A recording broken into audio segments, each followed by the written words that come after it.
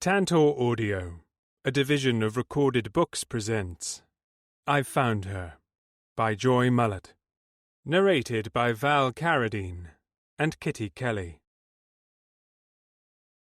Prologue. Damien. Have you ever had the feeling you have forgotten something? Or you are looking for something, but cannot for the life of you remember what it is?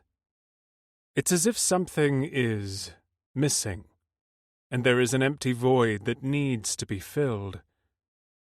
Do you ever get a wave of homesickness when you are in the very place you call home? I do, and it infuriates me. I am constantly searching for this missing piece of my puzzle. Sometimes I'm between consciousness and sleep when I see what it is I am looking for, and for a split second I feel an overwhelming relief and a sense of being home and fulfilled. But as quickly as the second arrives, it disappears, and so does the memory of what I had seen. I then quickly become fully conscious and have absolutely no recollection of what I just saw. I remember that I saw it, and I remember how I felt, but it's gone. I don't remember when or why this feeling started, but I know when it ends. It ends when I've found her. Chapter 1. Bella. Staring out of the train window, I'm mesmerised by the trees and buildings that whiz past so fast, creating colourful stripes and patterns. I try to focus on the beauty it makes, rather than my increased heart rate, sweaty palms, and the bile that threatens to escape my stomach. My phone alerts me to a WhatsApp message. John. "You're making a mistake, Bella. Come home." My homesickness begins to subside at the reminder of why I am relocating and pushing myself to follow my dream. After deleting the message, I go onto my emails and reread the job offer I received, for about the 100th time. From Rebecca at fosterandthomas.co.uk. Dear Bella White, I am pleased to offer you the position of Senior Stylist at the Foster and Thomas Salon at Trinity King. We were very impressed with you on your trial day. You fit in with the team well, and we believe your skills will be an asset to the Foster and Thomas family. I hope that you accept the offer. I understand that it will mean relocating for yourself, but I am sure I do not need to explain what an incredible opportunity this is. As we spoke about in your interview, the position comes with many benefits, one of which is accommodation. You will find all the benefits and details of your position in the attached document. I look forward to hearing from you. Kind regards, Rebecca Thomas. The email gives me the boost that I need, and I relax a little, feeling excited about my new start. The senior stylist position I have accepted is in one of London's top hair salons. Foster and Thomas is situated in one of London's finest hotels, Trinity by King. The hotel is on Trinity Square and is one of many of the 5-star King hotels. The chain has hotels all over the world. I hadn't been inside one until the day I went for my job trial. It was breathtaking. The way it smelt stays in my memory the most. As soon as I entered those revolving doors, my senses were hit with the sweetest, freshest fragrance I had ever come across. Apparently, it's the King Hotel's signature scent for all their hotels. No wonder the chain is so popular. Foster and Thomas is any stylist's dream employer. How I, Bella White, from a small town in the middle of nowhere, have managed to land a job there is little short of a miracle. But I believe in miracles, in dreams and fairy tales, and this miracle arose at the perfect time. Thinking back, I've lived a very normal, sheltered life up to now. I grew up in a lovely little village where everyone knew everyone. I had the perfect childhood. I was raised in a loving family and lived in a modest home with my mother and father, where I wanted for nothing. I went to the local schools and always had lots of friends. When I left school, I wanted to be a hairdresser. My parents encouraged me to follow my heart and would have stuck by me whatever I had chosen. I worked at Joyce's, my local salon, from the time I was 14. I started as the Saturday girl and worked my way up to being a senior stylist. I loved it. I worked so hard getting all the qualifications I could and attending course after course in the latest techniques. Unfortunately, I didn't get to use these techniques very often. The only time I did was when I convinced one of my friends to be my guinea pig. It was a typical shampoo and set type of salon, nothing very exciting. I've always wanted to do so much more. Recently, I attended a colour training course in London. One of the girls on the course said she worked at Foster & Thomas and that she was emigrating a month later. I googled the salon on my train ride home. The job opening was advertised on their website, and for some reason, I filled out the application form. I received the job offer email from Rebecca 1 week ago. Now I am on the 7 a.m. train to Euston, London. I have my suitcase, my handbag, and an extremely sick feeling in the pit of my stomach. The past week has felt like a blur. I've been so busy sorting everything out, I haven't had a chance to stop and think. Am I doing the right thing? I'll soon find out. And if it doesn't work out, I can get straight back on that train and come home, in the words of my father. This is just what I need. A fresh start on my own. When the train arrives at Euston, my anxiety kicks in with full force. I now must get on the tube. London is so busy. I've never seen so many people in one place. Everyone is rushing around, talking on phones. If you stop moving, you are sure to get knocked over. I take a deep breath and exit the train. Following the signs in the station, I make my way to the Underground. It isn't my first time in London, but I don't think I'll ever get used to it. It is so different to home. I quickly text my parents and my best friend Chloe to let them know I've arrived at Euston and that I am about to get the tube. I check the map and find the line to take me to Tower Hill. The tube station is only a short walk from the hotel, a stone's throw, as Rebecca said. She obviously hasn't seen me try and throw a ball. I stand, checking and double-checking the line to make sure I have the right one. Once I'm sure, I stand and wait on the platform. It quickly fills up with people pushing and shoving to be closest to the yellow line. The first time I came to London and used the tube, I was so overwhelmed. I was frozen to the platform. I watched 4 trains go past before I built up the courage and pushed my way on. I stand tall, ready for the rush as the train pulls up. Holding my case with as much confidence as I can muster, I jump on. Unfortunately, I always worry about things, but I try not to let it stop me doing what I want. Pretty much holding my breath the entire journey, I count the stations until my stop. When I'm finally outside the tube station, breathing in the cool, fresh air, I'm proud of myself for getting here. I check my phone maps, taking a moment to get my bearings and allow my breathing and heart rate to steady. Once I'm certain of the direction I need to go, I set off walking through the busy streets of London. While I walk, I ring my mum. I'm so happy to hear her voice, even though I saw her waving me off at the station only a few hours ago. "Hello, sweetheart. Have you arrived safely?" she asks. "Yes, I'm here, safe and sound," I reply, relieved the journey is over. "I am so glad. We are so proud of you, sweetie. Now you go and show them how wonderful you are. Call us later when you have settled in. We love you, Bella," Mum and Dad say in unison. They always have their phone on loudspeaker so they can both hear me. "Love you too. Speak later," I say, then hang up. As I walk, I take in the city around me.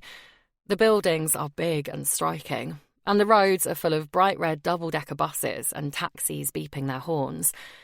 I've never felt so far away from home, but I'm also so exhilarated. I smile to myself, excited to see what awaits me in my new chapter. My phone pings, alerting me that I've arrived at my destination. Taking a deep breath, I look up at the impressive building that I will now call home. With my head held high and butterflies in my stomach, I walk into the King Hotel. Chapter 2. Damien. Mr. King, my deepest condolences. Your father was a great man. I am honored I could call him a friend, as well as client. Today is not the time, but we do need to arrange a meeting to get your father's affairs in order. As you are now the owner of the King Enterprise, you need to decide whether you will be taking over as CEO or if you will be appointing someone to take on that role. Either way, the position needs to be filled, momentarily. I'll be in touch. I'm sure you will, Mr. Davis. We shake hands and I turn to get into my waiting car. George, my driver, gives me a gentle nod through his rearview mirror and sets off, leaving me to gather my thoughts. It has been a long-ass day. A long couple of weeks, actually. I'm mentally and physically drained. All I can think about is getting home and having a scotch. My father's passing came as a shock, especially so soon after my mother. But even with the best doctors money could buy, they couldn't mend a broken heart. He will be happy he is back with my mother now, and at least I got to have him live here with me in New York for his final days. My car pulls into the basement parking of my apartment building. George opens my door, and I step out. "Thank you, George. You may retire for the evening now," I say. Thank you, sir. I shall see you in the morning. I step into my private lift and make my way up to the penthouse, where I have lived for the past 10 years. I'm used to the city life now, but it's a lot different from my hometown in England. Standing in my kitchen, I pour myself a drink and look out over Central Park at the New York skyline. It is getting dark, and the view is spectacular. While sipping my scotch and watching the evening light show of the city, my mind wanders to my parents and their love and devotion to each other. Family was everything to them. That and the King enterprise, which came a close second, much to my mum's annoyance. But everything my dad did was for me and my mum. It was a very rare love they shared. I don't think I have ever seen it in anyone else. They always said they were soulmates, if that's even a thing. My parents always believed there is one special person for everyone. I, however, do not have this belief. I'm perfectly happy on my own, having no one to please but myself. Past relationships have been complicated, and, well, let's just say I will not be entering in any form of a relationship anytime soon. After a few more drinks, my head starts to clear, and I know what I need to do. I pick up my phone and call my best friend and business partner, Josh. Josh answers on the first ring. Damien, how are you? Sorry I couldn't be there today. How did it go? As well as can be expected. Dad's ashes will be ready for me to collect tomorrow, in time for me to take them to England. And no apologies necessary. I appreciate all you have been doing with the business, taking on my role as well as yours. Don't mention it. Anything I can do to help. Well, that's why I called. I know I said I would only be in England for a few days, but I've decided to step into my father's shoes, only for a while. The King hotel chain wasn't just his business. It was also his family, and I want to make sure it's taken care of properly. I explain. Whatever you need to do, he assures me. I have everything covered. We are taking on new staff, we have new offices, and business is booming. You haven't had any time off since we set up King Security all those years ago. You take all the time you need. Plus, it's not like you do much anyway. Josh laughs. After catching up with Josh, I email Mr. Davis, my dad's and now my solicitor, to inform him of what I've decided. He immediately replies and sends me over the paperwork I have requested. I finish my drink and head to bed. The next morning, I collect my dad's ashes and board my private jet to England to lay my dad to rest next to my mum. During the flight, I go through some of the paperwork Mr. Davis sent me. I'm overwhelmed with emotion as I read what my father has achieved in his lifetime. 40 years ago, he opened his first King Hotel. Since then, He's turned the King name into a chain of 600 hotels across 6 continents. My dad thought of all his staff as family. He would treat the cleaner with the same respect as the manager, and paid them all well. I'm overcome with pride as I read about his accomplishments. I find my father's last to-do list, and decide this would be a good place to start. It seems there have been some issues at the Trinity Hotel in London. It has a significantly high workforce turnover, and my father wanted to find out why. Luckily, England is where I am currently heading, so I decided to stay there for my time in London, rather than in my family home. I haven't had much to do with the hotels previously, but my dad always made sure he knew what was going on, and made his presence felt in them as often as he could. I want to continue this, as much as my schedule will allow. Mr. King, we shall be landing in an hour. George will have the car ready to take you to Kingston Manor as soon as we arrive. Is there anywhere you would like to go on the way? Asks my assistant Penny. Actually, I have decided to stay at the Trinity. There are a few things I would like to get to the bottom of. Please make a reservation, but not in my name. I want to observe the operation's performance without getting any special treatment. I respond. Good idea, sir. I shall let George know, and I will arrange the reservation. Will Damien Smith suffice? She replies. Yes, that will be fine. Thank you, Penny. Penny is more than just my personal assistant. She is also George's wife. Penny and George have worked for my family since I was a boy. They both moved over to New York with me, and are more like family to me than employees. A couple of hours later, I walk through the revolving doors of Trinity by King. I smile to myself, as its signature smell brings back fond memories of my mother. It smells just like her, the sweetness of strawberries and freshness of apple.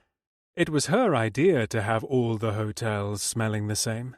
My father just let her run with it. He'd do anything to make her happy. It was, in fact, a very good idea. The King's scent is now a brand of its own. Good evening, Mr. Smith. Welcome to Trinity by King. Your driver let me know you were arriving. One of the bellboys is with him now, and will ensure your luggage gets to your room. My name is Tiffany, and I'll be here until 8 o'clock tonight. If there is anything I can do for you, Mr. Smith, please let me know, she says, fluttering her eyelashes and leaning closer towards me. Will you be staying with us alone, or will someone be joining you? She runs her fingers through her hair, while pushing her chest together with her arms.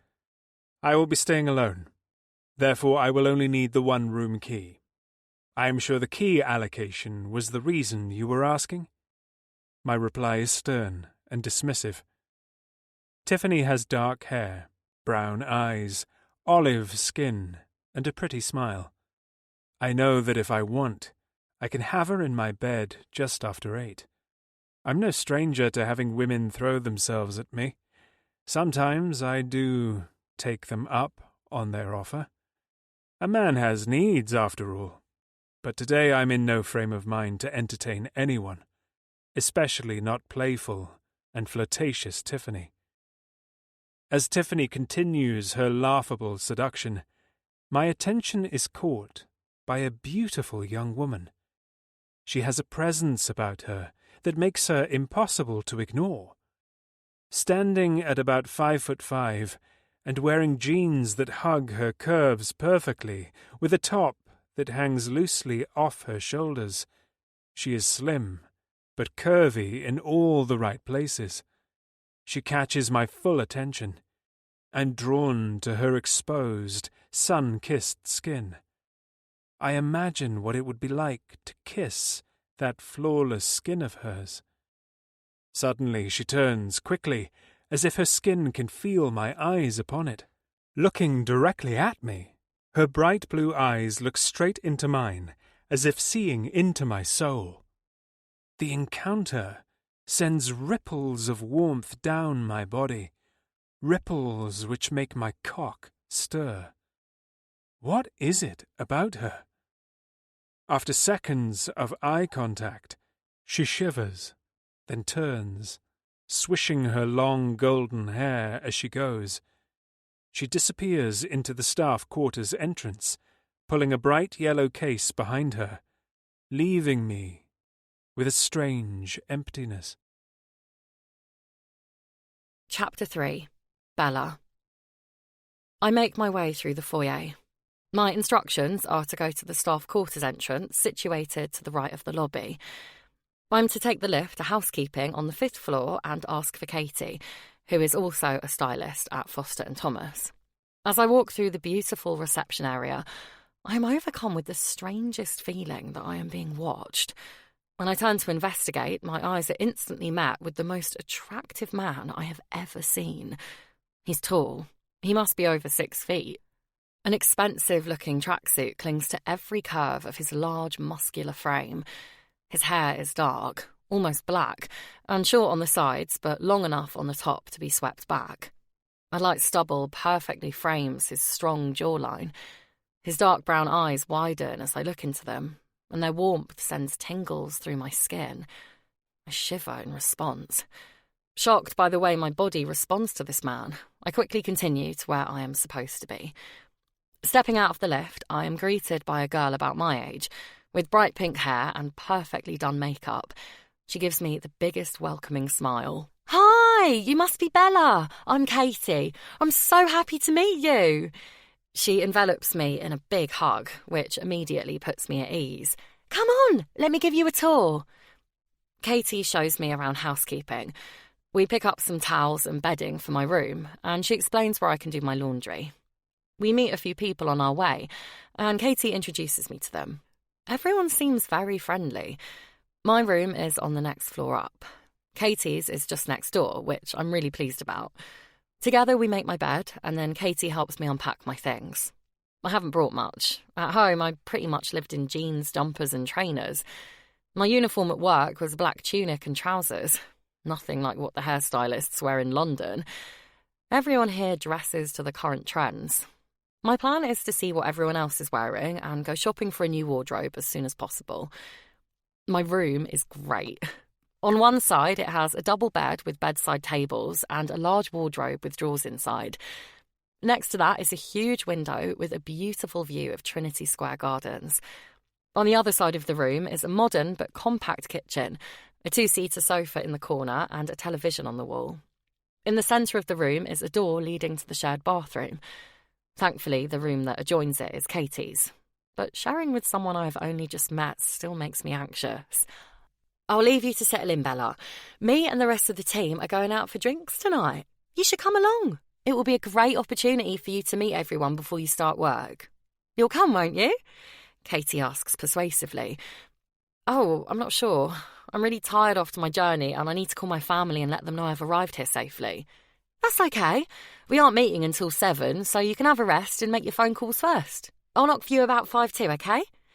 Without giving me a chance to protest, Katie leaves, closing the door behind her. Flopping down on my bed in exhaustion, I feel a little homesick.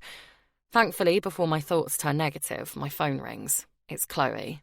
"Bella, how are you? How's your room? Are you okay? Is everyone being nice to you?" Chloe says, making me laugh. She always looks out for me. It is really strange being so far away from each other. "I'm good.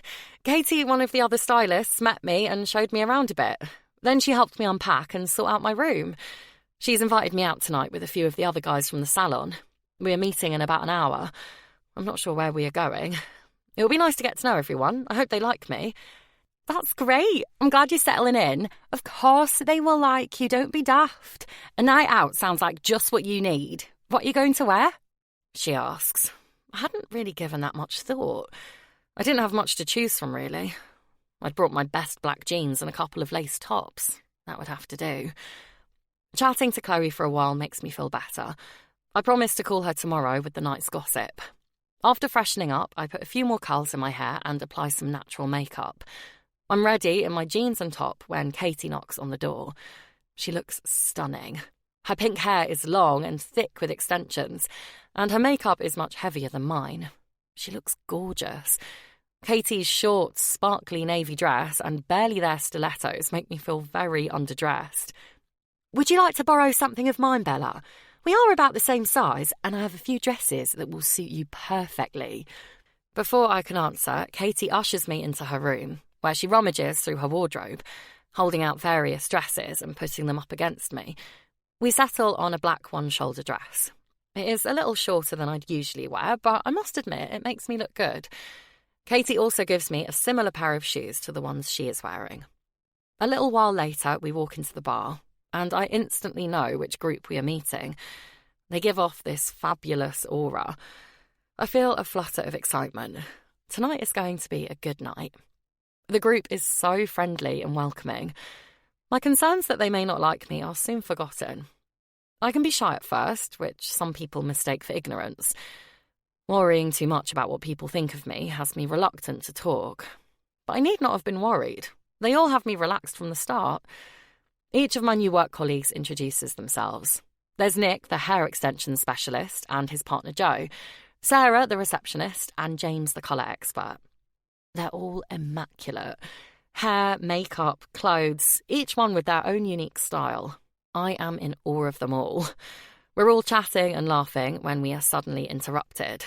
"Hello, guys. Fancy seeing you here. I hope you're not making too much noise and making the guests feel uncomfortable," a gravelly voice interjects. The group all pull faces and roll their eyes at one another. Nick then turns with a full smile to face the man who has just approached us. "Graham, how lovely to see you," he says in a sarcastic way. "It's Mr. Graham to you, Nick," says the man who looks like he works at the hotel. Then the man catches sight of me, and he comes over to stand right beside me. "Well, hello there. I haven't met you before. What is your name?" Katie instinctively grabs my arm and pulls me towards her. "She's with us, and we were just leaving, weren't we, guys?" She responds protectively, picking up her bag and pulling me towards the door. The group quickly follows, and we leave before I can say anything. I have to practically run to keep up with them, and these shoes definitely aren't made for running in. We exit the hotel and enter a nearby Wetherspoons just a few doors down. "So, who was that, Katie? I get the impression you don't like him," I ask. "Don't like him? Ha! That's the biggest understatement of the century. He's the biggest slimeball you will ever meet. So many girls have left because of him. I don't fully know what happened to them, but I can guess. I'm not talking just a couple either. I'm talking tens of girls just in the past 2 years I've worked here." She shudders visibly, clearly feeling repulsed. "Why doesn't someone report him? Surely that's a sackable offence, not to mention illegal," I exclaim. "Some of the girls have tried, but unfortunately he is the manager of Trinity by King, so his word is stronger than theirs. Just stay away from him, Bella. If he says or does anything that makes you uncomfortable, tell me straight away. Promise?" she instructs. "Yes, I will," I reply obediently. Katie reminds me so much of Chloe, always having my back. The drinks have been flowing for a few hours. We've worked our way through the cocktail list, and I'm having so much fun. I have not stopped laughing. The guys decide it's time for dancing.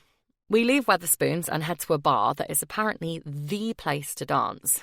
We settle at a table near the dance floor and order a round of drinks. I excuse myself and make my way to the toilet. All these cocktails have gone straight through me as well as to my head. I'm feeling a little tipsy, but I'm still in control. Once I'm all freshened up, I leave the toilets. I'm on my way back to our table when I feel a sweaty hand grab my shoulder. I turn to see the owner of the sticky body, and my heart sinks. Mr. Graham. I scan the area around me to see if I can see anyone I know. Unfortunately, I'm out of sight from our table. I'm in a quiet, dark area of the bar. Only people coming to use the toilets would see me. "Hello, beautiful. I'm glad I've caught you. I want to introduce myself. My name is Mr. Graham, and I am the manager of Trinity. So I am, so to speak, your boss," the smarmy man says, far closer to my face than I'd like. I can smell the alcohol and garlic on his breath. I hold in a gag. Yes, I know who you are. It's nice to meet you, but I really need to get back to my friends. Moving away from him doesn't work. He catches my arm and holds tight. Not so fast, young lady. I'm not finished with you yet. You need to remember who I am. I can make your time working for us as enjoyable or as painful as I wish. I feel sick as he comes closer to me and continues. I have a fully stocked minibar in my penthouse apartment. It has a fabulous view of the city, he whispers while stroking my arm. I'm sure that dress of yours would look wonderful on my bedroom floor. Graham laughs at his own joke, moving his body uncomfortably closer to mine. I try and move further into the bar where someone might see us, but he maneuvers me against the wall. I mentally beg someone to come to the toilet and intervene, but nobody does. It's the same old story, and I know fighting it will only make it worse. Please, Mr. Graham, my friends will be wondering where I am. How about tomorrow? We could get drinks. A frown crosses his brow, and for a moment I think he might let me go. Why put off till tomorrow what we can do today? You're coming with me. Mr. Graham puts his arm around my shoulders and forcibly directs me towards the exit. No, I am not going with you. My feet press into the floor, and my body stiffens in protest against moving. The anger in his face has me tensed and ready for a beating, but it doesn't come. Out of nowhere, a pair of big, strong hands grab Mr. Graham's arms and throw him to the floor at force. "The lady said no!" bellows a deep voice. Standing in disbelief, I watch as Graham struggles to get back onto his feet. The tall, dark, muscular hero picks him up by his shirt and escorts him to the nearest security guard. My hero then returns and asks me how I am. That is when I realise that it is the guy I saw in the lobby when I arrived at the hotel earlier today. My body reacts the same way it did then. Tingles and warm pulses spread all over my skin. "Thank you," is all I can bring myself to say. He looks at me with a dark, heated desire. His gaze runs down my body and back up to my eyes. "Did he hurt you?" he demands. "Not really. Just scared me a bit, that's all," I reply. He relaxes a little. "I'm Damien, and your name is?" "Bella." "It is a pleasure to make your acquaintance, Bella." The way Damien says my name makes me warm inside. He speaks very well with a London English accent. His voice is deep and rough. His eyes are dark and alluring. I could get lost in them. He smells fresh and manly. But most surprisingly, I feel comfortable and safe near him. His hand rests on my shoulder. I shiver at his touch. Damien quickly removes it, obviously thinking he has overstepped. "It's fine. I'm just a little anxious after what happened," I lie. I allow my eyes to linger on his lips, imagining what they would feel like on mine. A small smile begins to spread across them, as if he knows what I am thinking. "Can I escort you to your boyfriend? Your friend? Who are you with tonight?" Damien asks as he scans the bar. "I don't have a boyfriend, and my friends are just over there. I'm sure I will be fine now. Thank you so much for your help with everything, but I really must be getting back to them. They will be wondering where I am." "It was lovely to meet you, Damien, and thanks again," I say, then turn in the direction of our table. "As you wish, Miss White, and the pleasure was all mine," he replies. As I go to walk away, I realise I didn't give Damien my last name. I turn back to ask him how he knew, but he has disappeared. I go back to the table and sit down next to Katie. I fill her in on the excitement I had on my way back from the toilet. "I am never letting you out of my sight again," she exclaims. On Sunday morning, I wake up with a fuzzy head. Having had such a good night, I don't regret how I feel. We laughed and danced the whole night. The group welcomed me warmly, and I already feel like one of the team. I then think about my encounter with Damien, and it still baffles me how he knew my surname. I replay him effortlessly getting Graham away from me, remembering the way he looked at me and how he made me feel. I've never felt like that around a man before. During all the years I'd been with John, even in the beginning before things went bad, not once had he sent tingles down my body by just looking at me. Speak of the devil, my phone pings with a message. John. Bella, I am sorry. Ring me, please. John messages me every day. Sometimes his messages are apologetic, and sometimes they are angry. Sometimes I reply, and sometimes I don't. Hopefully now that I have moved away, he will leave me alone. I'm in two minds on whether to block his number again. London is a bit far for him to just turn up. Then again, I wouldn't put it past him. Bella, thank you for your apology, John. I am sorry you are hurting, but you need to move on. I'm starting a new life in London. It is the best thing for both of us. I really care about you, John, and I hope that we can be friends. John. Friends? You are going to be my wife. You have proved your point. Now come home. I decide not to reply again. John is obviously still very hurt, and I don't want him to get more upset. I just hope that in time he will accept that I've left him and move on. I spend all morning in bed. I ring Chloe and tell her all about my night. Chloe advises me to stay clear of all men at the minute. She's right. I came here to concentrate on my career, not to fall into the arms of another man. Damien's arms. His big, toned arms that could pick me up and... Bella, stop. I really need to get my mind in check. What is going on with me? I spend the afternoon getting to know my surroundings. I explore the hotel and all its amenities. Everything is modern and lavish, from the gym and spa to the restaurants and bars. I meet Tiffany, who is on the main reception. She is very friendly and helpful. Everyone I have met, apart from Mr. Graham, has been lovely. I think I'm going to be very happy here. In the evening, Katie and I have a pizza delivered to my room and get to know each other more. I go to bed feeling really excited to start work tomorrow. Chapter 4. Damien. After searching the hotel's staff database, I find Bella's records. The first moment I laid eyes on her, I knew I needed to find out everything about her. I feel drawn to her. I know I am stepping into dangerous territory, but I can't help myself. When I want something, I get it. Bella is from a small town in the country and relocated recently. She is a hairdresser in the hotel's salon. She also lives in the staff quarters. It pleases me to know that she lives under my roof. Needing to see her again, I decide I could do with a haircut.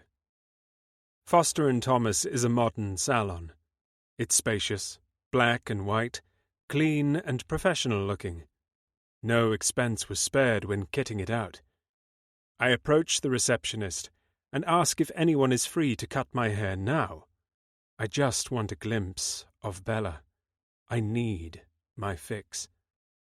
I am very sorry, sir, but we are fully booked today, the receptionist tells me. Even for a quick trim, I push. I look around the busy salon as I am again refused, and to my disappointment, I don't see the golden-haired beauty I'm looking for. I am just about to leave when I hear the sweetest voice from across the room. Bella. Sarah, I think I can squeeze a gent's cut in. Mrs. Pye isn't quite ready to have her colour to be rinsed out yet, and if I get one of the assistants to shampoo for me, I can accommodate the gentleman. She walks over to the reception area and realizes it is me. Damien, what a pleasant surprise, she says, as her cheeks begin to flush with a rose pink that travels down to her chest. Bella, hello again.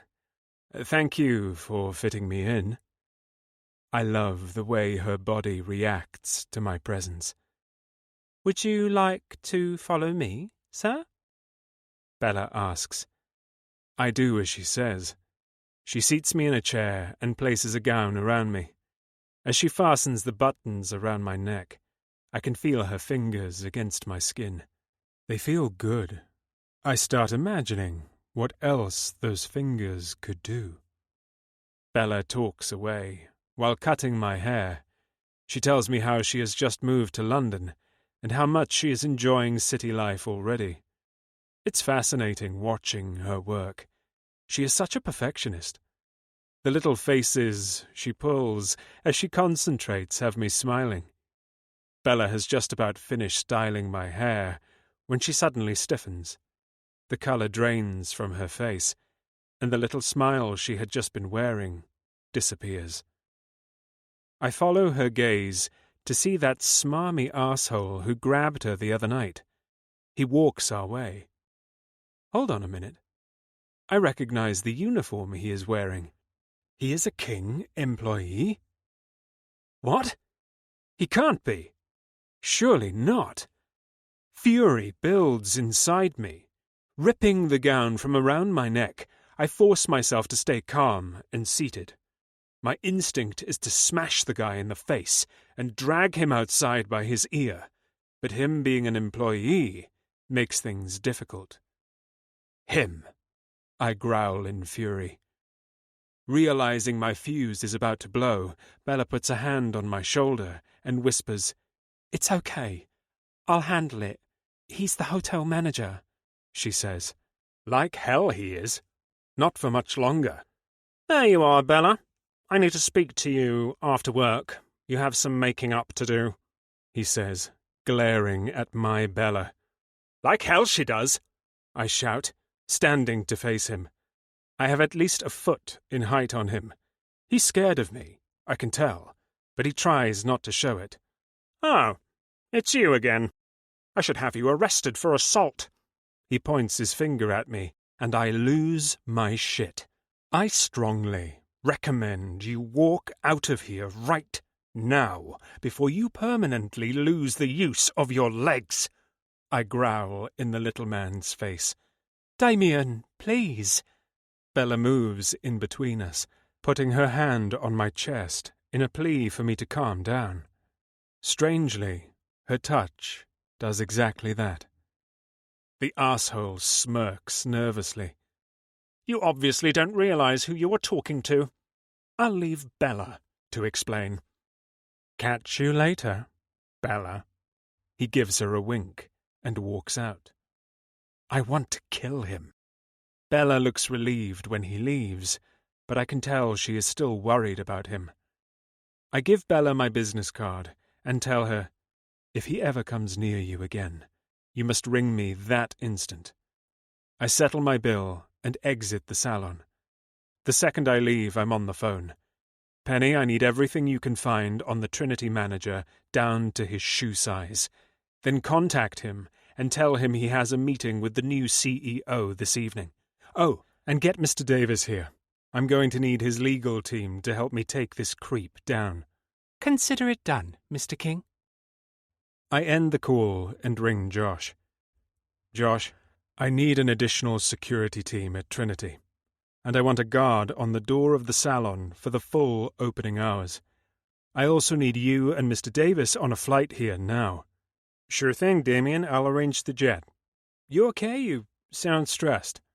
Josh always knows when there is more to things. I will be, once I've eliminated a problem. I'm going to get Penny to send over some information on the soon-to-be ex-Trinity manager. I need you to dig deep. Parking fines, previous employers, family, the lot. I need to know about it.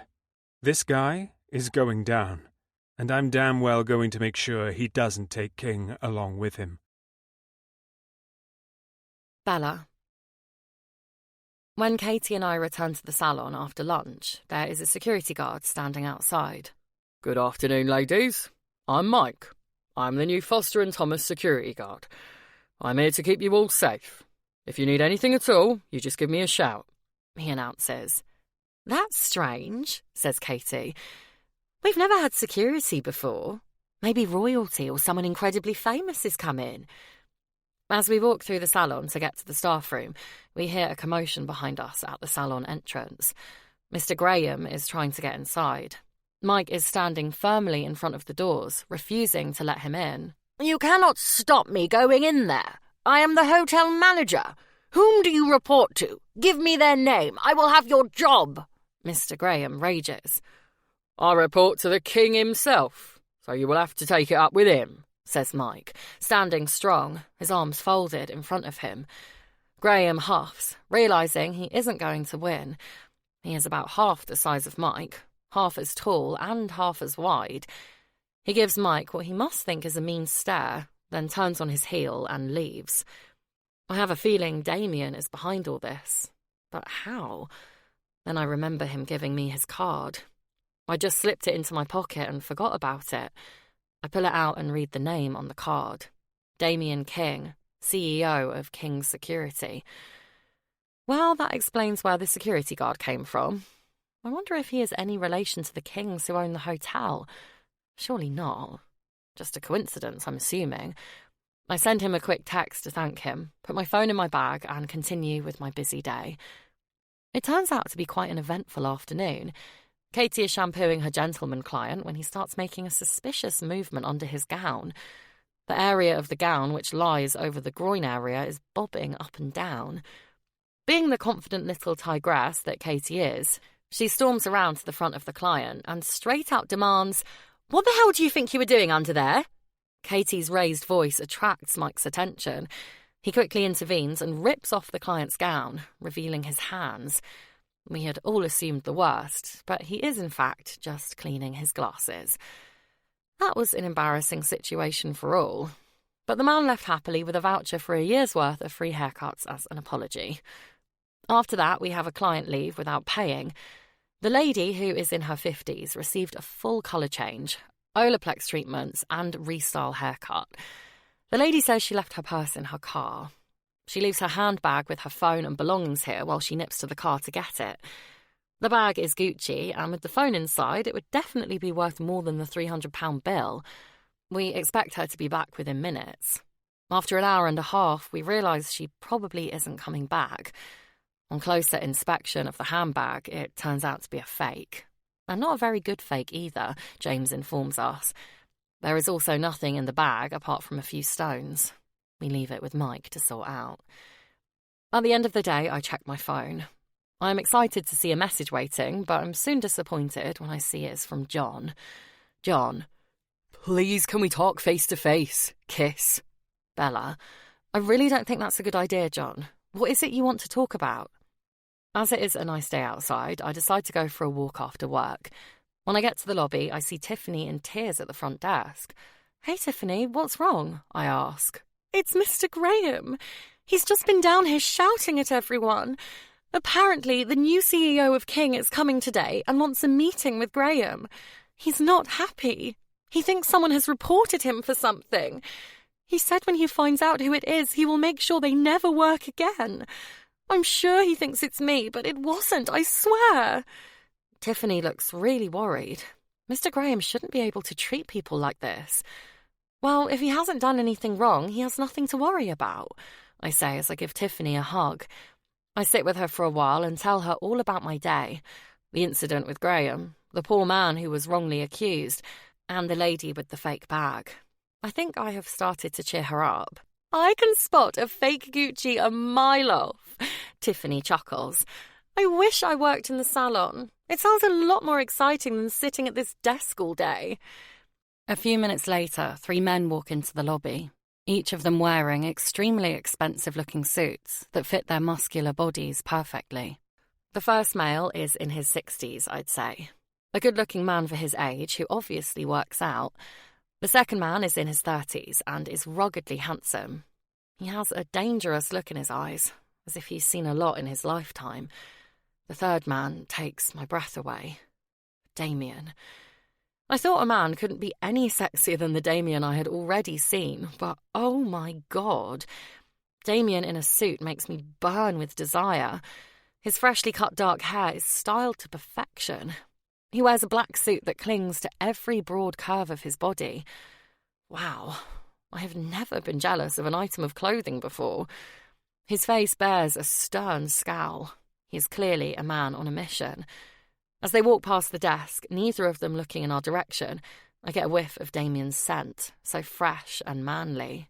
Then again, sitting at this desk does have a few perks. Tiffany sighs, wide-eyed.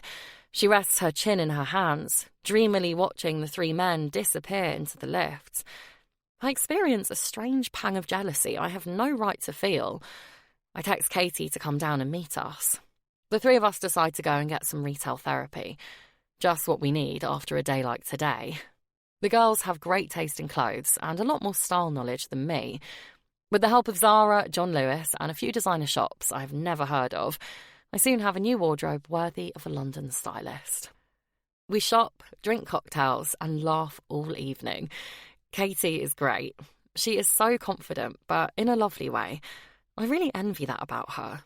She doesn't care what anyone thinks of her and is happy in her own body, as well as confident in her ability to do anything she puts her mind to. Tiffany is hilarious, especially after a couple of cocktails. She literally has no filter and has been telling Katie and me all about her latest sexual conquests. So, I was dating this guy. Well, I had slept with him twice, and on our third date, he asked me to go to his place and he would cook me dinner. I was working that day, so I went straight there once I had finished. I had taken a change of clothes with me and asked if I could have a quick shower while he prepared the food. While I was in there washing, he came in to ask me how I liked my steak cooked. He liked what he saw, so I invited him in, obviously. She tells us with a twinkle in her eye. We were really going for it, and I started to see stars. I thought, hey, this is good. No one's ever made me see stars before. But then my legs started to feel funny, and I realised I wasn't seeing stars. I was about to pass out. The thing was, I'd been doing that intermittent fasting diet. I was fasting every day until 1, but I had been so busy at work, it got to 4 o'clock before I realised I hadn't eaten. Then I thought, I don't want to spoil my dinner this evening, so I won't eat now. I guess my sugar level just dropped too low. I fainted in the shower mid-sex. She bursts into laughter. Oh my God, Tiffany, that could only happen to you, Katie shrieks. That's not the worst bit. When I woke up on the bathroom floor, naked, I might add, I was looking at the face of a woman in her 60s. Turns out he lived next door to his mum, and he had gone and got her to help me. Tiffany puts her face in her hands, and we all have a good laugh.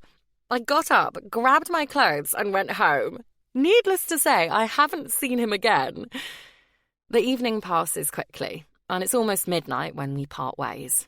When I get back to my room, I feel pretty great. I have really settled in and made some good friends. I put my new clothes away and get in the shower.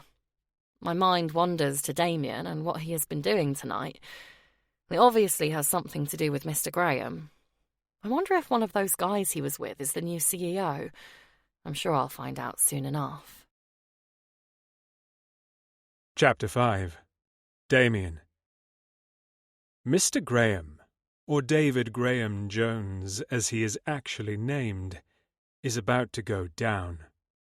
Penny has found numerous complaints and allegations of sexual harassment against Graham. Unfortunately, these allegations have never been taken any further. The employees who made the complaints left the company the day after the issues were raised. Graham being the manager, these complaints were hidden. When Josh delves further, he finds that Graham used a false name when applying for the role of hotel manager. David Graham Jones has a string of offences to his name, including sexual harassment and domestic violence.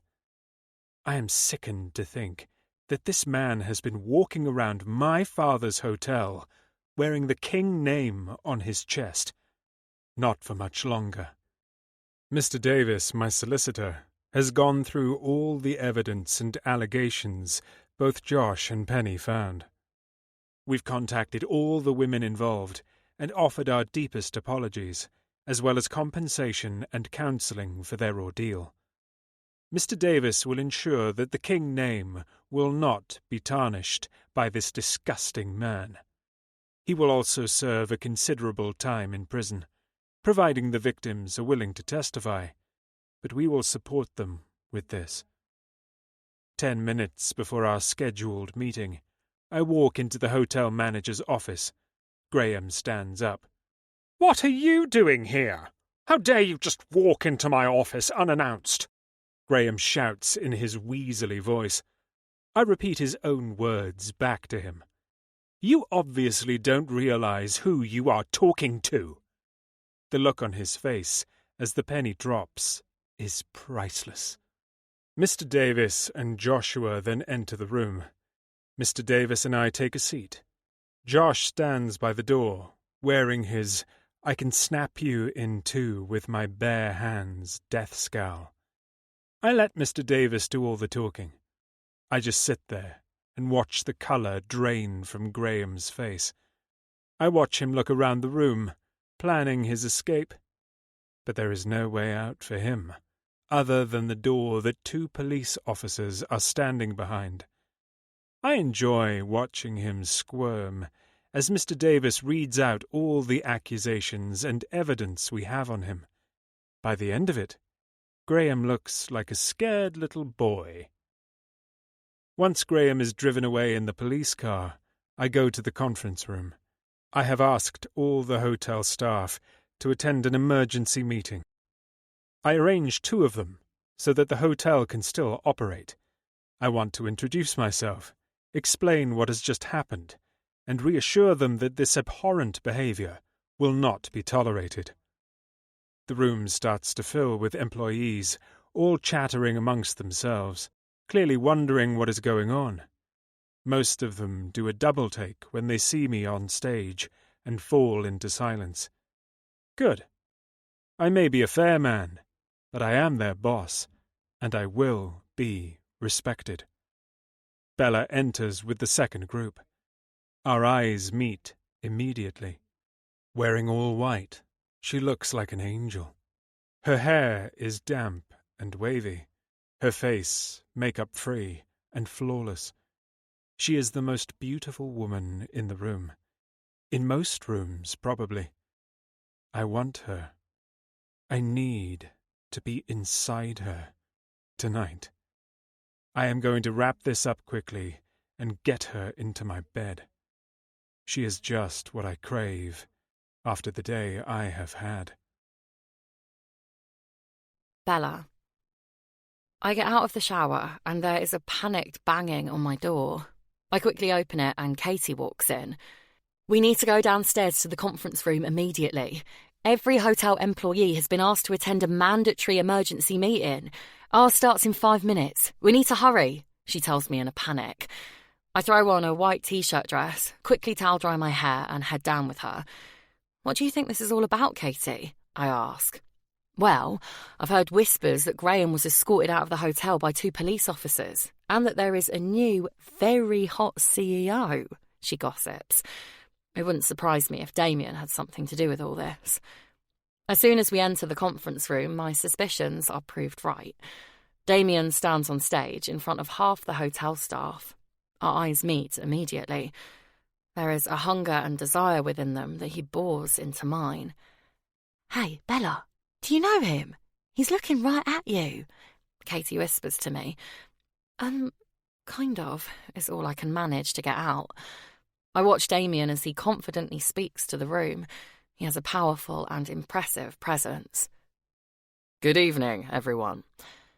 I first would like to introduce myself. My name is Damien King.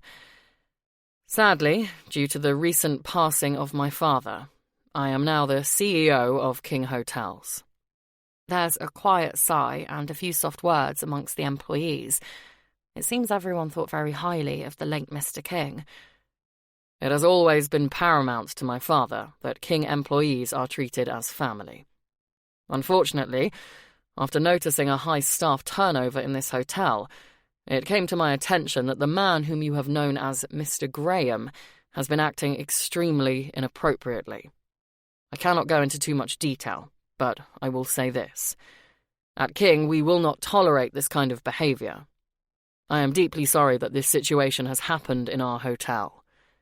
Everyone in the room listens intently to his every word. He does genuinely seem deeply sorry.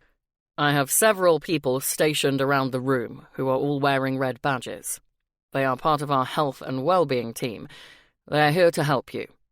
If you have had any inappropriate dealings with Mr. Graham, I urge you to speak to them once I have finished. We also have a new security team around the hotel, who is here for your safety as well as that of our guests. Please confide in them if you need anything. They will put you in contact with the necessary team, all confidential, of course. There will be a new hotel manager here tomorrow, and I'm sure they will be of the highest standard. Thank you for taking the time to listen to me, and please remember that there are always people here who will listen to you. If you will now excuse me, I have some urgent business I need to take care of." The room erupts in applause and chatter. Damien leaves the stage and comes straight towards me. "Miss White, I need you to come with me urgently." Stunned, I look at Katie, whose eyes are wide open, her jaw almost on the floor. "Okay," I say as he ushers me out of the room. Out in the hallway, Damien grabs my hand, sending shivers through my body. He obviously feels this too, as he looks at me with a proud smile. He guides me through a door I hadn't even noticed before. In front of us is a lift that needs a code to access it. Damien enters it into the keypad, and the doors open immediately. "Where are we going?" I ask breathlessly. Damien puts his hands around my waist, pulls me into him, and whispers in my ear, "From the very first moment I saw you, I wanted to kiss you here." Damien kisses my neck below my ear, sending tingles down my body and covering my skin with goosebumps. "And here." He begins trailing kisses down my neck and onto my shoulder. I am lost in ecstasy for a moment, until my good sense brings me back to reality. I push him back slightly so I can look at him. "I am not sure what you think is going to happen here, Damien, but I am not going into that lift with you. I have only met you a handful of times. I am really grateful you saved me from Graham that night. Goodness knows what would have happened if you had not intervened. But I will not be abruptly taken from my friend and forcefully escorted to an unknown place. I may owe you one, but I will not be repaying you like this. You will have to think of another way," I say, folding my arms to try and make myself look more confident. A small smirk of a smile curls one side of his mouth, but it soon disappears into the stern, dark stare that he usually wears. "You do not owe me anything, Bella. I thought this was something we both wanted," he says, as he strokes the tip of his finger from my shoulder down my arm. Goosebumps follow his trail. "I guess I misread the signs. Please forgive me." He straightens himself and returns to his powerful demeanour as he enters the lift and immediately closes the doors behind him. I'm left staring at my reflection in the mirrored lift doors. Have I just made the worst mistake of my life? Damien. I am livid with myself. Why does this woman have such an effect on me? I lose control of my senses when I am around her. I feel extremely shaken by the experience. No woman has ever turned me down before. You think this would encourage me to move on, but it only makes my desire for her stronger. I have always acquired what I wanted in life. I work hard to ensure I get what I want, and this is no exception. I will have her. It may just take a little longer than I originally thought. Unfortunately, my Bella conquest needs to take a back seat for now, as tomorrow is my father's burial and private funeral. He is finally going to be laid to rest next to my mother. I'm feeling unnervingly emotional tonight. Bella has really got under my skin. I have had enough of this day. I down a scotch and go to bed. Forever and ever. Amen. The vicar prays as he places my dad's ashes into the plot with my mum. I am surrounded by family members and my father's closest associates. My mind, however, is a world away from here. It's a warm, sunny day, not a cloud to be seen, and the sky is a vibrant shade of blue. It reminds me of Bella's eyes. I think back to last night, how she felt in my arms and her skin on my lips until she abruptly dismissed me. There's a pat on my back, and I realize the service is over. I'm standing alone next to my parents' memorial. To anyone else, I look like the grieving son. Little do they know, my thoughts are with a beautiful blonde. I'm putting this unfamiliar obsession with Bella down to the emotional experiences I have been through during the last 12 months. Losing both parents in such a short space of time has had more of an effect on me than I thought. I turned to see George, who has also been a strong father figure in my life. I nod, and we leave to join the guests at the wake. I do my rounds, speaking to everyone who has attended to pay their respects. I have always known what a kind and generous man my father was, but hearing stories about his life today has made me even more proud and ever more determined to ensure that his great legacy continues. I'm getting ready to leave when I hear a commotion outside. My blood boils as I see who is responsible. Pete. What the hell are you doing here? I storm at Pete, but Josh steps in between us. On any other day, I'd have more time for him, but not today. I've tried many times to apologize to Pete, but it just makes him worse. He knows the guilt I feel for what happened to his sister, but he continues to provoke me. Pete is clearly drunk. He looks angry and upset. I came here, hoping to see you in pain.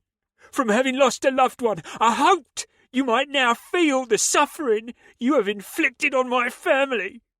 Only now that I'm here, I remember what a cold, heartless man you are. Your father was a great man, but he must have been so disappointed, he says bitterly. Get him out of here, I shout, before I do something I'll regret. 2 of my security team grab him by the arms and carry him down the path. His legs scramble to keep up with their pace. I'll get you one day, Damien! He shouts back at me. I laugh at his statement. This guy has a death wish. Bella. Weeks go by, and I hardly see Damien again properly. I have seen him now and again, walking through the hotel or speaking with employees. I secretly observe him from a distance. He hasn't once looked at me or tried to contact me. I assume he has given up on me, since I rejected him that day by the lift. I hope not, though. I miss him, strangely. I've started to regret turning him down that day. Every night I lie in bed, imagining what might have happened, what it would have felt like. I'm starting to drive myself mad with the obsession. I throw myself into work to take my mind off him. After all, that was why I came to London, to concentrate on my career. Thankfully, we have a big event coming up in a couple of months, an exclusive hair and beauty event. It's the perfect thing to take my mind off Damien. The Foster and Thomas team are doing the hair of 6 models. We are teaming up with fashion stylists and makeup artists to create a unique but on-trend look to help promote a new sustainable and eco-friendly hair products and tools company. The event is being held in the Trinity Hotel. It is an invitation-only event, so only the best in the industry will be there. It is to be an evening of gourmet food and fancy cocktails, with an entertaining exhibition showcasing the latest eco-friendly products, fashion, makeup and hair designs. It is going to be spectacular. There is a whole production team organising it. The models will be doing a dance routine. There will be music, lights and even fireworks. I am very excited. First, the models are doing a routine in casual clothes. Then, while the guests are eating, we will be backstage transforming them into glamorous looks fit for a ball. Once finished, the models will do another routine, which is much more upbeat with fancy lights and little sparkling fireworks.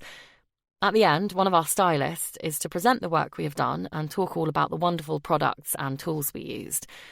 The whole team and I assumed that Rebecca would take the lead on this, as she is the manager and franchise owner. However, the eco brand has asked me to be the one to present. Apparently, they feel I am more passionate about their ethos. I'm not sure Rebecca is thrilled with this, but she doesn't say anything other than that as long as the brand is happy, so is she. When I was first asked, I almost said no. I panicked. I'm still panicking now, but this is the whole reason I moved to London, for opportunities like this. I need to do it. The clothes stylists and makeup artists are brilliant. We all get on really well together, bouncing ideas off one another, all really motivated, and we come up with some amazing results. It's a Thursday evening, after the salon has closed. Everyone involved meets in the King's Suite to discuss plans for the event. This is where the event is being held. The King's Suite is the biggest, most spectacular room in the hotel. It's used for weddings and other very special events. I dread to think how much it would cost to hire this room for a day. The space takes your breath away when you enter. The floor is a white and grey marble that glitters ever so slightly. One wall has 6 floor-to-ceiling arched windows, revealing the most beautiful view of Trinity Square Gardens.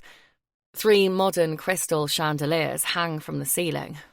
The crystals appear to float in mid-air. They sparkle immensely and project tiny rainbows across the vaulted ceiling. The events team is setting up a stage with a runway down the centre of the room. I start to feel ripples of nerves and excitement.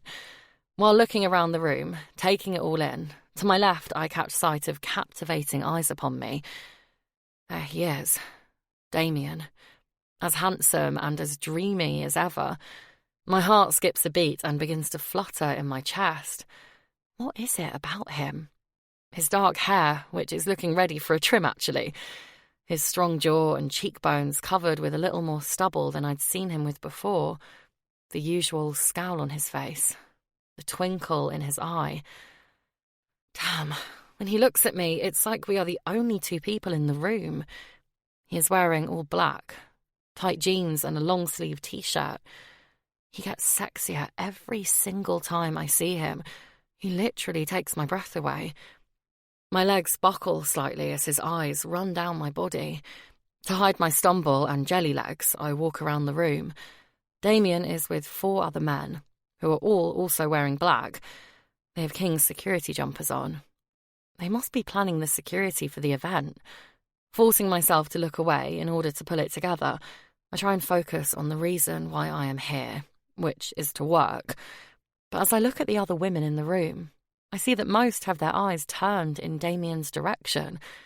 They look at him admiringly and flirtatiously, and I can't help but feel jealous. Their gazes start to move, and they begin to chatter. I then realise this is because Damien is on the move. He is heading towards me. I feel a little smug. Bella, I was hoping to see you tonight. His deep, masculine voice vibrates in my every nerve. In my head, I do an excited dance. Maybe I will get a second chance. I have been kicking myself ever since I turned him down. You were? And why is that? I ask, trying to remain calm and not give away the excitement burning inside me.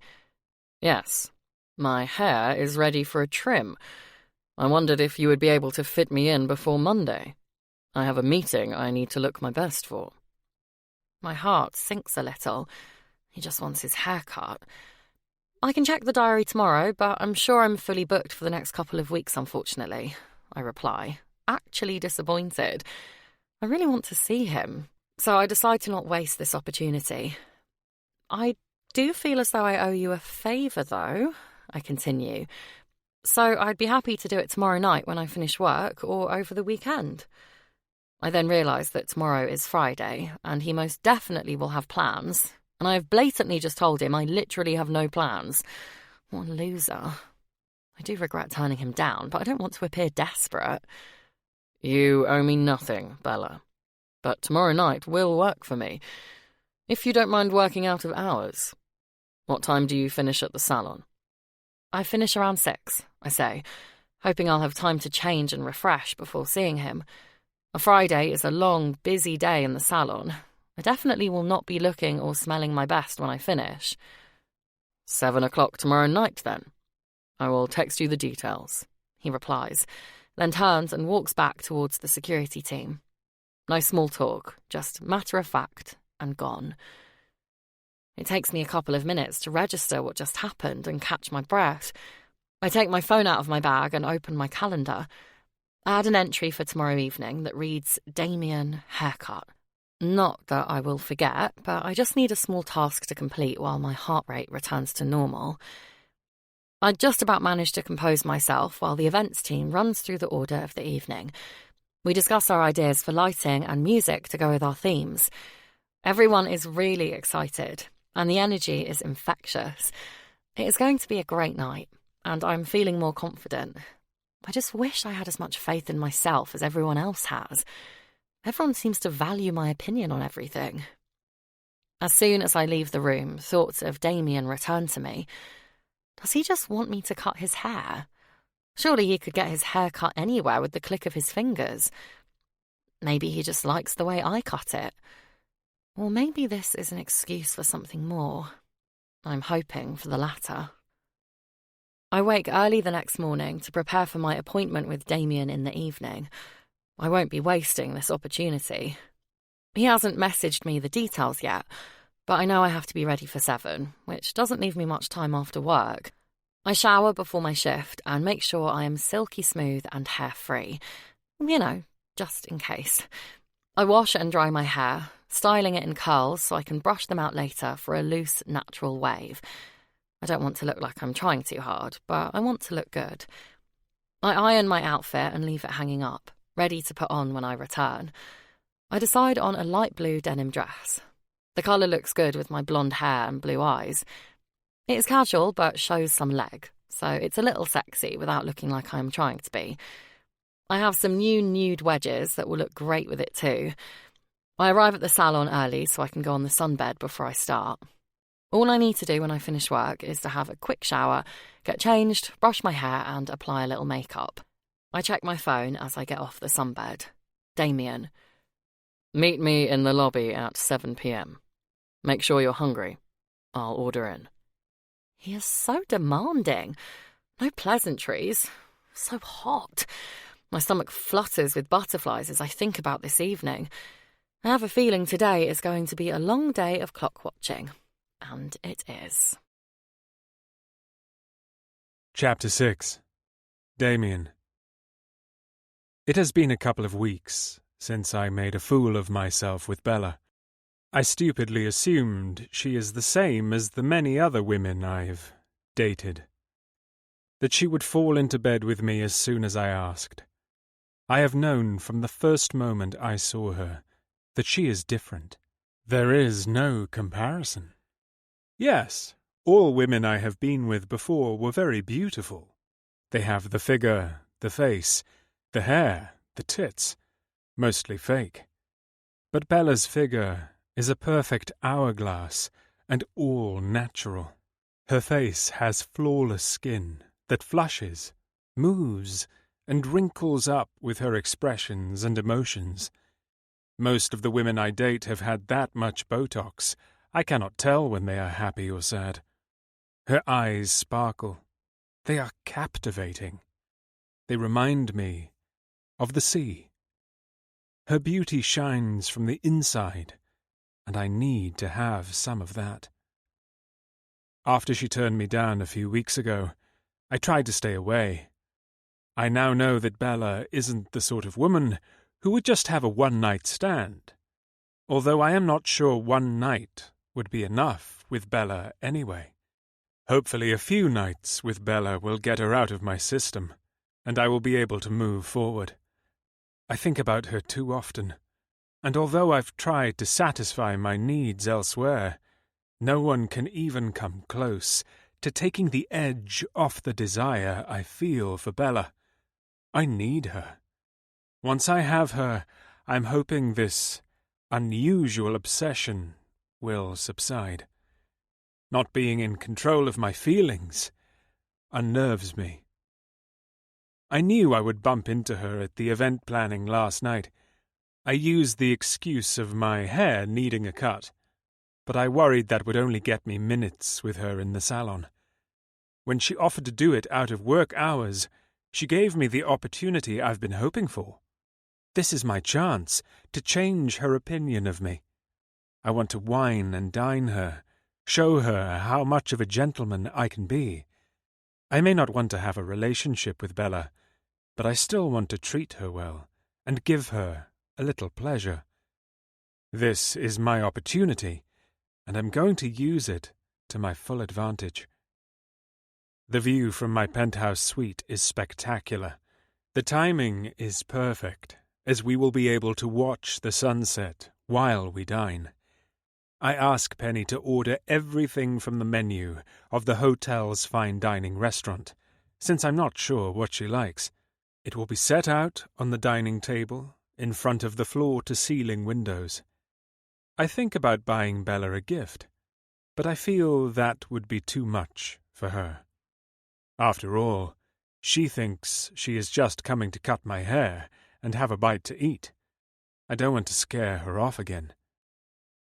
I've had a busy day working through hotel stuff and business planning with Josh, but that hasn't stopped me from checking the time every half hour and thinking about the promising evening ahead with Bella.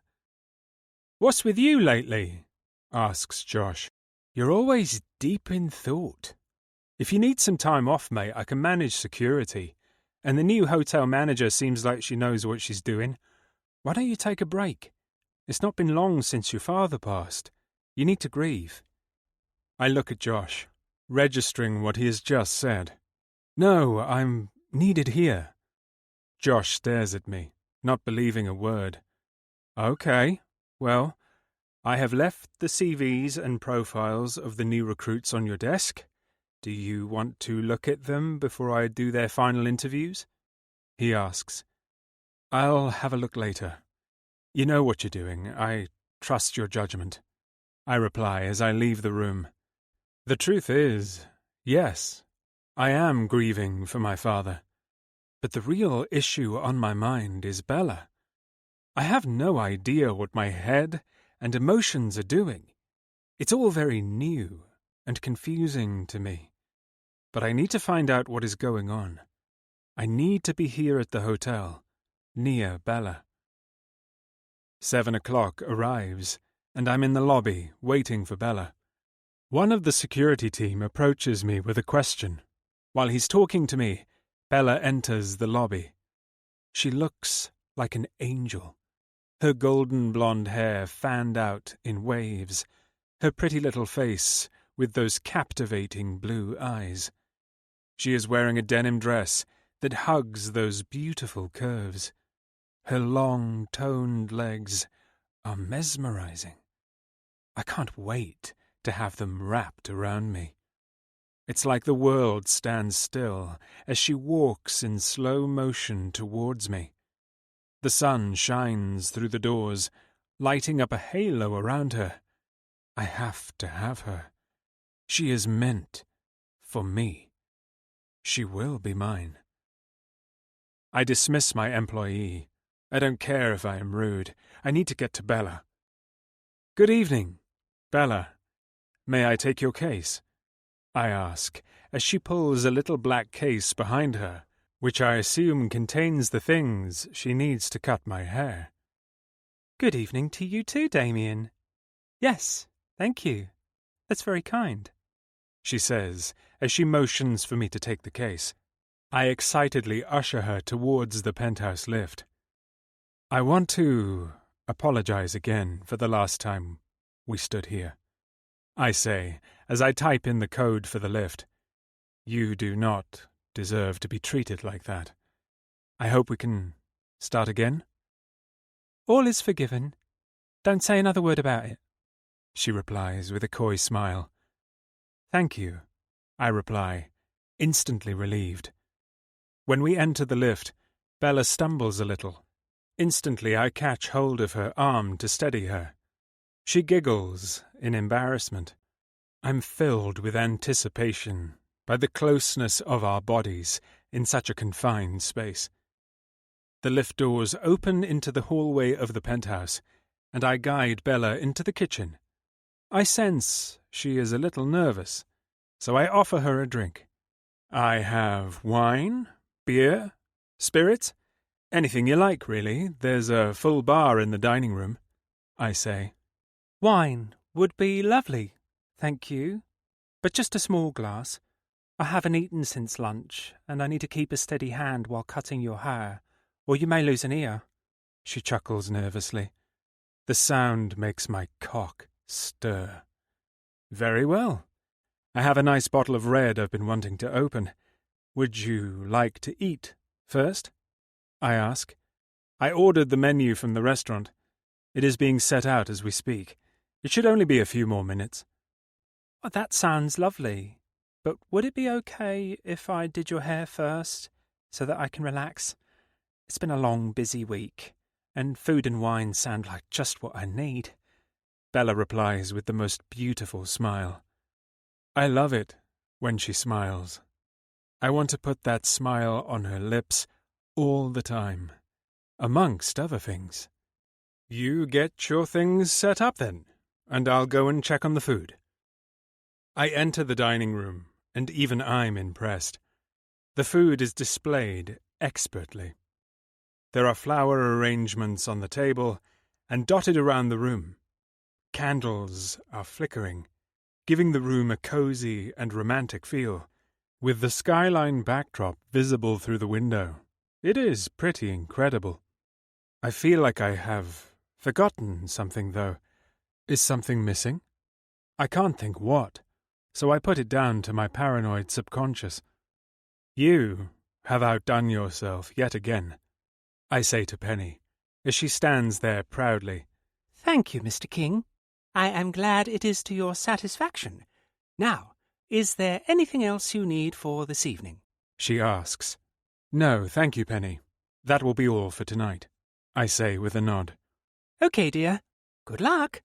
Just be yourself. Penny gives me a warm smile that I return with a frown. Penny, like George, is family to me. They are both very professional towards me, but sometimes they show their feelings. This is the first time she has commented on an encounter with a lady friend, though. Does she know something I don't? I just hope Bella likes it. I return to the kitchen, and Bella is all set up. I take a seat in the bar stool she has lowered and let her work her magic. Bella chatters away while she works, and her voice instantly relaxes me. She's so close. I just want to reach out and touch her, but I don't. Her scent does things to my body. My skin tingles in response to her fingers moving through my hair and touching my ears. Once she's finished, she stands in front of me to check the balance, as she has no mirror, or that is her excuse, anyway. I open my legs wider so she can get closer, and she bends slightly, so we are eye to eye. I can feel her breath on my face. I'm fighting so hard not to reach out and pull her those extra few inches. Once she's finished, I help Bella clear up and pack away her things. She is still chatting away, telling me all about her day and the eccentric clients she's had this week. She's so expressive when she speaks. Her stories could be the most boring in the world, but told by Bella, you were enthralled by every word. I invite Bella into the dining room. Dinner is served. Would you like to follow me? I enter first, so I can see her expression as she walks in. She doesn't disappoint. I knew she would appreciate this. Other women I have dated wouldn't have batted an eyelid, but Bella values things, and I love that about her.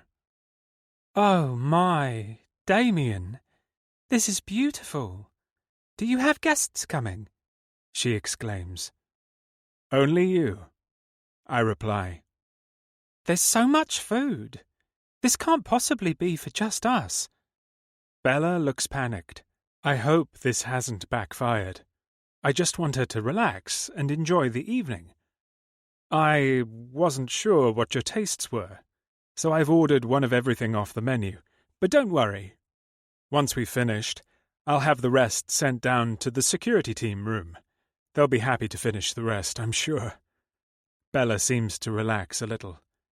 Now, what do you fancy, Bella? Me, I hope. Bella chooses the sea scallops to start, and a seafood pasta for her main course. We sit facing each other, and I more than enjoy the view. Bella is really relishing her food. Her expressions and the little appreciative noises she makes have me painfully aroused. I like the fact she feels comfortable enough to eat in front of me. Most women I've dated order tiny salads and push them around their plate. "So why have you moved to London?" I ask her. Bella's face lights up as she speaks about hairdressing. You can tell it isn't just a job to her, it's her passion. She explains how where she used to live, there weren't many opportunities for her to advance in her career, and her dream was to work in the fashion industry. Bella describes her hometown and how different it is there compared to the fast pace of London City. She talks of her parents and friends she left behind, but I get the feeling she is leaving something out. "Any boyfriends I should know about?" I ask. As soon as the words leave my mouth, Bella's head sinks slightly. She looks down at her food, and her beautiful smile and the sparkle in her eye are replaced with a sad, hurt expression. The sight of this makes my blood boil, and I instantly want to hurt the person who put that look on her face. "No boyfriend," she says. "Just her crazy ex. But that's a story for another day." She forces a laugh. I don't push any more than that, because I want to see the return of her smile. I will be getting to the bottom of that hurt expression, though, and do my best to eradicate the reason. Crazy ex. I will find out about him. We finish our dinner, and I want to be closer to Bella. The table between us suddenly feels extremely large and obstructive. "Shall we go into the sitting room?" I ask, hopefully. Chapter 7. Bella. "Are you sure I'm not keeping you from something, Damien?" I ask as we enter the sitting room. Damien's apartment is magnificent. I have never seen anything like it. I'm overwhelmed with the whole situation. The dining room, the decor, the flowers, the candles, all that delicious food. I can't quite believe he has done all that for me. I'm sure he has been expecting guests who have cancelled at the last minute. Surely he wouldn't have gone to all that trouble and expense for me. When Damien said he would arrange some food for the evening, as I was cutting his hair, I assumed it would be a take-out pizza or similar, and then maybe a drink or two. I thought I would have to do a little flirting to let him know I was still interested, since I wasn't sure if he still was. But maybe he is. He seems to be making a lot of effort. "All you are keeping me from is a lonely night in front of the telly. I am really enjoying your company, Bella." The way Damien says my name sends prickles down my back and flutters in my stomach. He opens another bottle of wine and fills up my glass. A lady called Penny and a man called George come into the apartment and take all the food down to the security team. I'm glad it isn't going to waste, as we hardly made a dint in the spread, even though I am feeling rather stuffed. Penny and George are a really friendly couple. They speak perfect Queen's English, and although they obviously work for Damien, I can tell they think a lot of him. I'm starting to feel a little tipsy. We have talked, laughed, and flirted for what feels like hours. I decide I have had enough wine for the evening and ask for some water. I follow Damien into the kitchen. He gets me a bottle from the fridge and pours it into a glass. I watch his every move. How does he make pouring a drink so sexy, so seductive? As Damien hands me the glass, he puts his arm around my waist and pulls me towards him. He lightly touches my cheek and tucks some loose hair behind my ear. He stares into my eyes. "Bella, you really are the true meaning of the word." His gaze drops to my lips, and before I know it, his firm but ever so soft lips are on mine. He pushes my lips open with his, and we begin to explore each other's mouths with our tongues. Damien kisses me with so much passion. I have never felt aroused from kissing, but this is a whole new experience. My knees begin to buckle, and he takes my weight. With one effortless sweep, he lifts me and sets me on the kitchen island. The cold of the marble on the backs of my thighs and bum just add to the sensations going on between my legs. Damien nudges my knees open with his hips and stands in between my thighs. With me sitting on the island, our eyes are now level. Damien cups my face in his hands and looks deep into my eyes as he says, "From the very first moment I laid eyes on you, Bella, I wanted to kiss you." He begins kissing my cheek, moving towards my ear. "To touch you." He kisses a trail down my neck. My back arches at the tingles he sends down my body. He holds the base of my head in one of his hands and gently massages the nape of my neck. He massages my thigh with his other hand, moving upwards towards the heat that throbs in between them. I let out an uncontrollable gasp as he reaches my swollen sex that has now made my thong damp. Damien's mouth moves back to mine, and he gives me the deepest, hungriest kiss I have ever experienced. "Lie back. Let me take care of you," he instructs. His voice is firm and commanding. I like it. I do as he asks. He pulls my thong to the side, and his lips are suddenly on my aching, sensitive spot. I jump a little at the sensation. This isn't something I'm used to, but I have a feeling I'm going to enjoy it. Damien works on my clit with his tongue, round and round, up and down with the perfect amount of pressure. He then enters me with his fingers, curling them, searching to find that bundle of nerves, and gosh, does he find it. Stroking and rubbing, he works his hands and his mouth methodically together. The feeling is something I have never experienced before. The heat and desire are overwhelming, and I am soon seeing stars. "Oh my God, Damien," I gasp, my back arching. He continues until my orgasm subsides. I pull him up to meet my lips. I can taste myself on his lips, and it is the hottest thing I have ever experienced in my life. Damien King has just ruined me for all other men. Damien sits me up, and we just hold each other until our breathing returns to a normal pace. I look into Damien's eyes, cupping his jaw, pressing my forehead against his. With anyone else, I would feel very self-conscious after what we just did, but Damien makes me feel comfortable and safe. "I need you in my bed," he says in a firm, deep, rough voice. He looks at me, clearly waiting for my consent. I nod. Damien effortlessly picks me up in his big, strong arms. He walks me through the penthouse and into his bedroom. The light comes on as soon as we enter the room. "Lights on, blinds closed," Damien instructs. The lights dim, and the blinds on the floor-to-ceiling windows close. If I wasn't so mesmerised by Damien, I would be crushing over this room with its fancy gadgets. Damien gently but forcefully throws me onto the bed. He stares at me with his smouldering eyes, which are dark and dominating. I would literally do anything he asks of me at this minute. He runs his eyes all over my body, looking like a predator about to devour his prey. When Damien begins unbuttoning his shirt, all I can do is stare.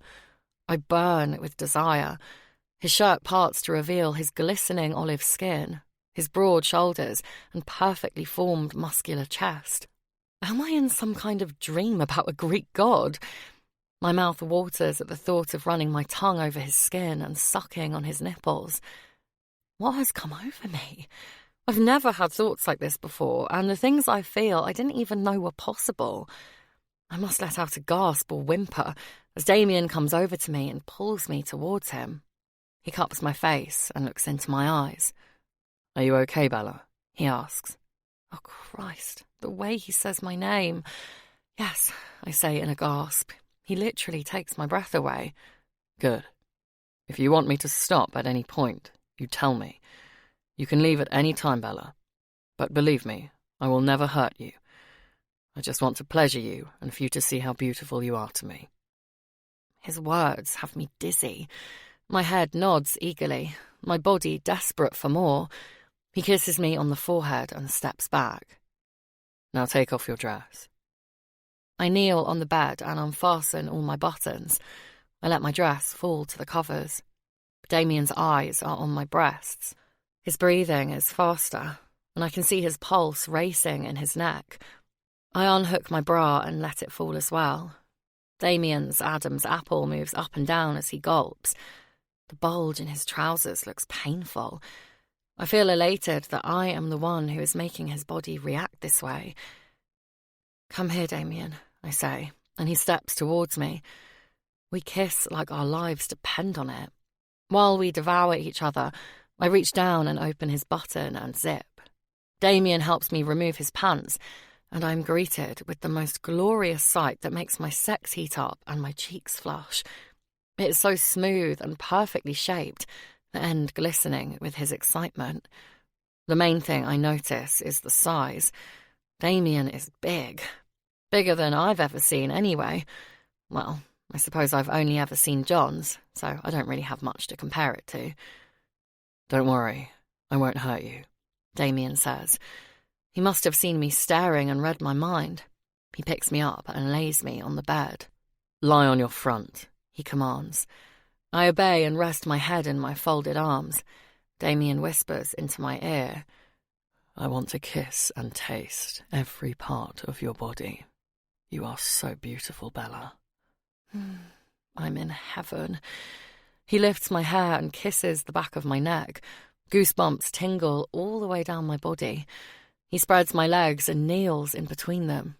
Damien massages and kisses every part of me, starting at my neck and shoulders, down each arm, up and down my back, my bottom, each leg and my feet. If I wasn't so aroused, I could have fallen asleep. Every kiss and squeeze of his hands makes me warmer and wetter.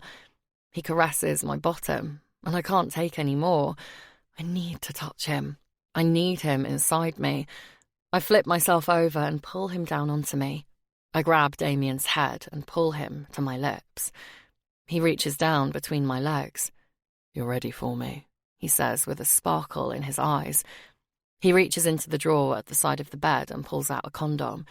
He sits up and rolls it on. I watch and feel the heat rise inside me. He nestles himself into my opening and slowly enters me. Damien lets out a satisfied groan. The stretching and filling sensation is incredible. Once he is fully inside me, I cry out in pleasure. Damien looks me in the eyes. "Are you okay, Bella?" he asks. I could orgasm right then, but I hold back. "Perfect," I reply.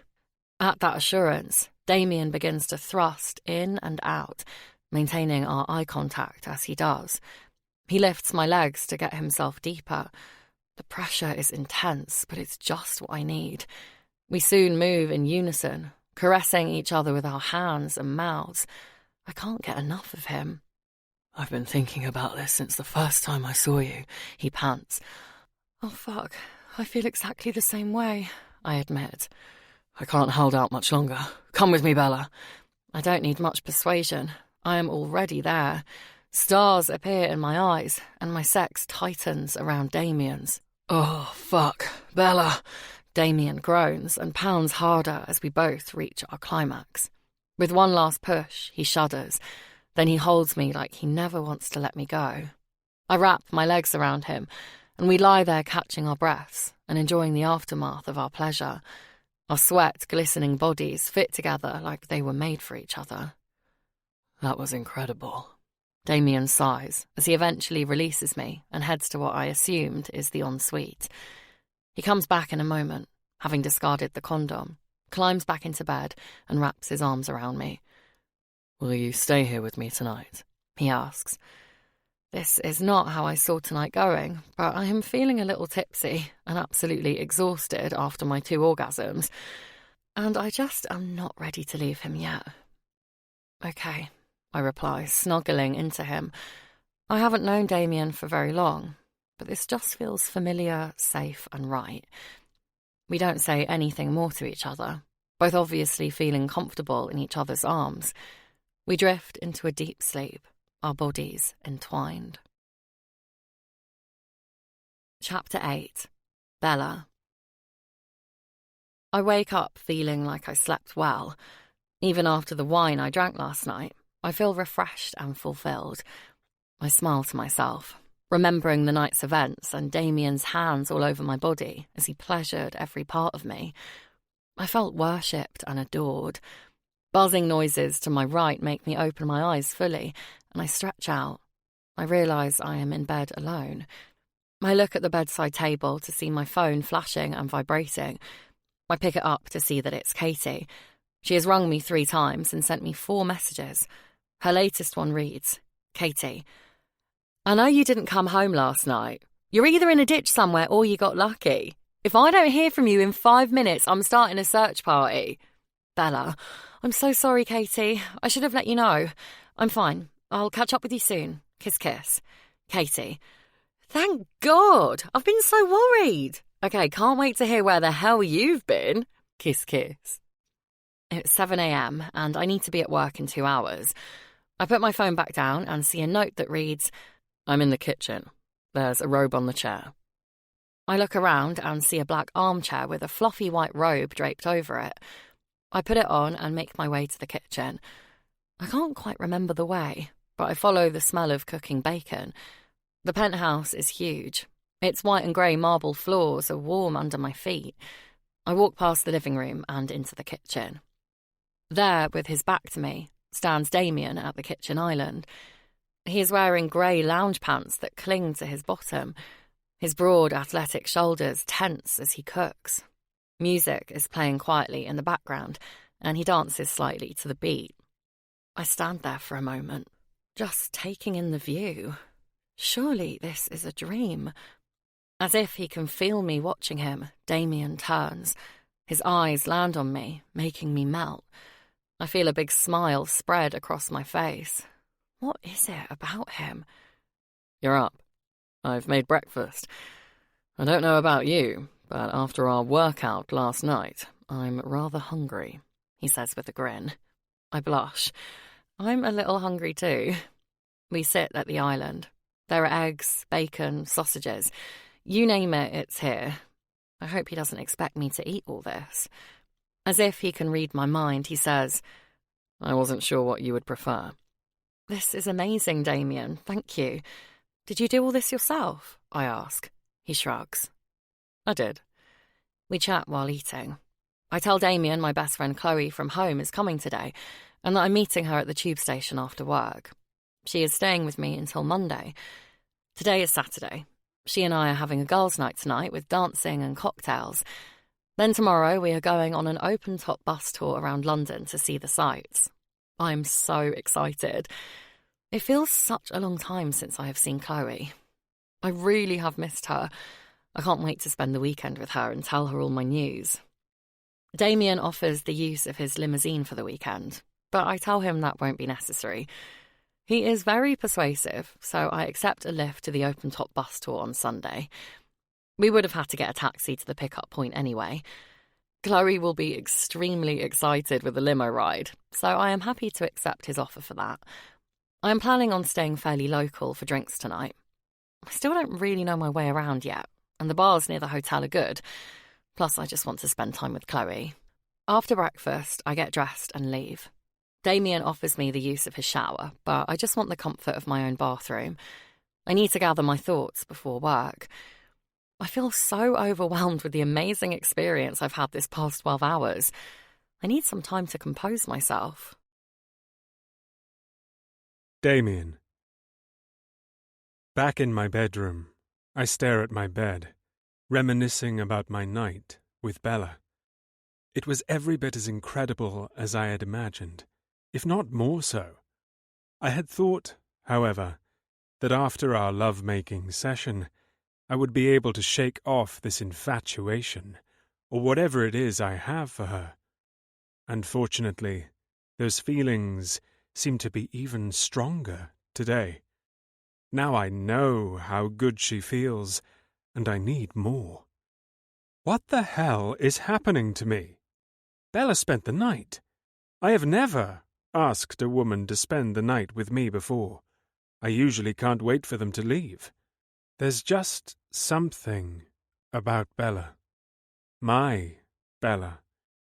I wonder whether she feels the same about me. I hope not. It's too dangerous for her to have feelings for me. I must make sure things don't go too far. I have time yet, though, I'm sure. I'll make the most of being with Bella while I can. My phone buzzes, snapping me out of my daydream. Josh, safe flight? George should be waiting for you. Has he arrived? Yeah, I'm here in one piece, and I can see George. I just wanted to check the plans for tonight. Josh replies, as tonight is a King Security team member's birthday. Just staying local. Some of the team are on jobs tomorrow, so it won't be a late one, I say. Josh has come back over again from New York to look into some possible premises and meet with a new client. It's starting to look like my stay in London will be longer than I had originally planned. I was supposed to be here for 2 weeks, but after the incident with the arsehole Graham, I need to make sure the hotel is running smoothly with the new manager. Then there is also Bella. London is my home, after all, and even though it has a lot of bad memories for me, it still feels good to be back. I wonder if I will bump into Bella tonight. Who am I kidding? Of course I will. I'll make sure of it. So, tell me about her, Josh demands, as we stand at the hotel bar drinking beer. Josh doesn't beat around the bush. If he has something to say, he will come out and say it. He also reads people very well, especially me. There's not much to tell. We fucked. That's it. I try to believe the words I say. That's definitely not it. I can tell. You like her. What if I do? Nothing can come of it, so that's that, I protest. Not all women are like her, you know. You don't need to keep punishing yourself. It wasn't her, though, was it? It was me. She did what she did because of the way I am. It's safer this way, Josh. I no longer want to discuss it. Josh nods, and we talk about work. Josh knows when not to push me. He is wrong. I can't let anything serious happen between me and Bella. I don't want to be responsible for something like that happening again. We have a good evening. I have a couple of beers and a scotch, but that is about my limit unless I'm at home. I like to keep my wits about me while I'm out. We stay at the local bars, and I spot Bella in a couple of them. I just admire her from a distance. She looks like she is having a good time with her friend, Chloe. They are laughing and smiling, hugging and dancing. I like to see her happy. I don't want to intrude on their time or seem too eager, so I observe from afar.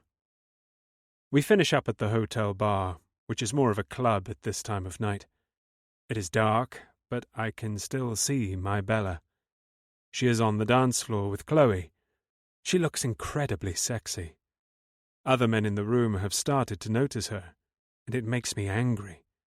I don't want anyone else to look at her, or touch her, or even see that beautiful body. I have never been a jealous man, but this woman, I crave for her to be only mine.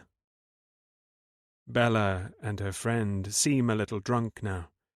They are still aware of what is going on, but I feel I should watch out for them, just in case. Most of the security guys have left now. I suppose it's not much fun being out with your bosses when you have work the day after. It is just Josh and me at the bar. So that's her, is it? He had followed my gaze. She's hot. I know, I grumble, as I bore holes with my eyes into the heads of the men that have just surrounded Bella. She seems oblivious to them, as she is having too much fun dancing and laughing with her friend. Her body moves so sexily, but innocently. It is the fact that she doesn't realize how beautiful she is that makes her all the more attractive. One of the guys tries his luck, but Bella just waves him away. Good. Realizing they have been surrounded, the girls move to the other side of the dance floor, but the dumbass obviously can't take no for an answer.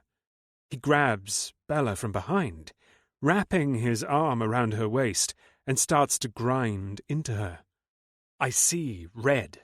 How dare he touch my Bella? I am over there before I know it. I grab him by the scruff of his neck and throw him to the floor. He gets up, but with one fist to the face, he is out for the night. I turn to Bella, who looks rather shocked. "Are you okay?" She nods and wraps her arms around herself. The dumbass's friends surround us, shouting for security, who immediately join us. "This man just attacked our mate," yells one of them rather drunkenly. "We saw your mate. He's had far too much to drink. He's assaulted a lady and then tripped and hit his face on the floor. You all need to leave now," says the bar's security manager, who just happens to be King's security. The idiots do at least have some common sense, as they leave without further argument. Chloe has her arm around Bella and watches me suspiciously. "Are you sure you're okay? Did he hurt you?" I ask, still concerned. "I'm fine, honestly. Thank you for getting rid of him," she says. "Yeah, you saved me from having to break a few nails. I'm Chloe, by the way." Chloe holds out her hand. "It's a pleasure to meet you, Chloe. I'm Damien." Chloe smiles at me as if she knows exactly who I am. "Can I get you ladies a drink?" The girls follow us back to the bar. Josh has been right behind me, just in case I needed backup. Josh always has my back, and vice versa. The four of us talk well into the early hours. Chloe and Josh seem to get on well too. Josh deserves to meet someone nice. Chloe is an attractive girl, pretty face, darker hair than Bella, and has more of an athletic figure. She isn't as attractive as Bella, not in my eyes anyway, but I can see what Josh would see in her. We say our goodnights and go our separate ways. I want to invite Bella back to my place, but I know Chloe is staying with her, so it isn't an option. Another night, soon, I tell myself. Chapter 9. Bella. "Oh my God, Bella. You said Damien was up, but he is off the scale," Chloe says as we stumble into my room. "And he's your knight in shining armour. Did you see how he just threw that guy to the ground and then punched him as if he weighed nothing? He's like Superman or the Hulk or something." I laugh. We are so drunk. I had such a good night with my best friend. I've missed her so much. We danced and laughed all night long. It's not the first time he's saved me from a drunk guy who got too handsy. Remember I told you about that night Graham had cornered me and then a guy stepped in and got rid of him? Well, that was Damien too, I tell Chloe. "Seriously, Bella, Damien has been sent to you from Cupid or God or Karma or whoever it is that sends people. It all makes sense. He is your prince," Chloe says, slurring whilst trying to undress. I'm not sure about that, Chloe. I've only just come out of a relationship, and I'm really not ready for another. I just want to enjoy being single. "Well, guys like Damien are never single for long, so you better know what you're doing." I have a feeling Chloe is right. Damien is definitely someone special. But how do I know our relationship won't turn bad like it did with John? We both freshen up in the bathroom and then get into bed, falling asleep as soon as our heads hit the pillows. It is now Sunday morning, and I am so excited for my day with Chloe. First, we are going on an open-top bus tour. I cannot wait to see the sights properly. I have been in London a while now, but I haven't done anything touristy yet. Chloe has never been to London before, so we are both making the most of the tour. I am then going to take Chloe to an amazing restaurant by the Thames. It is the best reviews on TripAdvisor and is all over Instagram apparently, which will impress Chloe. It isn't cheap, but I want to treat Chloe for everything she has done for me. Unfortunately, the waiting list for reservations is 6 months long, but the guys at work said if you get lucky and someone hasn't turned up, they will allow walk-ins, so fingers crossed. If not, there are plenty of other places we can go to. We both walk out of the hotel giddy and excited for our day ahead. "Wow, look at that limo, Bella. I wonder who that's waiting for. Some big shot millionaire, no doubt." God, I'd love to be a millionaire for the day just to ride around London in one of those. A huge smile spreads across my face. Miss White, Miss Smith, your carriage awaits, George says as he tips his cap and opens the door to the sparkly black stretch Rolls-Royce. I look at Chloe, whose jaw is almost hitting the floor. I am so thankful I took Damien up on his offer. Thank you, George, I beam. We climb into the immaculate cream leather interior to find a bottle of champagne on ice, 2 champagne flutes, and a card that reads, Ladies, I hope you enjoy your day. Please enjoy the champagne. George will be available all day if you may need him. D. Kiss. Oh my God! Squeals Chloe as she grabs the champagne. It has a gold label and a name I have never heard of, but I imagine it is very expensive. Where to, ladies? George asks as he re-enters the Rolls. I give George the location of where we catch the bus tour, and we pull out into the London traffic. I explain the plan for the day, and Chloe gets so excited about what we are going to see.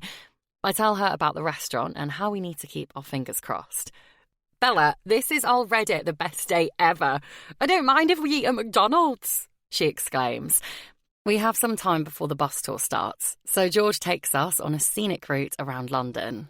Not that we see much, as we are too busy drinking the champagne and chatting excitedly. We arrive at the bus stop, and I feel a little tipsy as the fresh air hits me. We thank George, and just as he pulls away, the open-top red double-decker bus arrives. Eek, it's here, Chloe says, as she does a little dance on the pavement. I could blame her overexcitement on the champagne, but it has nothing to do with it. This is just typical Chloe. Another one of the reasons I love her. She is so confident, and she doesn't care what anyone thinks of her. She will talk to anyone and attracts people with her friendliness. I, on the other hand, feel constantly aware of people around me and what they may be thinking when they look at me. I'm shy and always worry about saying the wrong thing. I have to think about what I'm going to say before I say it, so sometimes I just don't say anything. People mistake that for ignorance or rudeness. Chloe has helped me so much with this anxiety over the years. She was the one who encouraged me to pursue my dream of being a hairdresser. It was something I'd dreamed of as a child, but I almost didn't do it. I was so scared of the actual interaction with people I didn't know. Chloe helped me explore lots of tips and techniques to overcome the anxiety. I still struggle with it, but not as much. I know how to power through it now. Other people arrive at the bus stop and smile at Chloe, and she starts a conversation with an elderly gentleman who is on his own. You can see his spirit lift when she talks to him. I'm in awe of my best friend. We board the bus, and Chloe asks the gentleman if he would like to sit with us. He explains that he and his wife had this trip to London booked for 6 months, as it had been an anniversary present. He bought it for her as she had never been to London. Unfortunately, she passed away before she was able to see the sights, so he decided to come on his own. He told us that he almost didn't come today, but meeting Chloe had cheered him up already, and he knew he had made the right decision. This is just the type of person my best friend is. We have a great day, hopping on and off the bus, taking selfies. We see Big Ben, the Houses of Parliament, and the changing of the guard at Buckingham Palace.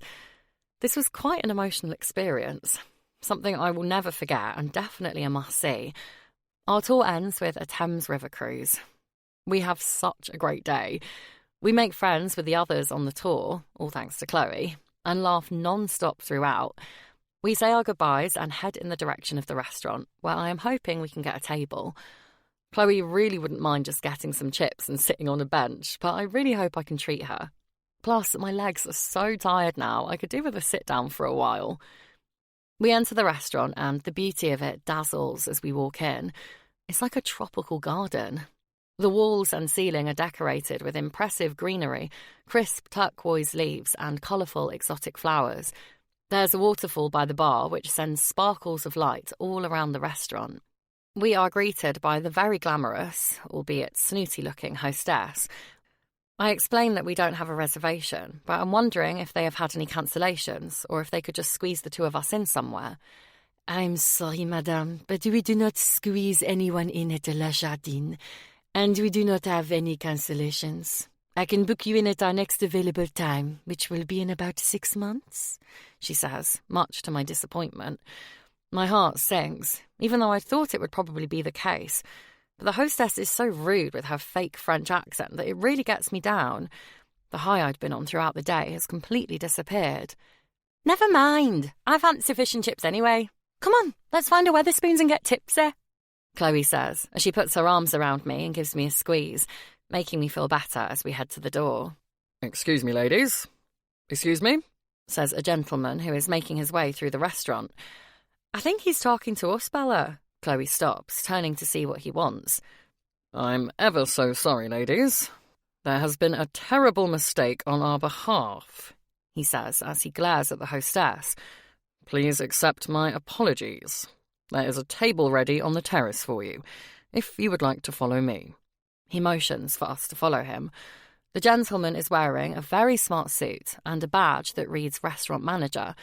I look at Chloe and then the hostess, and they both look as surprised as I am. You heard the man. After you, Bella, says Chloe as she ushers me to follow. We walk out onto the terrace. The view overlooking the Thames is spectacular. The manager shows us to our table, which must easily be the best vantage point in the restaurant. There must be some mistake. He must think we are someone else. I'm opening my mouth to explain the mistake when he addresses me directly. Miss White, I am terribly sorry about the confusion. Please accept a bottle of champagne on the house.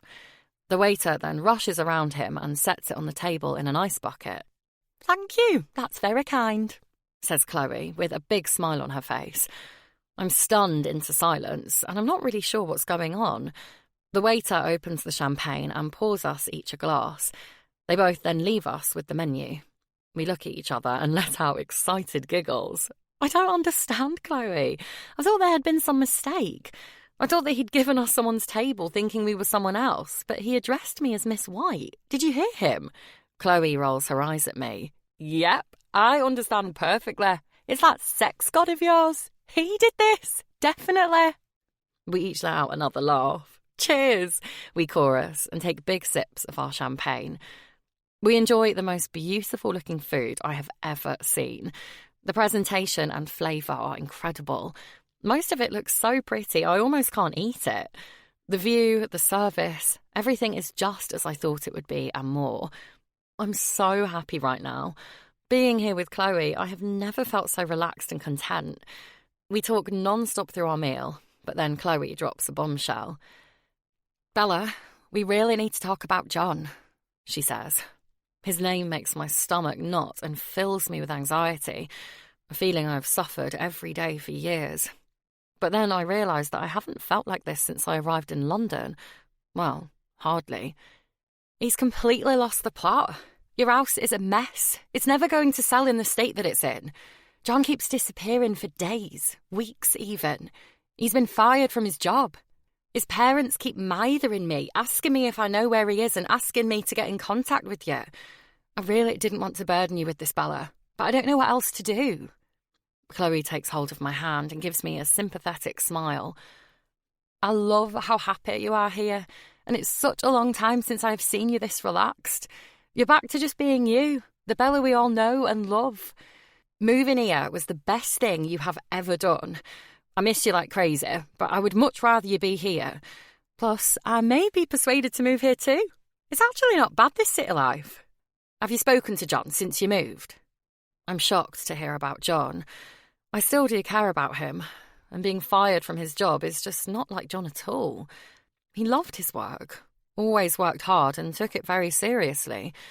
And the house, he was always a perfectionist. I'm surprised he's let it get to a state where Chloe would call it a mess. He messaged me a few times when I first moved here. He demanded I came home, and when I said I wasn't going to, he sent me some nasty messages, so I blocked him again. I'll ring the estate agent tomorrow and see what's going on. You should have told me about the messages, Bella. You know I'm always here for you. God, I wish I had got you away from him sooner. That time when he locked you in the bathroom all night and made you sleep on the floor. I should have packed your things then and not let you go back. I knew then that he wasn't right in the head, Chloe says with a sigh. A sudden flashback of that evening comes over me. I went out with the girls into town. I got a dress a few days before that I felt really lovely in. I went shopping with my mum, and she kindly treated me to it. It was black, fitted, fell just above the knee, and had little cap shoulders and a sweetheart neckline. I felt confident and sexy in it, and my mum approved, so it wasn't too revealing. John didn't like it, though. He said I looked like a slut and insisted I didn't wear it. I didn't have time to buy anything else, and I really didn't want to wear an old outfit. As John was still at work when I left to go out, I wore the dress. 2 hours into the night, John turned up at the bar we were in and dragged me home. I told the girls it was fine and that I had a headache anyway, but Chloe knew that wasn't true.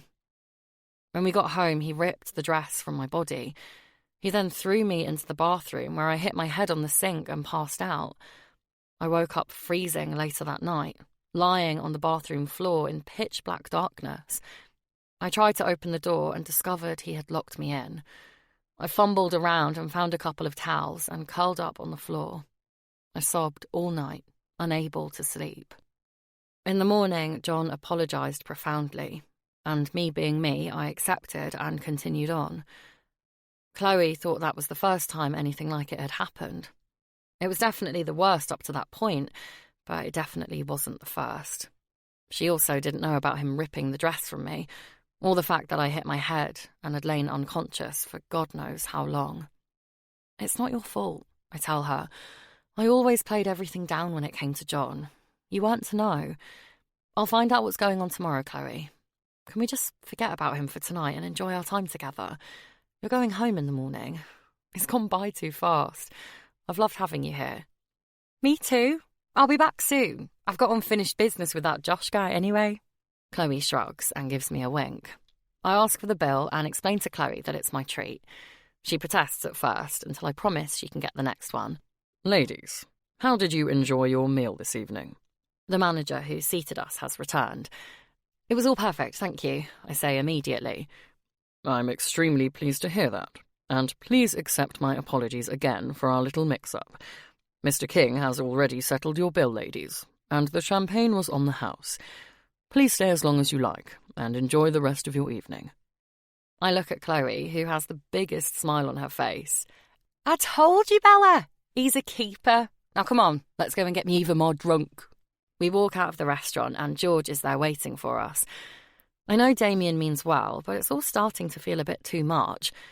Chloe looks so excited. Therefore, I smile and climb in after her. George drops us off at a bar near the hotel. It's Sunday night and it's really busy. Well, every night is busy in London. We manage to find a couple of seats at the bar. I order us some cocktails and Chloe brings me up to speed on all the gossip back home. But I just can't relax. I have this weird anxious feeling that I just can't shake.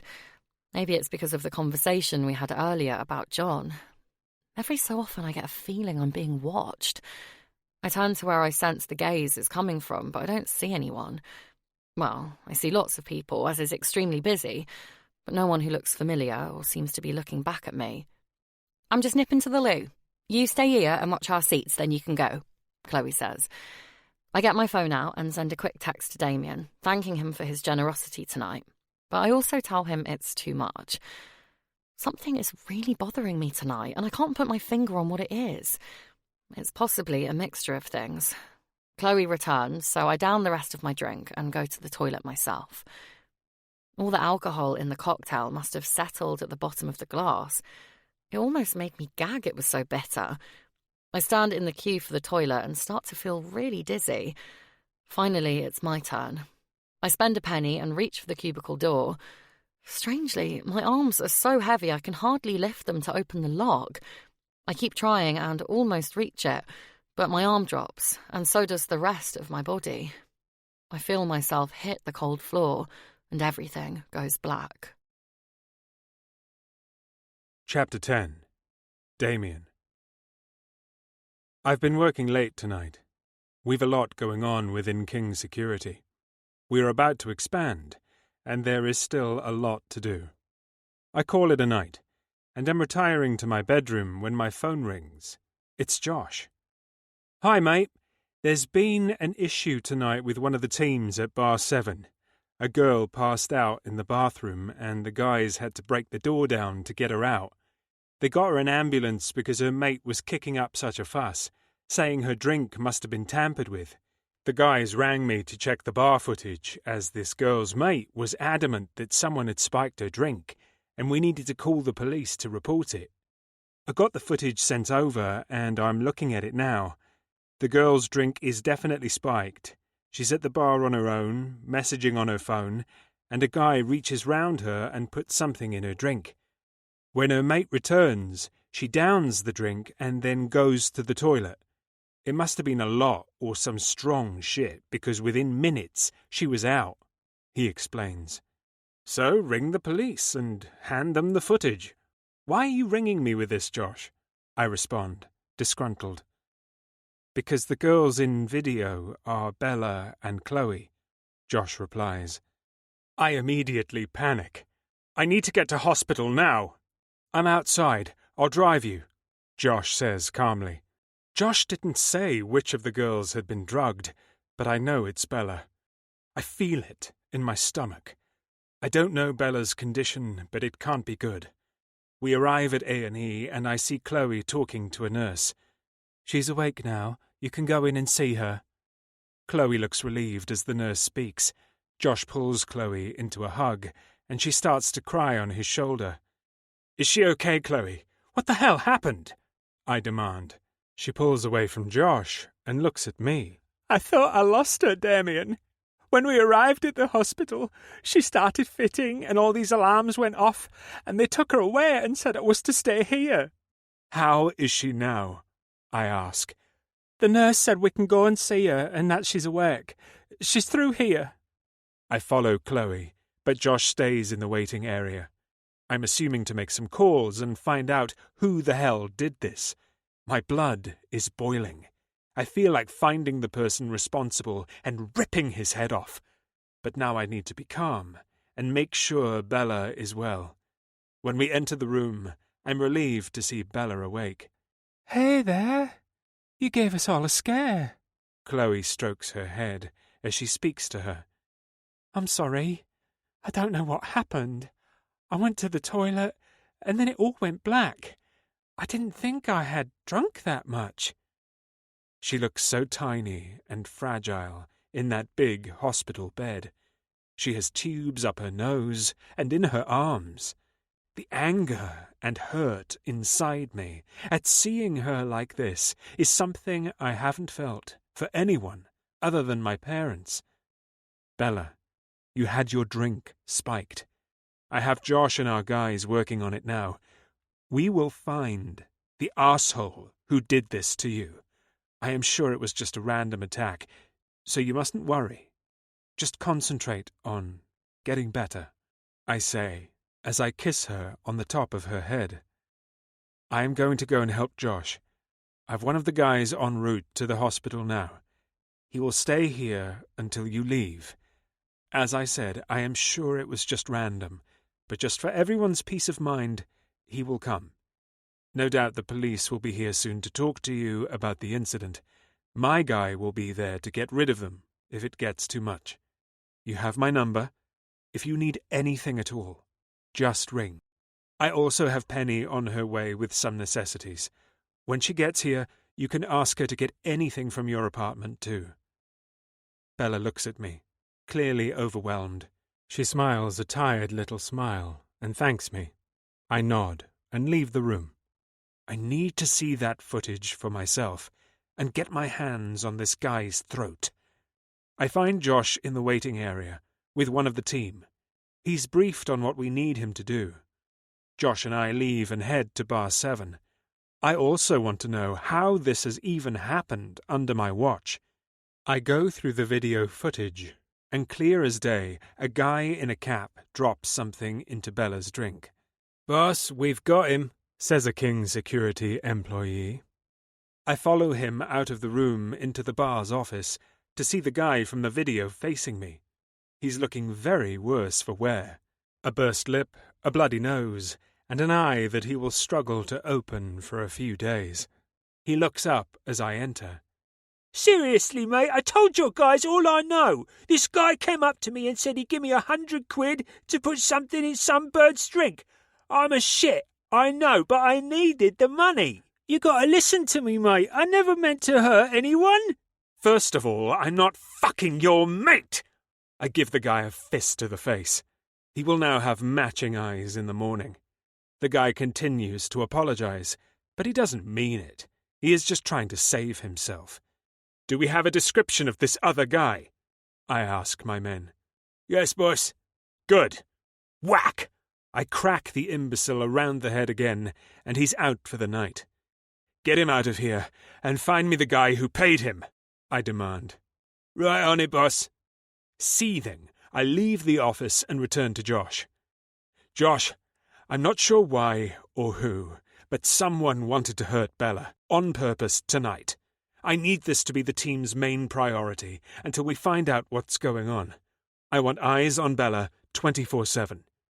Josh looks at me like I am overreacting, which maybe I am, but he knows not to question me.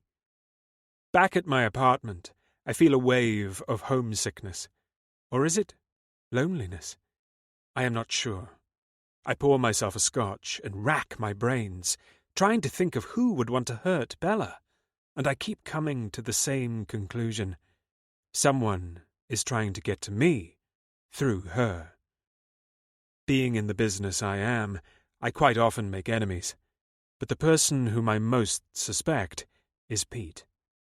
He reared his ugly head at my dad's funeral, and now this.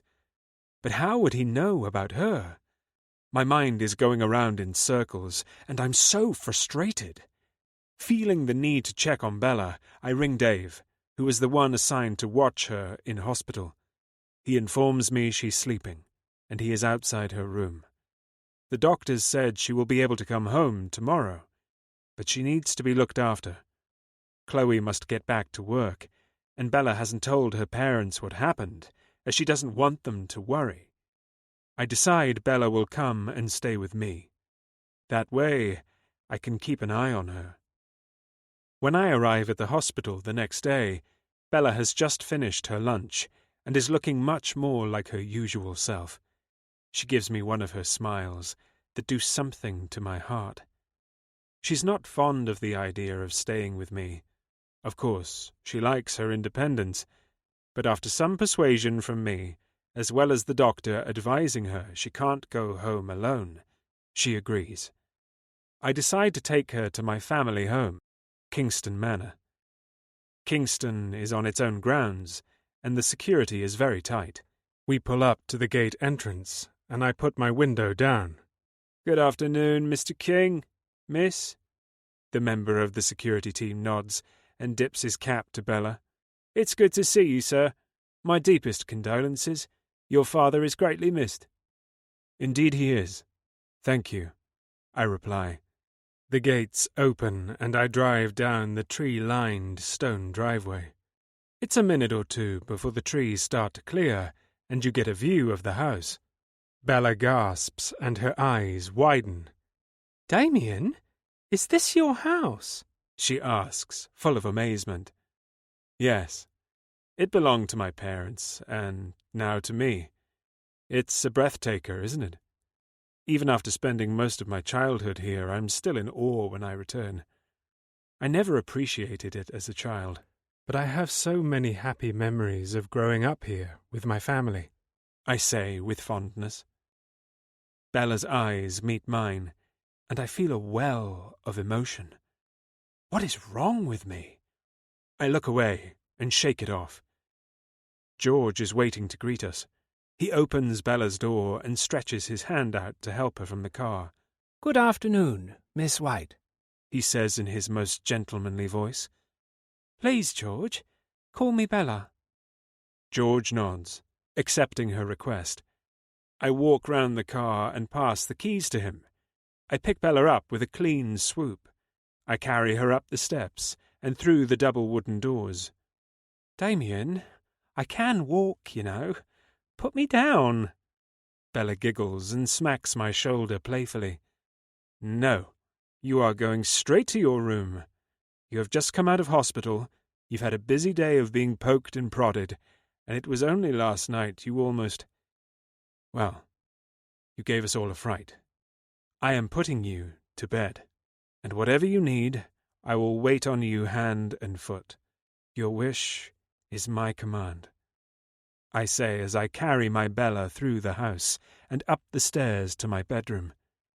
Watching Bella's face as she takes in the house has me smiling. I can't wait to show her around properly once she's up to it.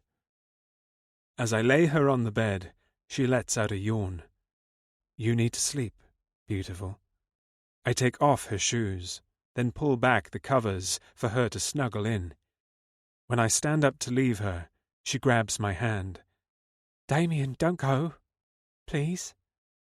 Will you lie with me? She innocently asks. How can I say no? I kick off my shoes and lie down beside her. She cuddles up to me and rests her cheek on my chest. I kiss the top of her head and breathe her in. That smell, that sweet smell that makes me feel like I'm home. We fall asleep in each other's arms. When I wake, the room is pitch black. My watch tells me it's 8 p.m. I hadn't realized how tired I was. Ordinarily, I have trouble sleeping, but next to Bella, sleep comes so easy. Bella starts to stir. Hey there, beautiful. How are you feeling? Kissing her forehead, I give her a little squeeze. Good, I think. I'm a little hungry, she says with a stretch. I'm glad she is. Bella's had her stomach pumped and been on all sorts of drips to flush out her system. Being hungry is a good sign. Me too. What do you fancy? I ask. I'm not sure. What have you got? She replies. I chuckle in response. There's nothing Bella could ask for that Penny wouldn't have in the kitchen, and if we don't have it, George will ensure we get it. Knowing Penny, she has probably prepared us something. I will call down and see. Within minutes of speaking to Penny, we have a trolley in our room, full of homemade soups, sandwiches, and cakes, along with a selection of drinks. This is incredible, Penny. Thank you. But you really shouldn't have gone to all this trouble for me, Bella says. It's no trouble at all. We need to build your strength up. Now, is there anything else I can get for the two of you? Penny asks. I think we will be just fine for the evening now, Penny. Thank you. I give Penny an appreciative smile. Penny leaves us, and I serve us both some food. I enjoy watching Bella eat. She really enjoys her food. The little faces she makes and her noises of appreciation amuse me to no end. Once we finish, I run Bella a bath. While she is relaxing, I go to my home office and ring Josh to see if he has any updates for me. To my disappointment, he does not. Bella.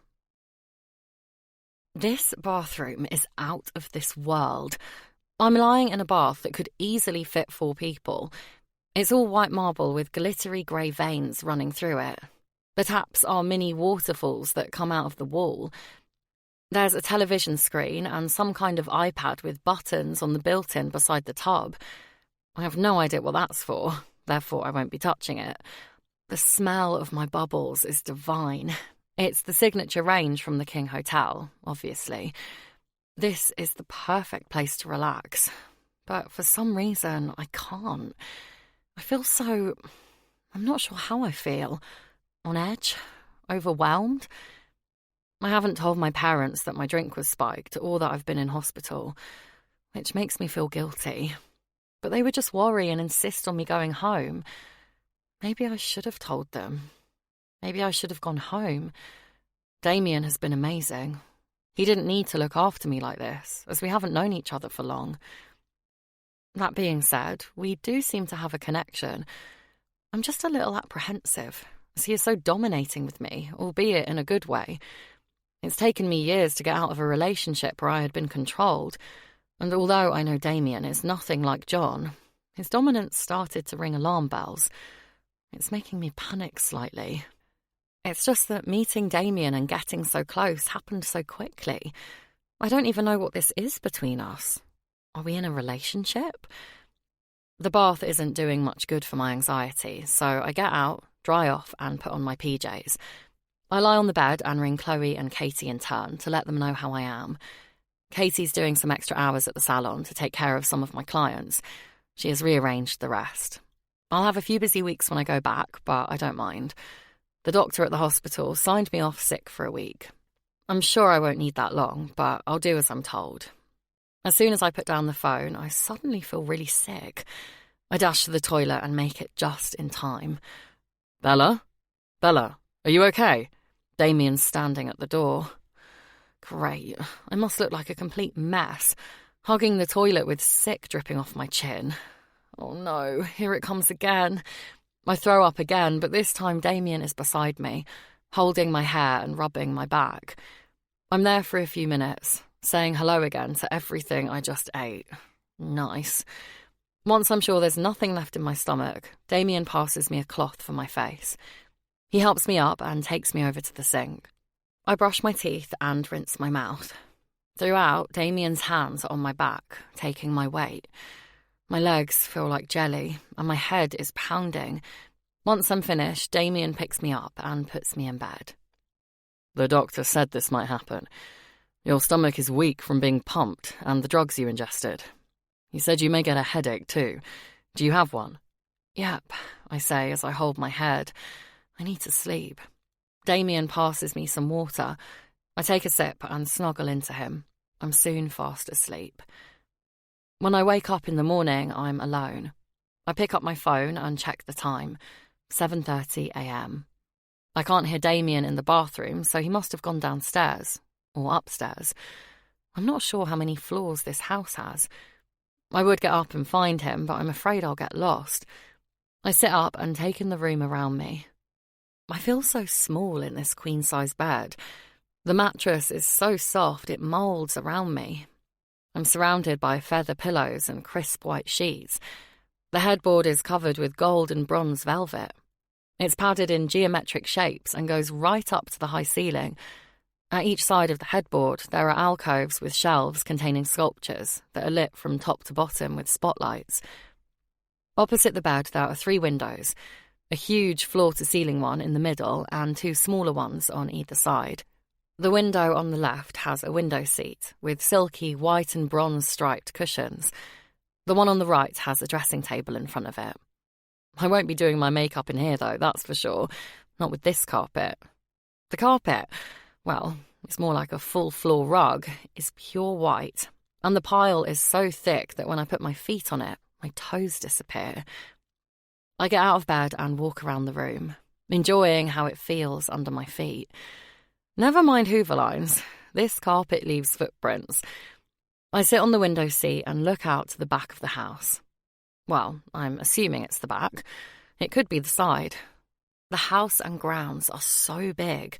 There's a large patio area with steps going down to an expansive lawn with a big fountain in the middle in which birds are drinking and bathing. The garden is beautifully kept with colourful roses and other pretty flowers that I don't know the names of. It stretches as far as my eyes can see, a wall of green with spots of colour. To the left I spot what looks like a stable and a barn. Good morning. You're awake. How did you sleep? Damien asks, looking pleased to see me. Unable to quite get my words out, mesmerised by the sight in front of me, I just smile and nod. Damien is stood, filling the doorway.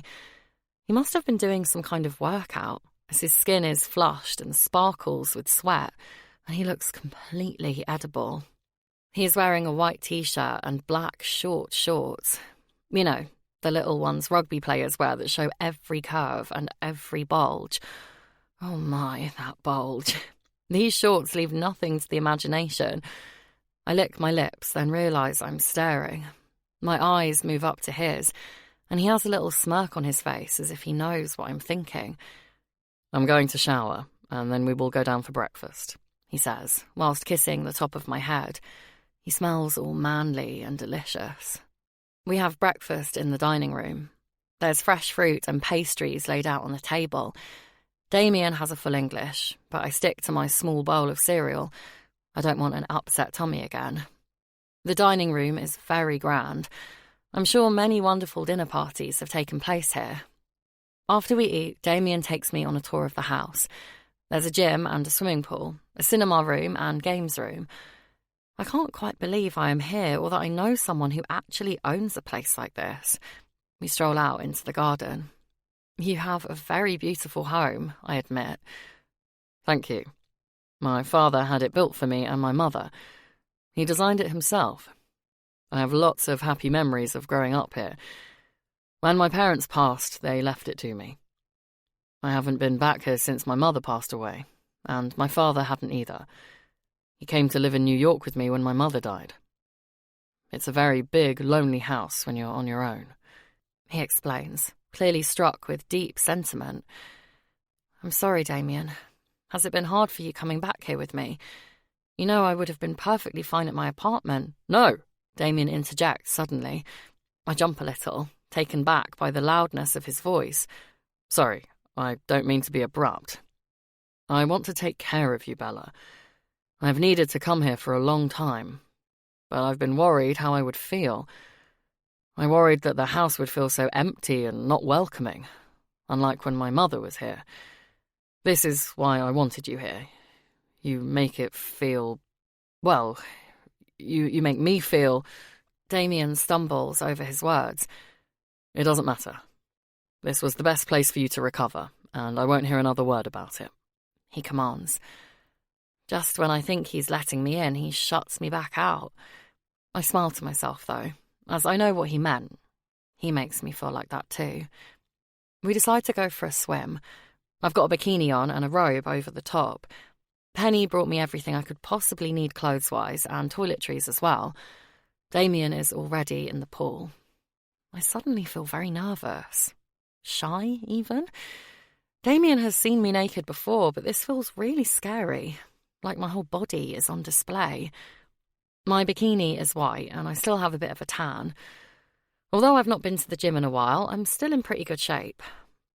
I never have really worried about how my body looked in a bikini before, but I realise that I'm nervous about how Damien will see my body. He's so handsome, muscular, and toned. He must have been with some very beautiful women. I hope he isn't put off by my silvery stretch marks and curvy bottom. Come on in. The water's not cold, Damien shouts as he swims over to me. I take a deep breath, remove my robe, and slide in. As soon as I enter the water, Damien is beside me. He puts his hands on my waist and stares into my eyes. Reassuringly, I see nothing but desire. His lips meet mine with passion and force. His tongue enters my mouth, claiming it as his own. His hands move down to my bum, and he lifts me. I wrap my legs around him. Tightening my thighs, I feel his erection pulsing between us. His mouth moves to my neck, and his trail of kisses and nibbles sends shivers down my body. I'm sorry, Bella. I cannot resist any longer. I need to taste you. I need to be inside you. His desperation for me pulls at my heart. I am putty in his hands. Take me, Damien, I utter breathlessly. I don't need to ask him twice. He pulls my bikini pants to the side, and with one deep thrust, he is inside me. I cry out at the sudden stretch and fullness, but it feels so right, like I had been empty without him. He holds himself still and gives me a minute to adjust while making love to my mouth with his. The pleasure and emotions I feel right now, I never knew were even possible. He begins to thrust, slowly at first. I can tell he's trying his hardest to hold back, but he's as hungry as I am for this. The sound of splashing water and cries of pleasure echo around the room. I take in every feeling, every sensation, every sound. I'm not sure how long this relationship will last with Damien, but I am storing everything in my memory so that I will never forget it. Once we come down from our euphoria, I reassure Damien for the 100th time he was not too rough, and I am more than fine. It was perfect, Damien. You are perfect. We kiss for a little longer before climbing out of the water to dry off. We lie covered in towels on some comfy lounges by the pool and cuddle up. I need to go back home this weekend. There are some things I need to sort out regarding my house. Plus, I'd really like to see my family, I explain. Would you like me to come with you? Damien asks protectively. No, thank you. Not this time, anyway. It's complicated. I own the house with my ex-boyfriend, John. Gosh, the thought of him now suddenly gives me a range of emotions. Anger, sadness, anxiety, even sympathy. I'm realising more and more how toxic our relationship was. I feel so foolish. Our breakup wasn't the easiest, and we don't have any contact with each other now. Our house is on the market, but Chloe said he's not been looking after it and he keeps disappearing for weeks, so there have been no viewings. I need to go and see it for myself, as well as speak to the estate agent and to him. The thought of seeing him makes my stomach turn. Damien just listens. He's nodding and looking intently at my face, as if trying to read me. I have never spoken to him about John before. I've tried to block him out of my mind, really. Damien gives me a big squeeze and kisses the top of my head. I'm here if you need me. Anything at all, just ask, he says. I know he means every word. I feel so grateful to have a man who wants to take care of me. However, this I need to do on my own. The days at Kingston fly by. It's a wonderful time of relaxing, eating, swimming, walking, cuddling, talking, and making love. Love is indeed what I'm feeling now, and it's really scaring me. I feel loved, and I'm most definitely falling in love. Damien has made me feel so welcome in his home, and has treated me like a princess. But I just feel like it is all too good to be true. I feel like this fairy tale will end, that I don't belong in his life. I need to speak to Damien about where this is going because I need to protect my heart. I've been through so much emotionally, and I don't know if my heart or brain could take much more pain. Damien has helped me realise a lot of things about my relationship with John and about myself. I will never let myself be controlled the way I was, or be treated in such a way that I feel worthless. Whatever this is with Damien, it has made me stronger, and I won't ever put myself down again. I'm going to go back home this weekend, and then I will speak to Damien when I come back. I want to keep my little fairy tale bubble intact for a little longer. Chapter 11. Bella. The tube station is extremely busy today. I am once again filled with anxiety as I start my journey back to Lancashire. The train pulls up and everyone pushes to get on. I'm knocked forwards and backwards and from side to side. I can't breathe. My chest is tight and I can hear my heartbeat in my ears. I push back, trying to get out of the crowd to find some air. I stand against the brick wall and catch my breath. Wow, I suddenly realise that I haven't felt like this in such a long time. I think the last time was the day I moved to London. I wasn't prepared. I've forgotten how to deal with it. I stay there for about 5 minutes. A couple more trains pull in and out, and people rush and push to get on. I take some deep breaths and stand behind the yellow line, feet firmly on the ground, and when the train pulls up, I forcefully make my way on. Thankfully, there's a seat near the doors, so I sit hugging my bag and feeling relieved that I made it. It may seem so trivial to some, but I'm proud of myself for not letting my anxiety stop me from doing what I want to do. The rest of the journey is much easier. I'm in control.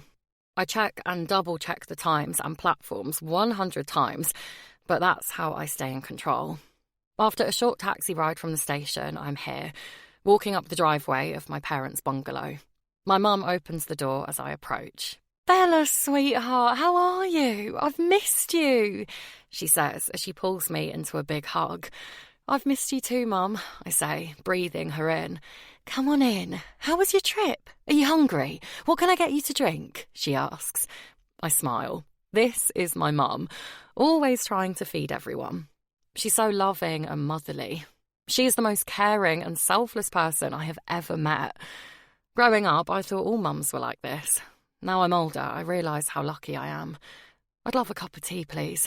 My dad's in the lounge in his usual chair. Come here and give your old man a hug. We give each other a squeeze before I take a seat on the sofa. Mum returns with china cups of tea on saucers and a plate of biscuits. I tell them my news and how much I'm enjoying working and living in London. They look so proud and happy for me. They make ooh and wow sounds when I describe everything. We are so proud of you, sweetheart. It's so lovely to see you so happy. And though I know that she means every word, my mum definitely wishes I lived closer. I know she misses me terribly, but she would never tell me that. She saw how unhappy I was before I left and knows that this is the best place for me at the moment. What are your plans for today, Bella? She asks. Well, I need to go to the house and see John. I'm not sure what's been going on. I rang the estate agent on the train up here. She said she has numerous people interested in it, but she can't ever get hold of John to arrange a viewing. She said one time she went to the house, as he wasn't answering the phone, and knocked on the door. Apparently he answered and shouted at her to leave and used some very obscene words, I explain. I'll come with you. I've never liked that guy, says my dad, but that's a fib. He did like him. Everyone does. Well, did. Something has happened to John over the years. He's changed. Then again, we were just 18 when we met, so he was never going to be the same person as an adult, I suppose. I'll be fine, Dad. I need to speak to him on my own. Thank you, though, I say. When I walk up to my house, I'm upset to see it looks so dark and sad. The blinds are all shut, and the lawn is overgrown and covered in weeds. The window boxes have large dandelions growing out of them. I've never seen it this way before. We both used to be so house-proud. We spent most weekends pottering outside. Don't get me wrong, I'm no gardener, and I have no idea about plant names, etc., but I know what's a weed, and I like pretty, colourful flowers. John's car is on the drive. Chloe says she has seen him around the last few days, so I'm expecting him to be here. As I start walking down the path, the front door opens. Bella! I knew you'd come home. I knew you would see sense and come back to me, John says, grinning. Hi, John. Can I come in? I ask. He moves aside and I walk into the front room. I've not come back to stay, I clarify. I've come to talk to you and help sort the house out so we can get it sold. You know that's what I want. It's what we both need. A fresh start. It's not what I want. You belong to me. I mean, you belong here with me. I love you, Bella. We belong together. Just please stay and let us work this mess out, he says, clearly full of pain. This is going to be harder than I thought. I'm sorry, but I'm happy where I am in London. I've moved on, and you need to too, I say, looking around and noticing the place is a mess. There are takeaway boxes everywhere, plates and cups covered in mouldy food, photo frames smashed on the floor. The smell is stale, and it looks like it's not been cleaned since I was last here. John, what has happened? This isn't like you. You're normally so tidy. He slumps down on the sofa in response, drops his head into his hands, and begins to cry. He really sobs. I'm sorry, Bella. I just can't live without you. You've been by my side my whole adult life, and I don't know how to function without you. I've lost my job. I can't pay the bills. I am nothing without you. I need you. I sit on the sofa beside him and wrap an arm around him. He leans into me and cries into my shoulder. At first, I can't help but feel responsible for him being this way. I just left him. He thought we would be together forever. But then he puts his hand on my leg and I freeze in panic. Memories of what those hands have done to me come flooding back. I'm stronger now, though, I tell myself. We will get you some help. Everything will be okay. I sit with him for a minute, rubbing his back, knowing as long as I keep him calm, everything will be fine. I will sort the house out and then I never have to be this close to him again. First of all, let's get this house cleaned up, I say, as he calms down. He nods and stands up. Over the next few hours, we work together, gathering up all the rubbish, washing the pots, and giving everything a good clean. John starts to seem more like himself, and I hope that I might be getting somewhere with him. He takes out the rubbish, and when he comes back in, he locks the back door and puts the key in his pocket. I'm not sure why he needed to do that. I think it's time I should be going. Well, that looks much better, doesn't it? I say as I look around the house. Right, I'm going to get off now, John. I'm going to speak to your family, and together we will make sure you're all right. Everything will be okay. I take off the rubber gloves I've been wearing and put them under the sink. I know everything will be okay, because you're not going anywhere, he says suddenly. I look at him, nervously, trying not to show the fear building inside of me. He's got that evil glint in his eyes again. A sick feeling in my stomach I haven't felt for a long time sends me into panic mode. Yes, I am. I'm going back to my parents now, and then tomorrow I'm going back to London. I will call in tomorrow and check on you, I say firmly as I walk to the front door. I pull the handle, but it's locked. There's no key in the door. Frantically, I look around for keys, but I don't see any. Have you got the key for the door? I ask, but he doesn't answer me. He just stands there looking at me with this strange expression on his face. Open the door, John. You can't keep me here. My parents know I am here and they will come looking for me. John shakes his head and smiles such an evil grin he reminds me of the Grinch. When they arrive, you will tell them you have made a terrible mistake and that you still love me.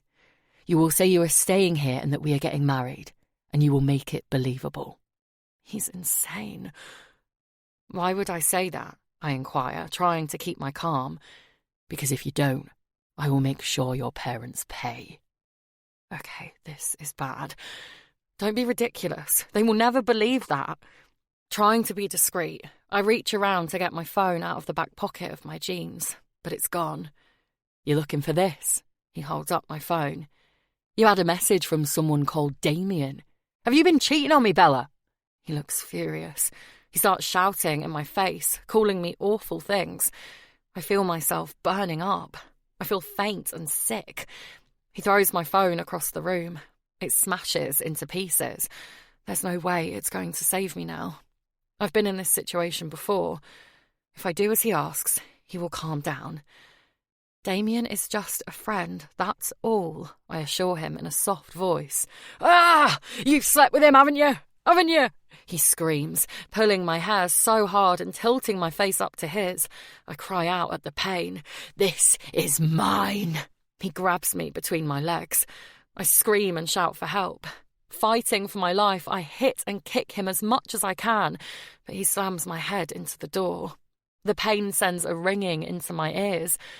I remember the back door key is in his pocket. I try and grab it, but he's too strong for me. He pushes me to the floor. Bang! Bang! Bang! Someone is at the front door. John grabs me and covers my mouth with his hand. Be quiet, or this will end so much worse, he whispers in my ear. Bang! Bang! Bang! Open this door now, or I will knock it down! A male voice I don't recognise bellows. Stay here and don't move, John grunts. Like hell I am. As soon as he opens that door, I'll scream and run. John puts the chain on and opens the door slightly. What do you want? Bang! The man kicks the door. It breaks the chain and swings open. I jump up and make a run for it. I push past John and the man standing in the doorway. He's a big guy dressed all in black. John tries to grab me, but the man holds on to him. I don't stop to thank him. I just run. Running as fast as my legs can carry me, I cut through the alleyways and down the estate to my parents' house. Thank goodness they live so close. When I get to the house, I'm in such a state I have no choice but to tell them what's happened. My dad is furious and goes round there. I beg him not to, but he's always been stubborn. Mum and I chase after him, but he took the car, so we have no option but to run. When we get there, the front door is open. Dad is in the living room, standing over John. There's blood all over his face, and he's not moving. What have you done? My mother shrieks. It wasn't me, Dad says. Somebody beat me to it. I phoned the police, and an ambulance is on its way. Chapter 12. Bella. On the train ride back to London, I decide I'm not going to tell Damien what happened with John. Thankfully and surprisingly, I don't have any marks where he hurt me. My mum made me go to A&E to be checked over, and they gave me a clean bill of health. I gave a statement to the police, and I now have a restraining order against John. Nobody knows who the guy that came to the house was. The police assume it is someone John owes money to, seeing as he is in so much debt. I'm just glad he came when he did. I collected my phone, and thankfully it was repairable. But after going back there, I have decided I don't want anything to do with that house anymore. My dad is speaking to a solicitor to get my name off the mortgage. I have also spoken to John's parents. Although they didn't really believe what I told them, they have agreed to get him some help. I can't wait to get back to London now and forget about this weekend. Damien has texted me, and he is picking me up from Euston. I'm pleased I don't have to get on the tube. I've had enough trauma for this week. As I walk to the station's exit, I see Damien waiting. He's looking around for me. He hasn't spotted me yet, so I stand still for a moment and take him in. I can't believe that fine specimen of a man is waiting for me. He stands out in the crowd. Women can't take their eyes off him, and men do a double take. He towers above most people.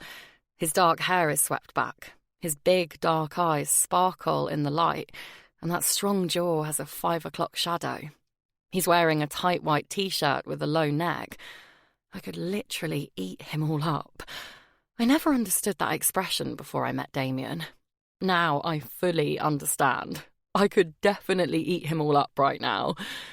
He spots me and I smile. He smirks and raises one eyebrow.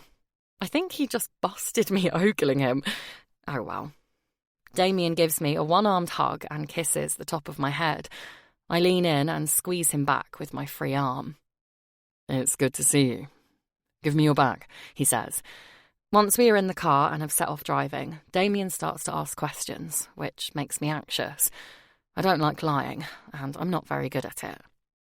How was your weekend? He asks. Yeah, good. It was great to see Mum and Dad, I reply, not looking at him. And how did it go with your ex regarding the house? Fine, yeah. I've got my dad taking care of it now, so hopefully I'll soon be rid of it and him, I say.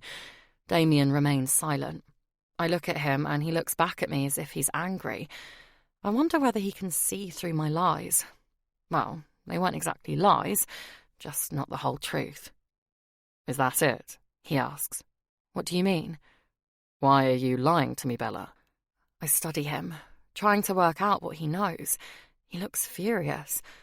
I haven't lied, Damien, I insist. Well, you're not telling me the truth. You're not telling me about what that arsehole did to you. I'm not sure how he knows this. Maybe Chloe got in contact with him somehow. I'm not sure. I didn't want to worry you, Damien. I'm fine. He just went a little off the rails, but he's getting some help now. Off the rails? He cries, banging the steering wheel. Damien, please stop. You're scaring me.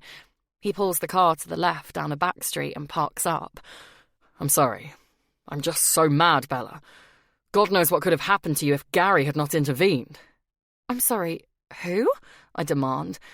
It's all starting to fall into place now. The guy who saved me by banging on the door.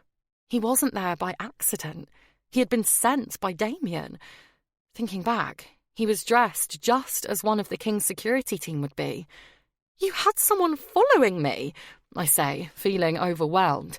Yes, for your own protection, and it's a flaming good job I did. Damien snaps. I'm furious.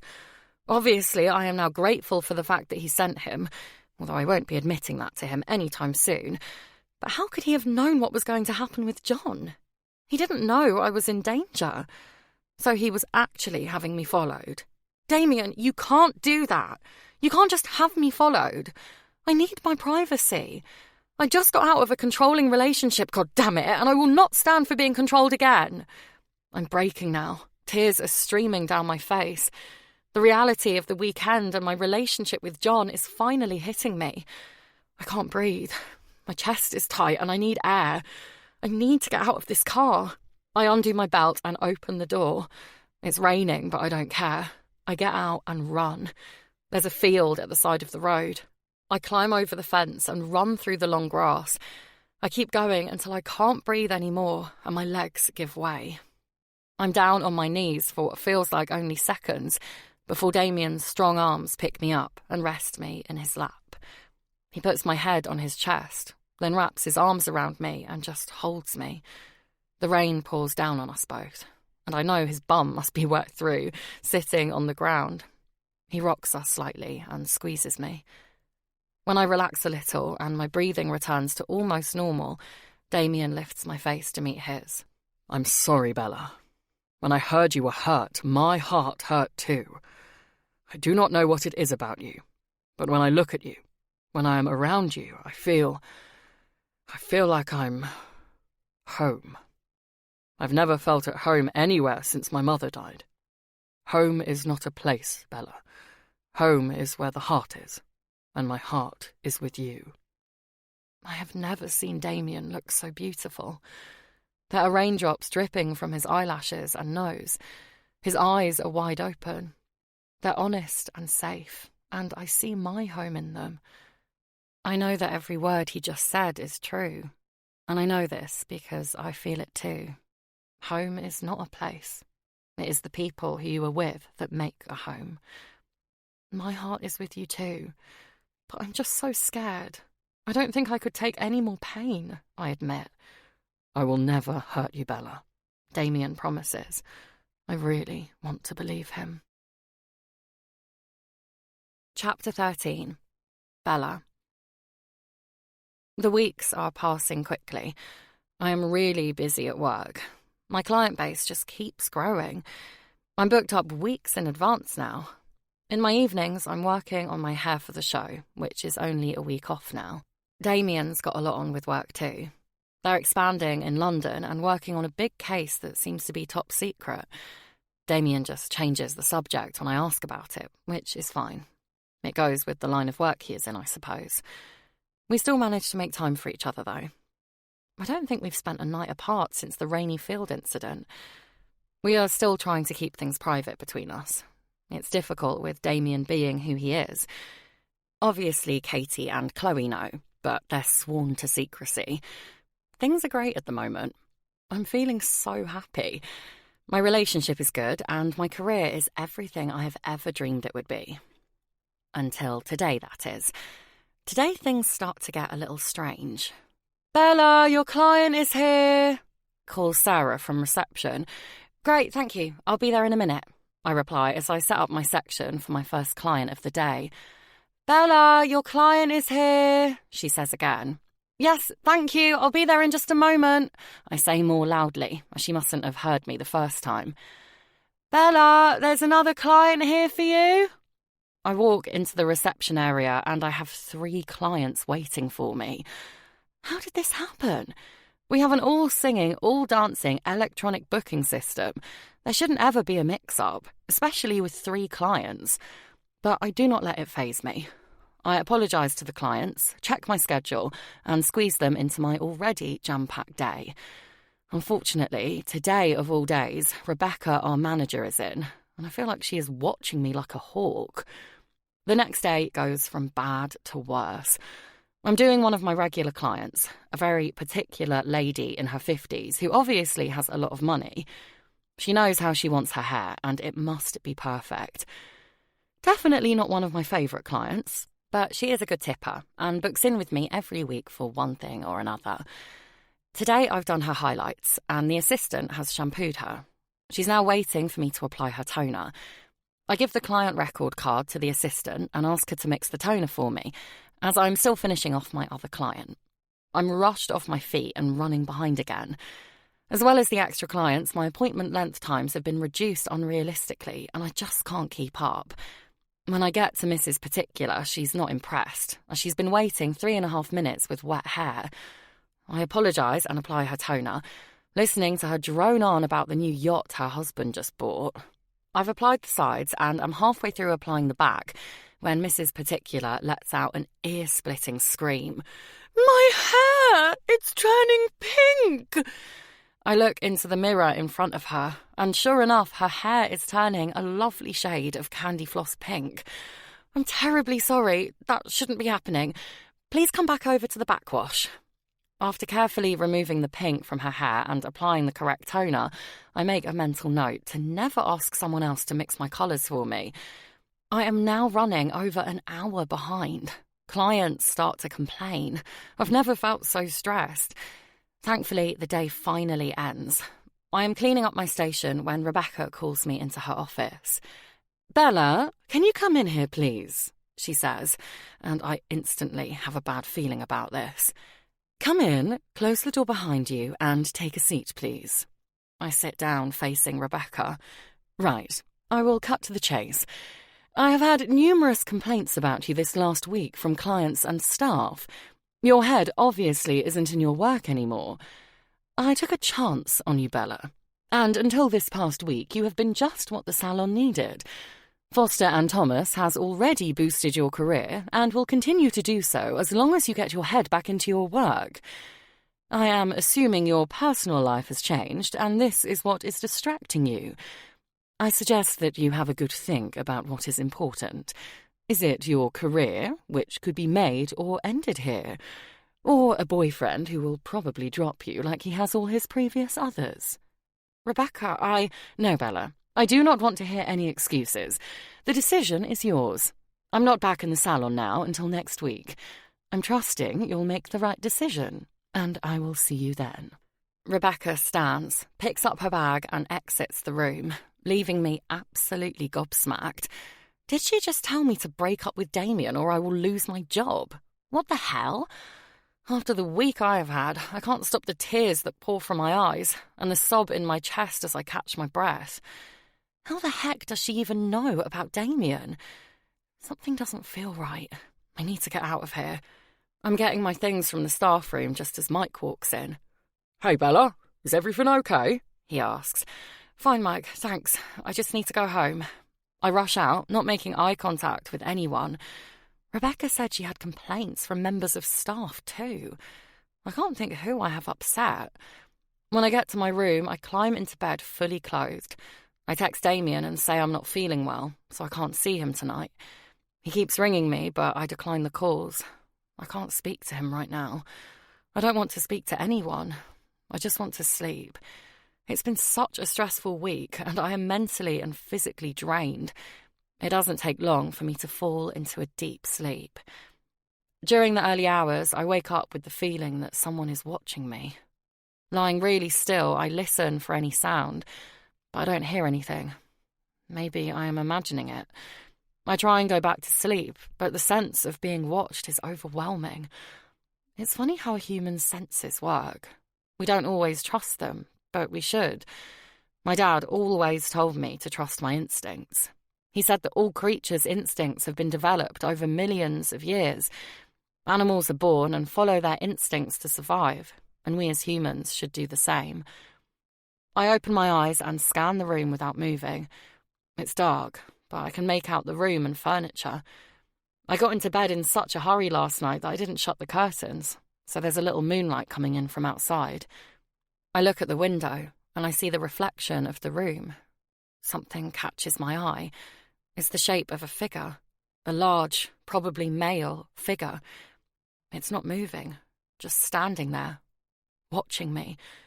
My heart starts to beat hard and fast.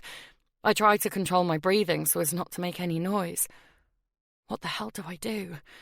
My phone's on the bedside table. I could grab that, but it will be of no use if this guy wants to hurt me. My bedside light is a metal sculpture. I've never liked it, but now I couldn't be happier that it's beside my bed. It will definitely do some damage and give me some form of chance, I hope. I lie there for another minute and build up my courage. Screaming would be pointless. These walls are pretty much soundproof. I'll get up, hit them with it, run to the door and go to Katie's room or bang on as many doors in the hallway as I can. Okay, I'm ready. As quickly as I can, I sit up, grab the lamp and jump to my feet beside the bed, ripping the plug out of the wall as I do. "Bella, it's me, Damien. It's okay, calm down." But I don't hear him. He is coming closer to me. My adrenaline has taken over, and I throw the lamp in his direction. It takes some force, as it is so heavy. Damien, however, catches it as if it weighs nothing and sets it down on the bed. "Bella, It's me. I feel a wave of relief as the familiar voice finally registers. He pulls me into him and wraps his arms around me. I'm shaking as my body calms down from the shock. I'm so sorry, my Bella. I had to see you. I didn't mean to scare you. I had to make sure you were okay. You weren't answering my calls. My God, Damien, you nearly gave me a heart attack, I say breathlessly. That was not my intention. Please forgive me. He picks me up and puts me on the bed. He then gets the bedside lamp, plugs it back in and switches it on. There he stands in his fitted blue jeans and skin-tight t-shirt.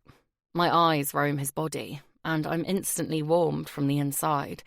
His dark eyes, however, are full of concern. What's the matter, Bella? You must tell me. I know there is something going on.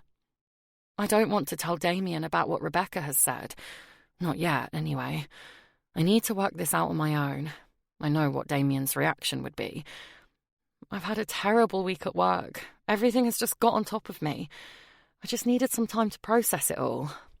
Damien sighs and kisses the top of my head. I sense he doesn't quite believe me, but he doesn't question me any further. You work too hard. You need some time off. Come away with me. I need to go to New York tomorrow for a couple of days, as I have some business that needs to be handled face to face. It won't take long, and then we can spend the rest of the day together. I could extend the trip, and we could stay the week. What do you think? As much as a break sounds amazing, and New York is a city I've always wanted to go to, I just can't go anywhere now. I need to sort out this mess with work, and the show is only a week away. I feel like I still have so much to do. As wonderful as that sounds, Damien, I really can't. Now is just not a good time. Another time, though, I ask hopefully. Okay, another time, he replies, getting onto the bed and pulling me along with him. He puts his face in my hair and inhales. I've missed you, Bella. I needed to smell you, to touch you. He brings his hand to my face and turns it to his. He kisses me slowly and gently, saying, to taste you. He then kisses me with such passion and possessiveness. The tingles run through me, warming and bringing that special place in between my legs alive. I need you, Bella. You're mine. Please do not hide from me again. Whatever the reason, you must come to me. I'm sorry. I should have explained.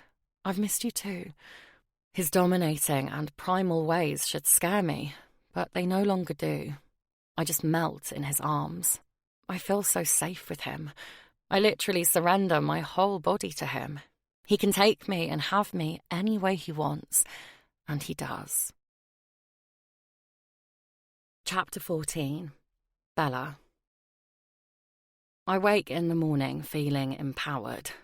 A gorgeous, intelligent, and powerful man spent all night worshipping every inch of my body. I decide I'm not going to let Rebecca get to me. I am damn good at my job, and I'm not going to be pushed around. Damien walks in from the bathroom. He's wearing a black suit that fits him perfectly. He's freshly shaven. His hair is styled the way I've shown him how to do it, and he smells amazing. Good morning, my beautiful Bella. How are you feeling this morning? He asks. I'm feeling wonderful. You were just what I needed last night. I'm sorry I didn't ring you. The conversation with Rebecca runs through my head. The way she spoke about my boyfriend and how he would drop me has infuriated me. How dare she? Damien, do you know Rebecca, my manager? Other than as my manager, I mean. Damien comes over and sits beside me on the bed. No, not that I know of. Why do you ask? She said something to me after work last night. She basically said that having a boyfriend was affecting my work, I explain. That's ridiculous. Is this why you were so upset? Damien asks as he tucks my hair behind my ear and looks deeply into my eyes. I don't think we've been as discreet as we thought. It's time we let our relationship go public, Bella. I want the world to know you're mine. What do you think? Damien smiles at me with a hopeful look on his face. He makes me happy. He makes me really happy. I think I'm okay with people knowing about us now. I know some people will have their opinions on our relationship, but I think I can handle it. We can't stay secret forever. Yes, let's tell everyone, I agree excitedly, but I need to tell my parents first. All right. Would you like me to be with you when you do? No, I'll call them and tell them today. Then they'll be at the show on Saturday night. You can meet them then. You're still coming, aren't you? I ask. I wouldn't miss it for the world. I'm leaving for New York today, but I plan to be back on Wednesday evening. As soon as business is taken care of, I will be on the plane back to you. And on that note, I need to go. He pulls me in and gives me a passionate, loving kiss, melting me the way he always does. I hate to leave you, but I must. Until Wednesday, my Bella. I look forward to it. Ring me when you get there, I say. He smiles, nods, and leaves my apartment. I flop back down into my bed. It's Sunday, and I have nowhere to be. I'm lovingly knackered, so here is where I will be staying. I snuggle up, smelling Damien on my pillow. I close my eyes and fall asleep with a smile on my face. I spend the morning in bed, just like I planned. I ring my parents and tell them about Damien. Well, I don't tell them everything, but enough to ensure they are happy for me and looking forward to meeting him on Saturday. After that, I go out for food and a few drinks with Katie, then ring Chloe and catch up on what's been going on. The girls make me feel much better about my bad week last week and run-in with Rebecca. I am just about to go to bed when my phone rings. It's Tiffany. Hey, hon, I really need your help. Tiffany sounds a little panicked. It's a hair emergency. Can you come to my apartment and bring your kit, please? She pleads. Yeah, sure, I'm on my way. I get my kit and make my way down to Tiffany. I wonder what has happened. She normally comes into the salon for her hair. Tiffany opens the door with a towel around her head. Oh, thank you, Bella. She pulls me inside with a hug. It's a nightmare. I've got chewing gum in my hair. I tried to comb it out, but it just spread all the way down. So I thought I could wash it out. But the warm water melted the gum, and now it's even worse, she says with a sob. I'm working tonight, and I've a meeting with my new manager. I am sure she doesn't like me, so I can't turn up like this. Tiffany sits on her sofa with her head in her hands. Don't worry, I reassure her.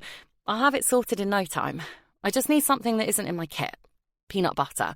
I'll be back in 5. Peanut butter? She repeats, sounding surprised. Yep, I promise we will have that gum out in a jiffy. When I return, I take the towel off her head and assess the damage. She's made a mess. I section the hair where I can, apply the peanut butter and start to comb the hair, working my way up.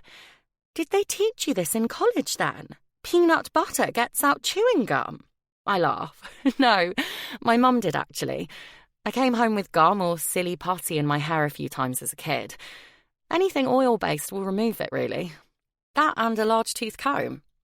So anyway, how exactly did you get chewing gum in your hair? Well, I was with this guy last night, another one who I will not be seeing again. And well, we were, in bed. When we started, he had gum in his mouth. It was an Airwaves one. The really minty ones. They're good for when you're, makes it more sensitive. Anyway, when we finished, the gum was no longer in his mouth. It was in my hair. I burst out laughing. Thankfully, Tiffany laughs too. Why do things like this always happen to her? I manage to get all the gum out, and then I wash and dry her hair. Tiffany gets off to work on time, and I finally get to bed. Monday is my last day off before the show on Saturday. I spend the whole day prepping. I have a couple of hours with my model. I'm doing 2 different styles. One down in waves with some accessories and one up. I know them both like the back of my hand, and my timing is perfect. I'll colour it on Friday so it's fresh for the show. For the rest of the day, I go over my presentation. I only have 5 minutes to speak about our looks, but a lot can be said in that amount of time. I don't want to be reading from anything. I'm incredibly nervous and anxious. I feel physically sick when I think about it, to the point where I don't want to do it. But I will. This is something I have dreamed of doing my whole life. Me standing on stage, showcasing my work to the world. Well, not the world, but you know what I mean. I'm going to be fine, and I know I will love it when I'm actually doing it. My phone rings, and Damien's name lights up my screen. I smile as I feel the little butterflies in my tummy. Damien. Bella answers on the first ring. It's so good to hear her voice. I hate being so far away from her, especially since I know something is troubling her. Something happened at work. That Rebecca's got something to do with it. Bella sounds a lot happier today, excited about her show, but I can't help worrying. I call Mike as soon as my call with Bella ends. Mike, what's the latest at the salon? Bella's had a bad week, and I want to know why. Mike goes over the last week's events with me. There's something not right with all these incidents. Thanks, Mike. Keep me updated. Something is seriously off. I email IT and ask for a background check on Rebecca. I want to know everything, and I know they'll find it. The King's security offices are based out of the top 3 floors of a high-rise building in Lower Manhattan. I'm greeted by the doorman and receptionist. Good morning, Mr. King. I nod in response. I don't do small talk. I enter the private lift using my security card. It feels a lifetime since I was last here. I used to spend 12 hours a day, 6 days a week here, until my father died. I'm not sure if it's his passing or meeting Bella, but I'm looking at life a whole lot differently now. The lift chimes, bringing me out of my thoughts of Bella. The doors open, and I walk onto the top floor. Penny is already here, talking to my office PA. Good morning, Mr. King, they say in unison. I've left the documents for your meeting on your desk, and Josh is in your office waiting for you. Penny explains. Good morning, ladies, and thank you, Penny. I greet as I pass them and head to my office. Josh and I run through the itinerary of the meeting. We have taken on some new clients that King Security has been declining to represent for many years. Against my better judgment, however, Josh has persuaded me to take them on. The company are, let's just say, not always legal, which is why I have been so against our collaboration. However, Josh has assured me that we won't be brought into anything illegal. This is why I'm here, and so is Mr. Davis, my lawyer, along with a couple of his team. Our new clients are shown into our office. Mr. Graves, please come in, take a seat, I say. Mr. Graves is followed in by 2 very large men. They both resemble Lurch from the Addams family. They may look scary to some, but not to Josh and me. Mr. Graves is the owner of a family-run loan shark and debt-collecting business. The business has been going for generations. Over the years, it has become less ethical, in the words of Mr. Graves, which has resulted in family members being seriously hurt and killed. Mr. Graves wants our expertise to help bring the business back to moral ground. Mr. King, I know your reputation and you know mine. We are both very respected in our worlds. I can't thank you enough for meeting with me today. You are my only hope of stopping any further tragedies in my family. If there is anything I can do to repay the favor, you just say the word. That won't be necessary, Mr. Graves. Plus, we haven't signed the contract yet, I say sternly. The meeting continues well into the evening, and by the time I get back to my apartment, I can hardly keep my eyes open. My first thought when I walk through my home is how lonely it feels. Considering I have lived here for 10 years, it's strange that I feel so homesick. The apartment is furnished with premium furniture. I had an interior designer do a full renovation only 12 months ago. It just goes to show, it's not what's in a house that makes it a home. It's who. It has been a while since I was here, and I realize this has never really felt like home. I only slept, ate, and worked here. Bella comes into my mind. My Bella. Could there be a more perfect name for such a beauty? I instantly smile at the thought of her. Now she makes me feel like I'm at home. I pull out my phone to ring her. Her voice is just what I need. I look at the time. It's 4 a.m. in the UK. No wonder I'm tired. I got straight off the plane and went to the office. It's too late to ring my Bella now, but I see she has left me some voice notes on WhatsApp. I strip off and climb into bed. I listen to her good-night messages and send her one back. I can hear the smile in her voice when she speaks to me, and it makes me smile too. Chuckling to myself, I wonder what the hell has happened to me. I'm pining over a woman. This isn't me. Well, it didn't used to be me, but I like it. Bella. Hey, Bella! It's Tiffany. She comes running into the salon with a huge box in her hands that says Flower Company on it. This is for you. They dropped them off at reception a while ago, and I was so busy I completely forgot to bring them up. Anyway, I must get back, as the phone's been ringing off the hook all morning. And thanks again for last night. I owe you one. Thanks, Tiff, and don't mention it. I'm glad I could help. I shout back as she runs out of the salon as fast as she can in her 3-inch stiletto heels. I carry the delivery into the staff room and open the box. Inside there are 12, what I think were red roses, but they are completely dead now. The petals are almost black and completely wilted. Hey, what you got there, kid? It's Mike. He makes me jump as he towers behind me, staring over my shoulder at the flowers. Is it me, or do they look a bit dead? Mike asks as he scratches his head.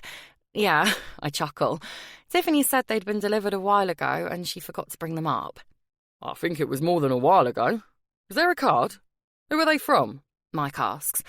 I can't see one. I think I know who they're from, though. I wonder when he sent them. I bet Damien thinks I'm so ungrateful, not thanking him for the flowers.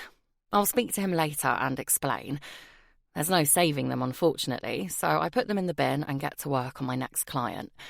The day passes with no complications, thank goodness. I don't wish to repeat last week ever again. When I get back to my apartment after work, I feel a strange sensation like someone's been in my room. I switch all the lights on and have a good look around.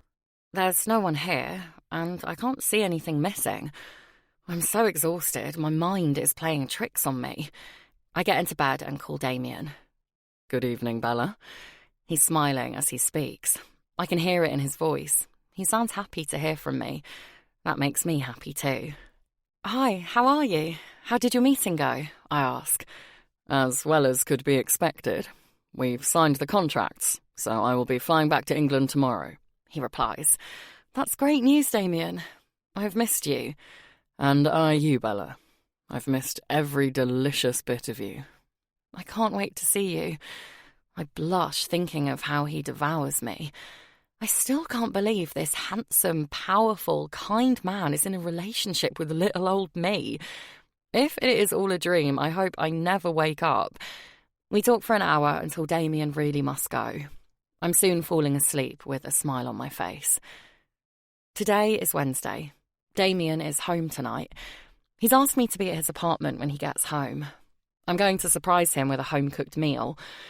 He mentioned to me recently that he really missed his mum's cooking, and that he's never really been a fan of the fancy food at restaurants. My mum has always been a good cook too, traditional English dishes mainly. I have so many fond memories of us baking and cooking together. Reminiscing makes me feel a little homesick. Still, I'll see my parents on Saturday, and I'll make sure to plan a visit home soon. I have decided to make a cottage pie, as I know I make a good one. It's my mum's recipe, and it's easy and quick, which is what I need. My day at work is busy. I have boring clients who don't want to talk to me, so I make mental notes on what I need to do, where I need to go, and what I need to get when I finish work. Delivery for Bella White! There's a guy at the door of the salon, shouting over Mike. Mike is trying to take the parcel from the delivery guy, but he doesn't want to give it to him. Mike must breathe in or something, because his shoulders go up about 5 inches and his body gets wider. He says something else to the guy that I can't make out, as it just sounds like a growl. The guy lets go of the parcel and quickly disappears. I'll just put this away in the staff room for you, Bella, Mike says with a wink as he walks past me. I really like Mike. He's like a big, lovable grizzly bear. He's in his late 40s, I'd guess. I suddenly realise I don't know much about him, really. I make a mental note to get to know him better. When finally I finish my last client, I go to the staff room and collect my things, but I don't see my parcel. Hey, Mike, where did you put my parcel? Mike walks into the staff room, looking a bit sheepish. Well, Bella, I'm very sorry to tell you this, but Damien sent you a cake, and I was hungry, so I ate it. Sorry. Oh, Mike, what are you like? I say with a laugh and slap his chest playfully. Well, I've got to go. I've got loads to do, so I need to get going. I'll see you tomorrow, though, and I better have another cake. Mike laughs, and then I'm out of there. There's a lovely little farm shop around the corner I want to get my ingredients from before it closes. With my heavy bags of shopping, I let myself into Damien's apartment. I've been here many times, but it still excites me when I enter. I carry my bags into the kitchen and put them on the island. I smile to myself as I remember my first encounter with it. I look through the many cupboards to find the equipment I need. This kitchen has absolutely everything, and it all looks brand new. I find a frying pan, a saucepan for the potatoes, and a large glass Pyrex dish. I wash my hands and get started. I begin by peeling and cutting the potatoes, then dicing the onion and carrots. I brown off the minced beef and combine the diced carrot and onion with it. I add the beef stock and season with salt and pepper. I leave it to simmer and the potatoes to boil. While it's simmering, I run myself a bath.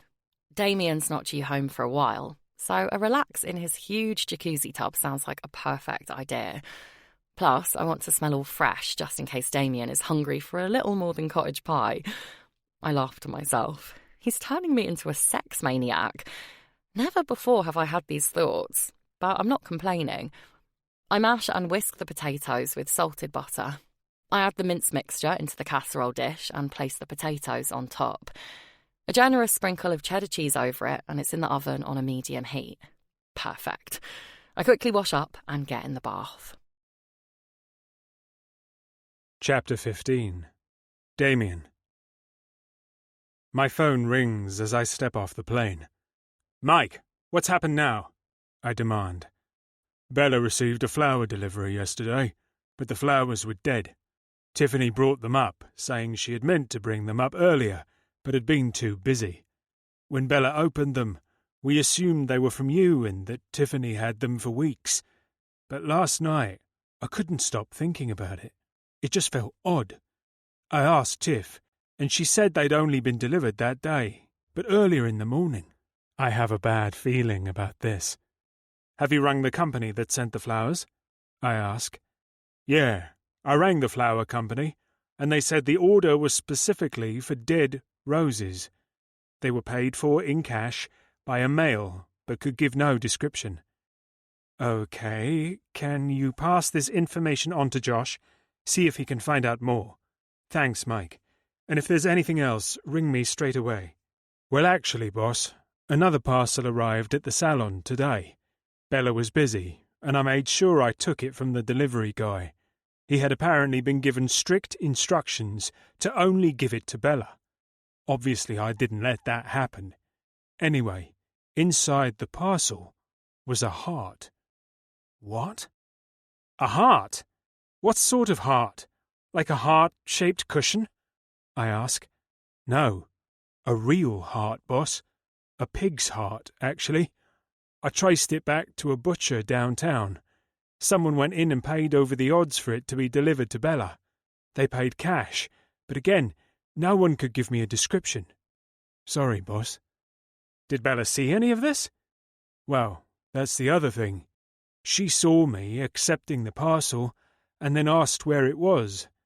I told her it was cake from you and that I ate it, he explains. A cake from me? Yeah, boss. She thinks the flowers were from you, so it was the first thing I thought of. Okay, Mike. I appreciate everything you've done. Ring Josh for me now and tell him everything you've just told me. Will do. My blood boils as my brain goes over the people who would want to do this to Bella. Could it be Pete or John? I will get to the bottom of it, but for now, I need to see my woman. The smell as I walk into my apartment back in England takes my breath away. It's a mixture of Bella's sweet and fresh aroma and home-cooked food. I can't remember the last time I came home to such a welcome. I walk into the kitchen and see Bella dancing about while dishing out dinner. She's wearing her PJs, little pink shorts, and a white vest top. Her hips are moving to the beat of the music. Her back is to me, and her wavy golden blonde hair is swishing along with her body. This, here, is what I want to come home to every day. I feel the strangest tightness and heaviness in my chest. Is this what home is? Is this what love feels like? Bella turns and looks at me with those beautiful blue eyes. Her smile is big and genuine when she sees me. The alpha in me wants to walk over there, pick her up, and carry her straight into my bedroom. I don't, though, as it looks like she has gone to a lot of trouble. The food smells amazing, and my stomach growls in anticipation. The man in my trousers will have to wait, but not for long. I put down my coat and case and go to my Bella. Without saying a word, we wrap our arms around each other and kiss like our lives depend on it. Through our lips, we pass feelings of longing and appreciation for finally being together again. Bella breaks the kiss. Well, hello, Mr. King. I have missed you terribly, she says, with a sultry look in her eyes. Grrr, and I you, Bella. It's taking all my strength not to throw you over my shoulder and carry you into that bedroom. Bella giggles as she blushes. Hold that thought, handsome. First we eat. Take a seat and I'll bring it over. I sit at the island. There's a bottle of wine and 2 glasses set out. I open it and pour. Bella brings over our plates, and I am overwhelmed with emotion. It's cottage pie, and it's my absolute favourite. My mum used to make it for me all the time. I haven't eaten it since she died, and I haven't wanted to. But today, I can't think of anything I would rather eat here and now with Bella. Is everything okay, Damien? Do you not like cottage pie? She must be able to see the emotion in my eyes. I know it's not very exciting, but I remember you said you missed home-cooked food. This is one of my favourites, so I thought it would be nice for a change. It's perfect, Bella. She wraps her arms around my shoulders, giving me a little squeeze, and kisses the top of my head before sitting down next to me. We sit in silence for a few minutes, eating the delicious homemade meal and drinking our wine. I have never felt happier and more at home. Once we have started to satisfy our appetites, we each talk about our day. Bella apologizes on behalf of Tiffany and Mike for ruining my gifts and says she can't thank me enough for my thoughtful gestures. I wish to God they were from me. My mind is in overdrive, and I'm furious with whoever is sending these things to Bella. They obviously want to upset her, and this makes me sick with anger. I will kill anyone that even tries to hurt a hair on her head. I try and keep myself neutral. I don't want to lie to Bella, but her worrying will only make things worse. I don't know what their endgame is, but I'm going to find out. Bella stands up and takes our empty plates to the dishwasher. She bends over to load the plates into the bottom drawer. Her short PJs rise up as she does so, exposing her perfection of a backside. That's all I need. I am on my feet and behind her in an instant. She giggles and stands up at my presence. I spin her around, pick her up, and throw her over my shoulder. I slap her bottom, and she lets out a playful scream. Put me down, Damien, she laughs and wriggles.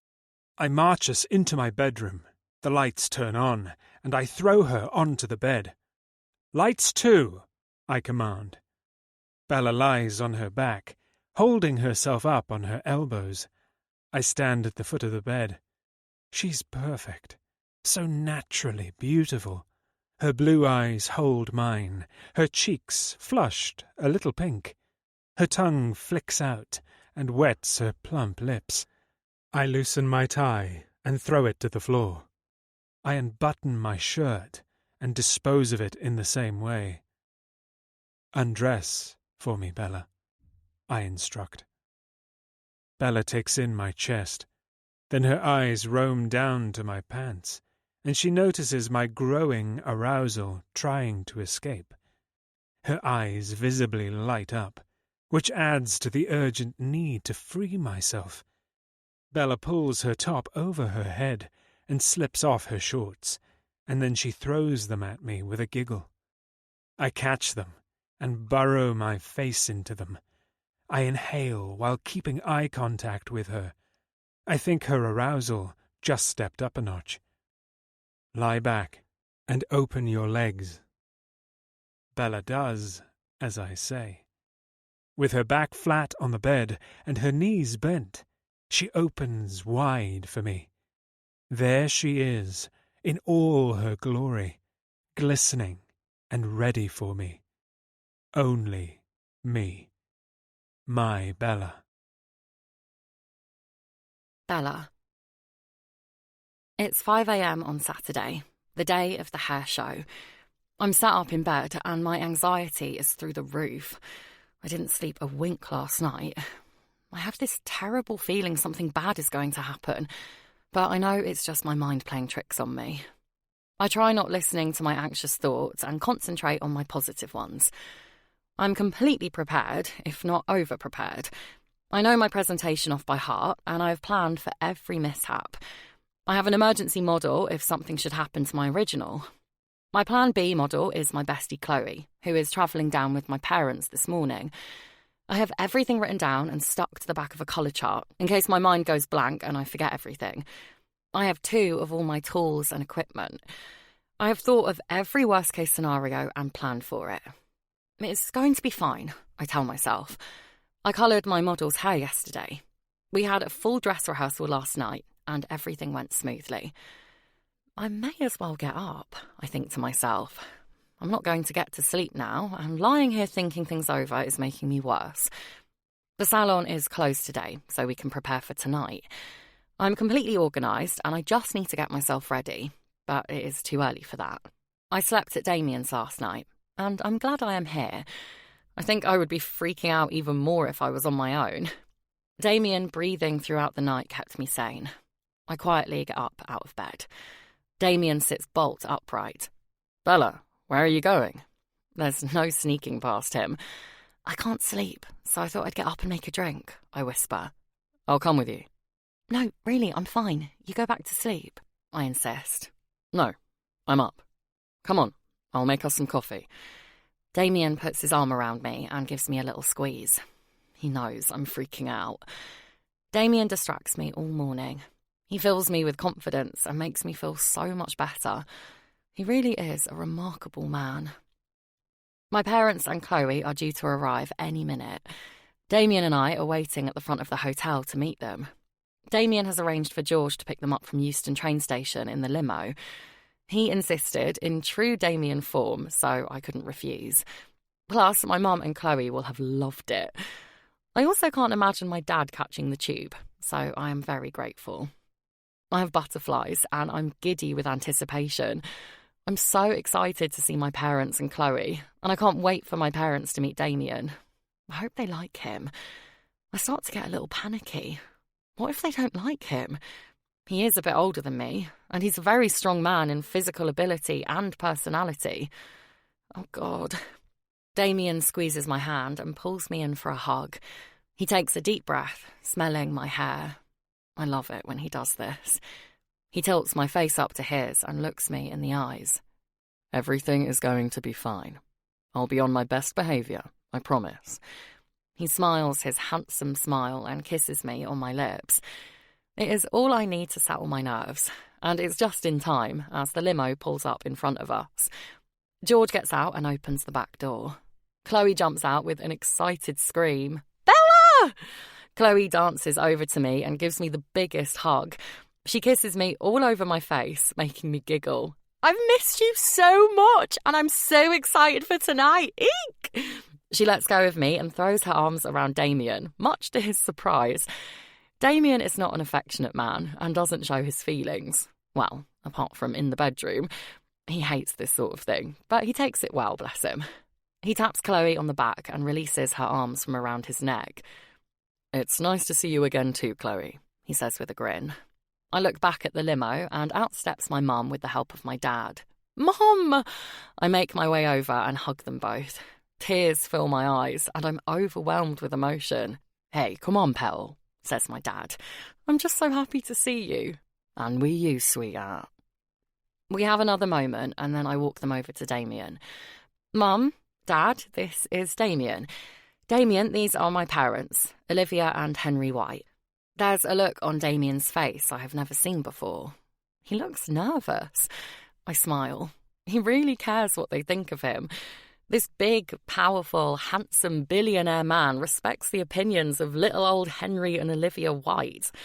My love for this man grows that bit more. Damien puts out his hand to my dad. My dad takes it, they shake strongly, and then Damien shakes my mum's. Mr. White, Mrs. White, it is my pleasure to meet you both, he says. The pleasure is all ours, Damien. Bella hasn't told us too much about you, but we can tell you are making her happy, and that's all we can ask. My mum beams at him, seemingly already impressed by him.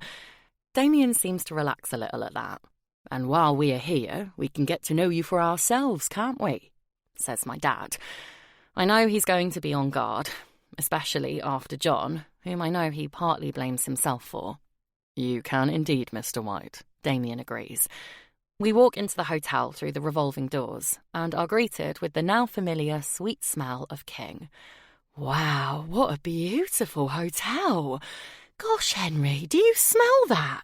It's the most beautiful scent, my mum says, taking a deep breath in. Aye, I do, love. Very nice indeed, he replies. Damien smiles to himself. He loves when people comment on the signature scent, as it reminds him of his mother. Mr. King, your guests' rooms are ready. Shall I take their luggage to their rooms and get them settled? A member of staff asks Damien. I see my dad's eyebrows rise, and his brain must be starting to tick over. I have told my parents Damien's full name, but I have not actually told them that he owns the hotel. Well, the chain. But I think the penny may have just dropped for my dad. My mum, on the other hand, is oblivious. She's excitedly looking around the hotel and pointing things out to my dad. Mr. and Mrs. White, Harry here will take your luggage and show you to your room, says Damien. Please, Damien, call us Olivia and Henry, my mum quickly says. Mr. White is fine with me, my dad says, half joking, half serious. Henry, he's just joking, ignore him. My mum laughs and smacks my dad on the chest, giving him the look. Once you're settled, maybe you could meet us in the bar and get some lunch. I've another couple of hours before I need to get ready, I say. Lovely, sweetheart. Yes, see you in a few, my mum replies. They walk off, following Harry to the lifts. Hey, Hazza, chuck this in Bella's room on your way, will ya? Cheers, cock, shouts Chloe while she throws her bag at Harry. Good job he can catch. This gets a laugh from Damien. Chloe, she's a one. I've missed her. She walks in between us, putting an arm around each of our necks. So, who's buying me a drink? We all have lunch in the bar. It's so lovely having my favourite people all together and getting along. It's just what I need to take my mind off tonight. I hardly touch my lunch, though, as I am so nervous. I just can't stomach anything. Damien's really making an effort with my parents, and he's kept my dad talking throughout. Yeah, I just got a new Callaway hybrid, my dad boasts. You'll have to come up with Bella next time and we can have a round at my club. I'd enjoy that, thank you, Damien replies. Damien looks my way, and I give him the biggest smile. Damien doesn't play golf. Chloe stands and gestures for me to get up. Right, beautiful. We need to go and make you look even more beautiful. Let's go get ready. I need a wine, but I need to do my hair and makeup first, or else I'll look like a clown. Chloe pulls me up out of my chair. I'll see you later, Mum and Dad. Damien gets up. I'd better get going too. I will see you both this evening. I'll escort the girls back to Bella's apartment. Damien walks us to the staff quarters, where a plump employee asks him, Mr. King, can I have a word? You go, babe. We need to get ready. I'll see you there, okay? I say, as he pulls me in and kisses me. See you there. Good luck, my Bella. You will be fabulous, he responds. What is it? I hear Damien bark at the employee as he walks away. He's so grumpy and stern with everyone else.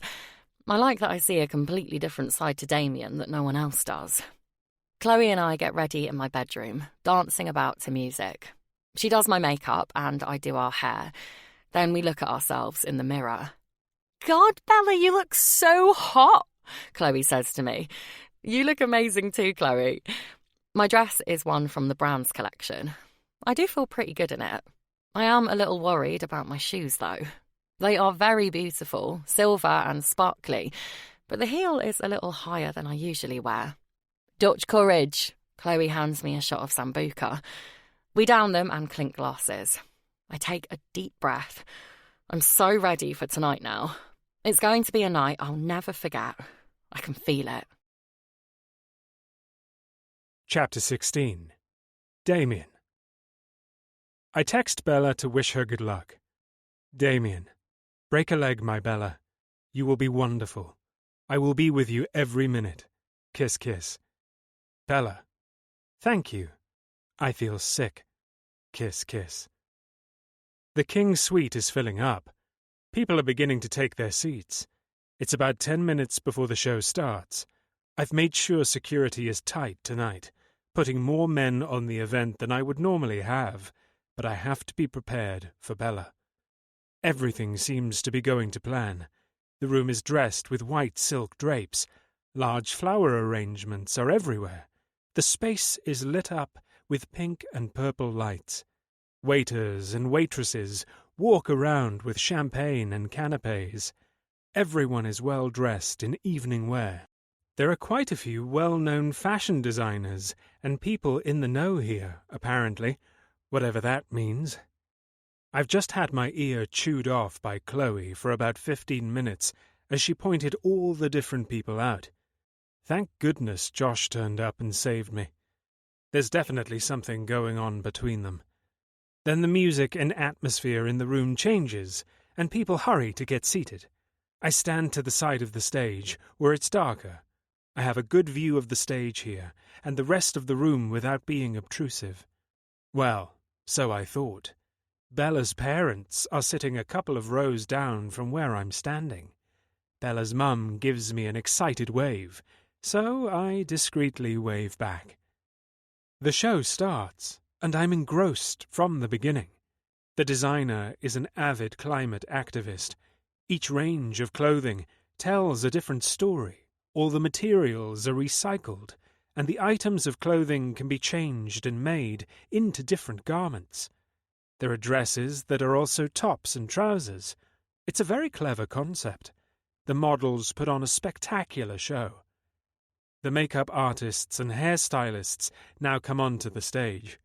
My Bella steps up to address the audience. She's so incredibly beautiful. She is wearing a strapless, white, figure-hugging dress with feathers all around the bottom. This is also part of the collection, apparently. I remember Bella talking about it while she showered this morning. My mind wasn't fully on what she was saying, but more on what she was doing. My goodness, she literally takes my breath away. I suddenly feel a wave of jealousy that everyone else in the room can see her beauty. I want to carry her out, take her to my bed, and spank her bottom for making me feel like this. But then she starts to speak. Bella explains how they have created the hair looks on the models tonight, using alternative methods of styling to save on electricity and water, and how they've been working with product companies and designing recyclable packaging for hair products, while using more natural-based colouring products. They've designed tools like combs, brushes, and clips out of bamboo and wood. She demonstrates how these are actually better for your hair. Bella speaks so passionately and confidently. I'm so proud of her. I realize the whole room is silent and listening intently to every word she says. And so, it has been an honour and privilege to work with such a talented and caring designer. She has really opened my eyes to what is possible and how little things can make a huge difference in our future and our children's future. Please take a look at the products, which are available for you to try. I hope we have inspired you. Please stay and enjoy the rest of the evening. Good night. The whole room erupts in cheers and applause. Damn, what a woman! Bella and the models retreat backstage. I stand there, still in awe of what I've just witnessed. My anxious, scared little Bella from this morning has just taken over this whole room. Josh appears by my side. "Hey, Damien, she did great. It was a good show," he says. "She was incredible," I muse. "So, I've just had today's report back from the private investigator I've had trailing Rebecca, Bella's manager." Josh now has my full attention. "You'll never guess who she's been to lunch with today." "Who?" I demand. "Claire's brother, Pete." "Fuck! I need eyes on Bella now." I radio through to everyone on the floor. Then I make my way through the crowds of people as quickly as I can. I climb up on the stage and run to the back. It's dimly lit, and there's hardly anyone here, just a few models packing up their things. I dash frantically up and down, looking for Bella. "Has anyone seen Bella White?" I shout, but everyone just shakes their heads. I radio again. "Why the fuck does not one of you have eyes on Bella?" Then I address Josh specifically. "Josh, come in. I need video surveillance on Bella's last movements." "Already on it," he replies. My heart is hammering in my chest. "Where are you, Bella? Shit!" I punch the wall, putting a hole in the plasterboard. I rest my head in my hands and crouch to the floor, trying to regain control of myself. This is not going to help find Bella. I take 2 deep breaths and channel my anger into adrenaline. I stand up and see the fire escape. I open the door, leading outside onto a metal staircase. It's raining and extremely windy. It's pitch black outside. I strain to see out. I get a glimpse of something halfway down the staircase. I run down the extremely slippery stairs, trying not to fall. It's a sparkly silver shoe. Bella's shoe. "Damien, you there?" It's Josh, but the radio crackles as his voice comes through. I'm losing signal outside.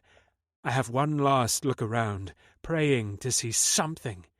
I run to the bottom of the staircase. It's just a dark back alley with bins. The bins, however, are all bunched together as if they've been moved to make way for something. A car or small van, perhaps. I can't see any tracks on the cobble road. It's too wet. The road is full of puddles. I run back up the stairs and inside. "Josh, what have you got?" I radio. "There's no CCTV backstage because of privacy. We've got Bella exiting the stage and going backstage. 2 minutes after, the cameras on the fire escape pick up a male wearing what looks like a security uniform, carrying something over his shoulder, wrapped in black. Halfway down the stairs, something light in colour falls from whatever he's carrying. I've got someone going there now to check it out." "Don't bother. It's Bella's shoe," I say. "Right. There is a small van parked at the bottom of the stairs. He puts what he's carrying in the back and drives off. There's no movement at all from whatever he carried, Damien," Josh informs me. "It's Bella, Josh. I know it. We need to find her." "We will. Get back out and down that fire escape, and I will meet you on the road. The footage is being sent to you now." Back outside, I search for anything that might lead me to my Bella, but there's nothing. Whatever was there has been washed away with the rain. When I reach the end of the alley, I look up and down the road. Which way would they go? Where are they taking her? My heart constricts in my chest. Why wasn't she moving? Why didn't she fight? Please, be okay, Bella. I say a silent prayer and vow to do everything to find her. Josh pulls up at speed. The passenger door opens and I get in. We've got traffic camera footage showing the vehicle turn right and head north, Josh begins. I've got updates coming in as and when they get them. The only trouble is, we are 2 minutes and 35 seconds behind them. Bella's phone has been found in the dressing area backstage. Mike's going through it to see if there's any indication as to who or where they are. His radio beeps. Go ahead, I have Damien with me also. Even the most gripping tales need a moment of rest.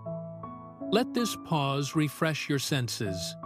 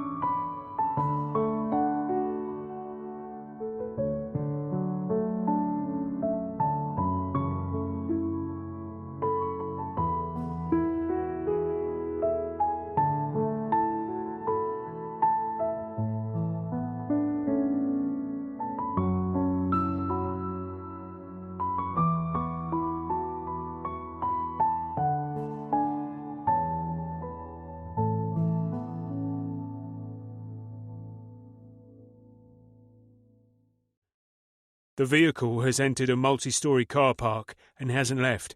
It arrived 1 minute ago, and you were about 1 minute to 2 minutes away. I have sent the location to your car. The sat-nav beeps, registering its destination.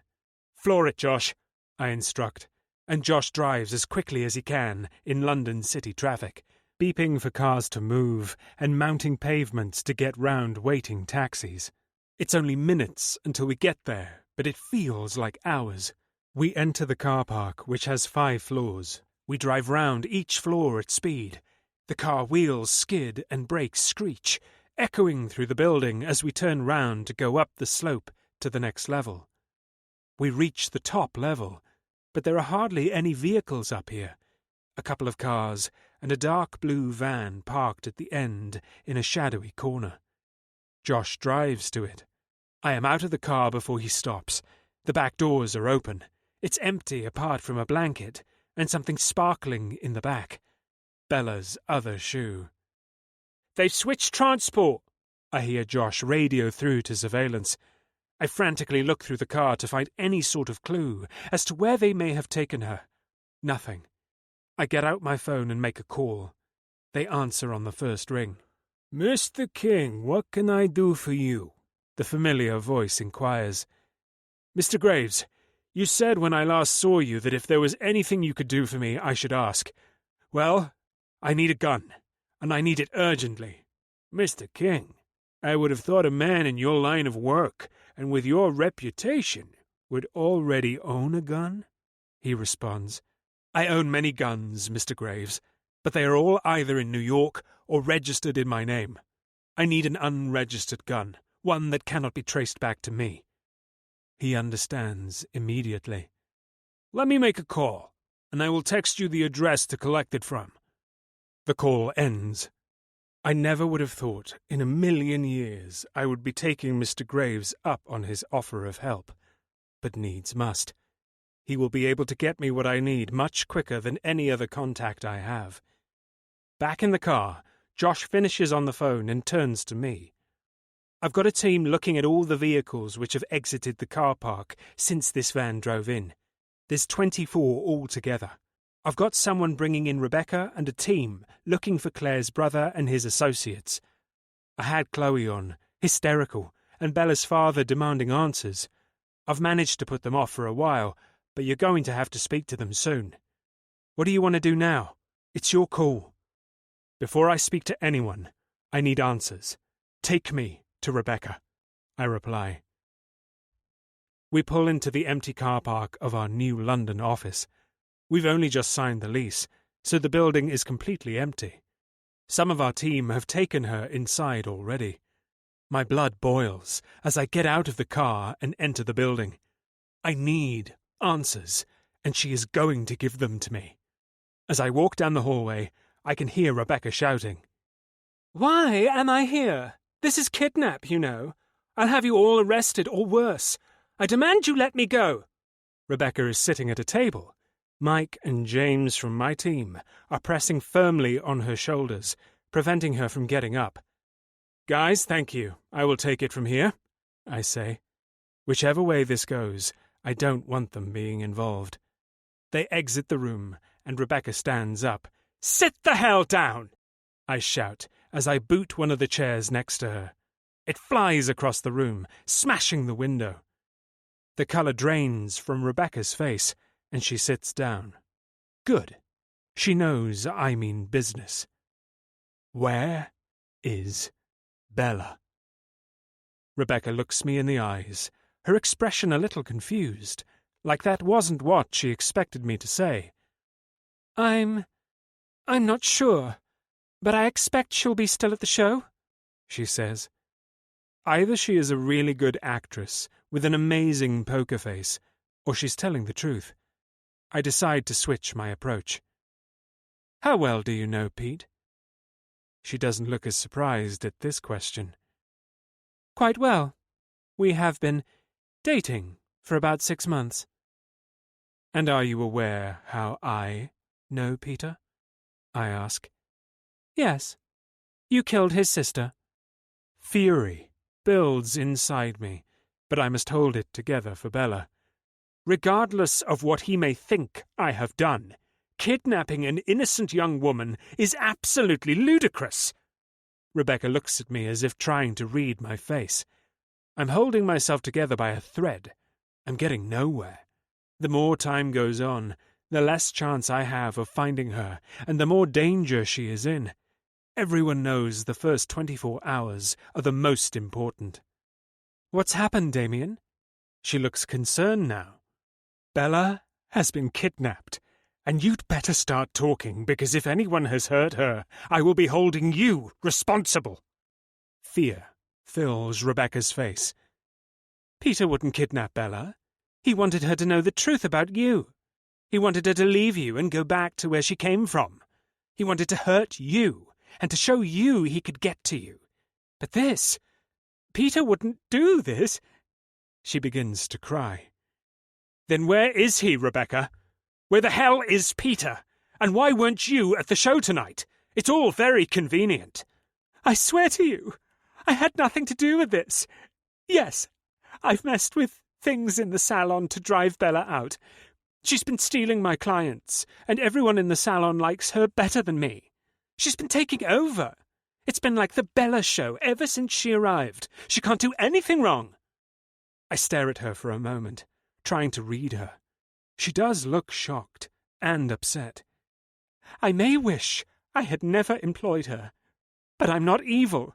I would never hurt her. You're one messed up woman, Rebecca. Why wouldn't you just sack her? I ask, losing patience. What for? Like I said, she never did anything wrong. Everyone loves her. If I had got rid of Bella, everyone in that salon would hate me and probably leave. The event tonight was the Bella show once again. I couldn't bear to see it. That designer should have picked me, the manager of Foster and Thomas, as brand stylist and ambassador, not someone on my payroll. Rebecca may be a jealous bitch, and I will definitely be dealing with her, but she knows nothing. I'm good at reading people, and she has just told me the truth in a roundabout way. She doesn't know where Bella is. I need to rethink. I leave the office building and check my phone. 15 missed calls and voicemails from Chloe. I take a deep breath. I wish I had some good news for her. Chapter 17. Bella. I'm lying down and it's dark. Am I in bed? I can feel movement, so I can't be in bed. I try and move, but I'm incredibly weak. I wince as I shift my back. Pain in my neck shoots down my spine. It's sore, like it has been hit with something. I lie still for a moment, trying to wake up from this dream or nightmare, but I don't. My mind goes to the last thing I remember. I was at the show. I had delivered my speech and presentation. It went extremely well. I managed to hold my nerves, and I think I came across as pretty confident and passionate. The audience seemed engaged, and there was a standing ovation at the end. I remember seeing Damien's face. He was to the side of the stage. His eyes didn't leave my face, and he looked so proud of me. I felt so special being up there on stage, having him and my family and friends supporting me. The show ended, and we all exited the stage at the back. I went into the dressing room. Nobody was in there as everyone else went out to celebrate. But I just wanted a couple of minutes to myself. I was so overwhelmed. I sat at a dressing table and looked at myself in the mirror. I felt a rush of emotion. Relief it was over. Satisfaction that I had gone out there and faced my fears. And gratitude that I have been able to do it and demonstrate my passion. Tears filled my eyes. I had put my face in my hands to take some deep breaths when I heard someone walk up behind me. It was a man by the sound of his footsteps, even though it felt like he was trying to be quiet. I assumed it was Damien looking for me. I lifted my head up to greet him, but as I did, something covered my face. I then felt a sharp pain in the back of my neck. Heat flowed up into my head and down into my body until... nothing. That's all I remember before now. I force my eyes open. It's dark. Pitch black. I try and sit up, but my hands are tied behind my back. They're fastened at the wrists with what feels like zip ties.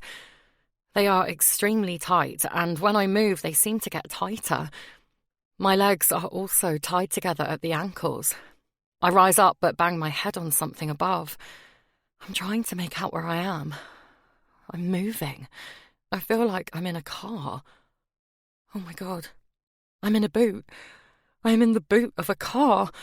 Panic sets in. I can't breathe. Oh my God, I can't breathe. I wake up again. I'm not sure how long I've been out. Maybe a few minutes. Maybe an hour. I need to control my anxiety. I can do this. I do this all the time. Most days, actually. Usually for things like catching the tube or speaking to people I don't know, but still. Right. Deep breaths. Take deep breaths. Okay. So my goal is to assess the situation and find a way to get out. Simple. Here's what I know. My wrists and ankles are fastened with zip ties. I remember seeing a TikTok video about how to get out of them. Unfortunately, I never watched it properly. I'm kicking myself for that now. Well, I would be if my ankles weren't stuck together. Right, I'm in a car boot. I've seen in movies when people are in a car boot, they push out the rear light and wave their hand through. Let's see if I can do that. My hands are behind my back, so I feel with my feet. They are bare, which helps in feeling my way around. I squeeze my toes through the carpet of the boot, around the end of what I think is the rear of the car. It is filthy. I'm getting bits of dirt, and I dread to think what else, stuck in between my toes. I work my feet through the gaps in the carpet, and I feel wires. I follow these with my toes and think I feel the rear light. I feel around for a bit longer, until I'm sure this is what I'm going to do. I push on the light with my feet. It won't budge. I keep trying, pushing and kicking it as much as I can, but I'm too weak, and it's well and truly stuck in. I begin to panic again. Just breathe, Bella. I need to do something. I cannot give up. I decide to have one more go. I'm going to use all my strength, bringing it from all of my body. I'm going to kick, bang, push the light out with my feet. After 3, 2, 1, crack. The pain is excruciating. Something snapped in my heel and ankle. I throw up from the pain. I've not much in my stomach. Since I was so nervous, I hardly ate all day. But everything that was in there is now next to my face in the boot. I can't cope. I drift back off into the darkness. Damien. Damien, why haven't you been answering my calls? Have you found Bella? Do you know where she is? I ignore her questions. Chloe, have you any idea who would want to kidnap Bella, or where she might be? Yes, She says. Wait, what? That's not what I expected her answer to be. What do you mean, yes? I ask. well, I have an idea. I've been thinking, Damien, and I have a feeling it might be John. He's completely gone off the rails since Bella left him. He's been disappearing for days and weeks at a time. He doesn't speak to his friends or his parents. I've done some ringing around, and it turns out his grandma died a couple of months ago and left him her house. No one seems to know where the house is, other than it's in the Lake District somewhere. I tried to get a hold of John's parents, but they're on a plane to Australia and don't land for another 17 hours. I'm annoyed with myself for not realizing this sooner. I'm so used to everything that goes wrong in my life being a result of my actions with Claire. Find out what flight they are on and get in contact with the airport. They'll be able to contact the pilot. Speak to the police about this. They'll be able to help you. Let me know as soon as you find out anything else, even the slightest little detail. And thank you, Chloe. I end the call and shout for Josh. We're going to the Lake District! With a quick stop, as Mr. Graves has sent me a location. We will collect the gun on the way. I direct Josh to where the pin on the map is. I put on my gloves and get out of the car. My phone pings, confirming I'm in the right place, next to a yellow grit box. Lifting the lid, I look inside, where there is a brown paper bag. I grab it and head back to the car. Once I'm in the car, I get the gun out. I clean it, check it's loaded, and put it into my holster. Josh has been watching me. I think I know the answer to this, mate, but why aren't you using your own gun? Because today I won't be using my gun to wound and disarm. I shall be using it to kill. Josh just nods. It's going to take us around 5 hours to get to the Lake District from London. The Lake District is also 912 square miles in size, and we don't yet know where this house is. I hope to God my gut instinct is right, and that is where she is. We are about 2 hours behind them now, after all the messing about I've done. I should have rung Chloe sooner. What has happened to my Bella? Bile threatens to release from my stomach. I mustn't let my feelings take over. I need to channel it into adrenaline and get the job done. Find Bella, kill the abductor, and bring Bella home. The first 2 hours passed quickly, but now time is moving disturbingly slowly. I can't help my mind wandering to Bella and what she is going through. If he touches her... Ah! I punch the dashboard in front of me in frustration. The airbag shoots out, slamming me back into my seat. Shit! My anger rises. I fight with the airbag. I stab it with my pocket knife and push it back into the dash. Come on, Damien, channel it! Shouts Josh. I've worked in many rescue situations like this, and I've never once lost my head. Then again, I have also never had to rescue my love before. My love. It pains me to think that I still have yet to tell her this. I knew I loved Bella from the start, but I wouldn't let myself admit it. My love for her is huge. My heart is pulled to hers when I'm not near her, and when she is in danger, like she is now, my heart physically hurts. I have heard people speak of agape love, but I thought it was fictional. I now know otherwise. I will kill whoever has her, even if I die trying. Bella. The next time I wake up, I'm being carried by what feels like a strong male. I'm not sure if I'm dreaming, as it feels very familiar. I keep still and quiet. My foot is pulsating. I try and relax. I keep drifting in and out of consciousness. We are outside, and it's dark and cold. I'm not aware of the time, but it feels like the very early hours of the morning. I can hear the footsteps of the person carrying me. Their steps are heavy and make crunching noises in the crisp autumn leaves on the ground. We then enter a building of some sort. I'm starting to wake up a lot more now, but my body is frozen in fear. I dare not move my body or open my eyes. It's taking all my strength just to breathe normally. The air smells damp and musty. We go through the building.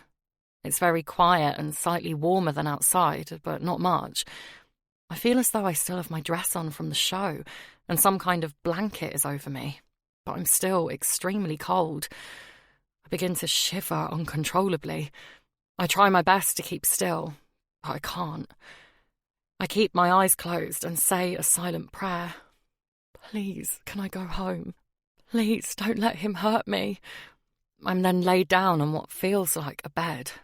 I only just realised the zip ties which were around my wrists and ankles have been removed. Another blanket is placed over me, and he strokes my head. I'm still frozen in fear. I couldn't open my eyes if I wanted to. He hovers over me for what feels like minutes, and then he leaves the room. I hear the door being locked and a bolt slide across it. I lie there, unable to move. I just try to get control of my breathing. I'm shaking so much the bed is rattling. I don't want him to come back in, so I concentrate on slowing my breathing and stopping shaking. I decide to think of all the things that make me happy, to try and take my mind off what is going on. My mind first goes to Damien. God, Damien is going to be frantic when he realises I am missing. He must know I'm gone now. I wonder what he is doing at this moment in time. If I know Damien, he will have all his men out looking for me. I begin to worry about him. I hope he doesn't get hurt while trying to find me. Who knows what this man is and what he is capable of? That's if Damien can find me. My heart sinks. Let's not go there just yet. I lie there for a while, finding strength in thinking of my loved ones. I start to open my eyes. It's dark, but there's moonlight shining in between the curtains of a window. I push up onto my elbows and look around. I'm in a bedroom. There's a window to the right of me with tartan wall curtains. I'm lying on a wooden 4-poster double bed. It has no drapes, just wooden posts. I push myself up a bit more. There is a wooden dressing table with a mirror against the wall opposite the end of the bed. To the left of that is a wooden door, and on the left wall, a large wooden wardrobe. The furniture looks old, but expensive and in good condition, from what I can make out in this light. The room seems clean and tidy, although the air is stale and damp. I decide to get up and look through the window to see if I can escape. I bring my legs over the side of the bed and put my feet on the floor. I stand up. Crunch. Ah! I forgot about my ankle. An agonising pain shoots up from my ankle into my brain. My ankle gives way, and my knees buckle with pain. I fall to the floor. I flip myself over to assess the damage. My right ankle is 3 times its usual size. The swelling goes all the way down to my toes, and up to my knee it looks like my shin bone may be broken too. Kicking the rear light definitely wasn't one of my best ideas. My ankle is bright red. Bruising is starting to appear up my leg. My skin is tight and shiny. This doesn't look good, but it's the least of my worries right now, I suppose. I pull myself up onto one leg, using the bed for support. I hop over to the window. I pull back the curtains and peer out. I'm on the ground floor. There's a wooden deck area outside the window, then a stone driveway, which is empty. All I see surrounding that are trees blowing in the wind. From here, I don't know where I'd go other than to run into the trees. And with this leg, I wouldn't get very far. I stand at the window for a minute, and I get the strangest déjà vu. I just have this weird feeling I've been here before, but I don't recognise anything. I hop over to the bed and grab the blanket to wrap it around myself. I shuffle over to the dressing table and open the top drawer. It's full of underwear. My underwear. Wait, why? How is my underwear here? There is a set here I've not seen for weeks that I thought I had left at Damien's or had got lost in the laundry at the hotel. I flop down on the edge of the bed. What the hell is going on? I stare at myself in the mirror on the dressing table. My makeup is practically all gone, apart from the dark shadows around my eyes from my mascara and eyeliner.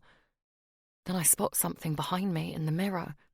On the wall above the bed is a painting of a house. It is a painting of this house. Oh God, I know where I am. Chapter 18. Bella.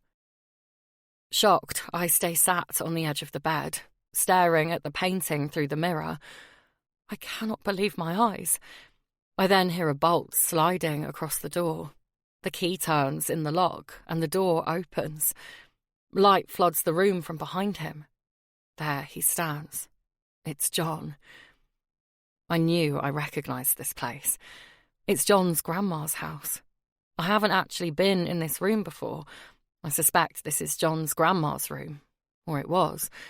She's obviously not staying in her now, since my underwear is in her dressing table drawer. I didn't realise where I was at first, but I recognised the painting on the wall straight away. It's a beautiful stone cottage with a thatched roof. I've always loved this house. We used to visit John's grandma every couple of months. His grandma was always so welcoming, and we really got along. We never slept over, though. John's grandma is very old-fashioned and set in her ways. She doesn't believe in sleeping together before marriage, and we respected that. So we just used to come early in the morning and spend the day with her. We had some really lovely times here. Summers in the garden and walking through the forest. Autumn and winter walks. Christmas in the snow. It's beautiful here, but it is also in the middle of nowhere. No one would hear me shouting for help, and to walk to the nearest house or pub, you're talking a 30-minute brisk walk at best, and that's if I knew which direction to go in. Bella, you're up. How do you feel? He asks. Is he serious? I just look at him with absolute disgust. He looks like he's lost a lot of weight. He's always been a well-built man who looks after himself, but now he looks gaunt. His skin is pale. His eyes are sunken in, and he's obviously not shaved in weeks. How do I feel? I'll tell you how I feel, John. Like I've just been kidnapped by a psycho. What the hell are you playing at? I scream. He walks into the room and goes to sit on the bed beside me. I automatically jump up to get away from him. I put too much weight on my bad leg and fall to the floor. John picks me up sooner than I can protest.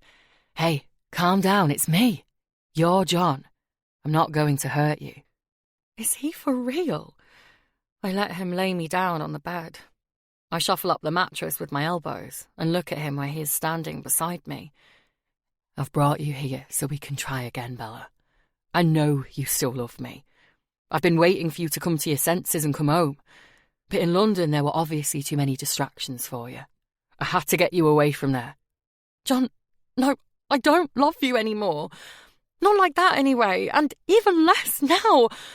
God, John, what have you done? John gets this angry look in his eyes. You don't mean that, Bella. You're just confused. Once we spend some time together alone, you'll remember how good we are together. No! Let me go home. It's not going to work. You can't keep me here. And I need to get to the hospital. I think I have broken my ankle and maybe my leg. Please, John, I'm begging. Let me go. I rise up off the bed and hop onto the floor. I push past him and go for the door, but he grabs me by the arms, throws me round, and pins me up against the wardrobe.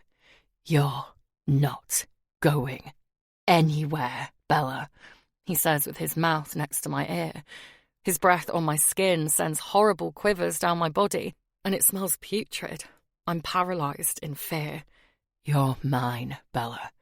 You are going nowhere. Nobody knows you're here. I made sure of that. You smell so good, baby. I've waited so long to have you in my arms again.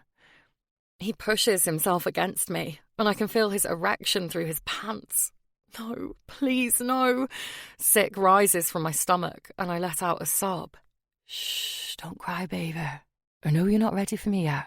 You will be soon. He licks my ear and down my neck. I'm in a nightmare. Surely this isn't real. This can't be happening. Oh, God, Damien, please come and find me. John steps back and looks me up and down. I'm still wearing my white dress from the show. I told you not to wear shit like this. You look like a slut. He grabs the front of the dress at my chest and rips it from my body. It tears at the seams, giving me painful burns on my sides. It falls to the floor. I'm left standing in my underwear. I cross my arms in front of me. I put my head down and close my eyes to hide my tears. Please don't let him touch me. Put something decent on. Your things are in the wardrobe, he commands as he walks out of the room. He locks the door behind him. I slump to the floor and break down. Crying into my hands, I let my emotions take over for a few minutes. I then get myself together and reach for the wardrobe, using it to pull myself up and open the doors. Inside are my old clothes. Clothes I left at the house in charity bags when I moved out. There are long, frumpy dresses, polo neck jumpers, long skirts, baggy jeans, and loose t-shirts. God, why did I used to wear this stuff? I know why. John. These are the clothes he wanted me to wear. I used to kid myself in thinking that I liked to dress this way, but really I was scared of dressing any other way. I find a brown velour tracksuit, so I put that on with a t-shirt. I sit on the bed when I'm dressed. I'm worn out. The pain in my ankle and leg is getting worse. It's swelling up even more and turning purple. The best thing I can do right now is play him at his own game. I'll get nowhere arguing with him. I need to get him to let his guard down so I can at least make some kind of attempt at escaping. I limp over and bang on the door. John, I'm dressed and... I'm sorry. Can we talk?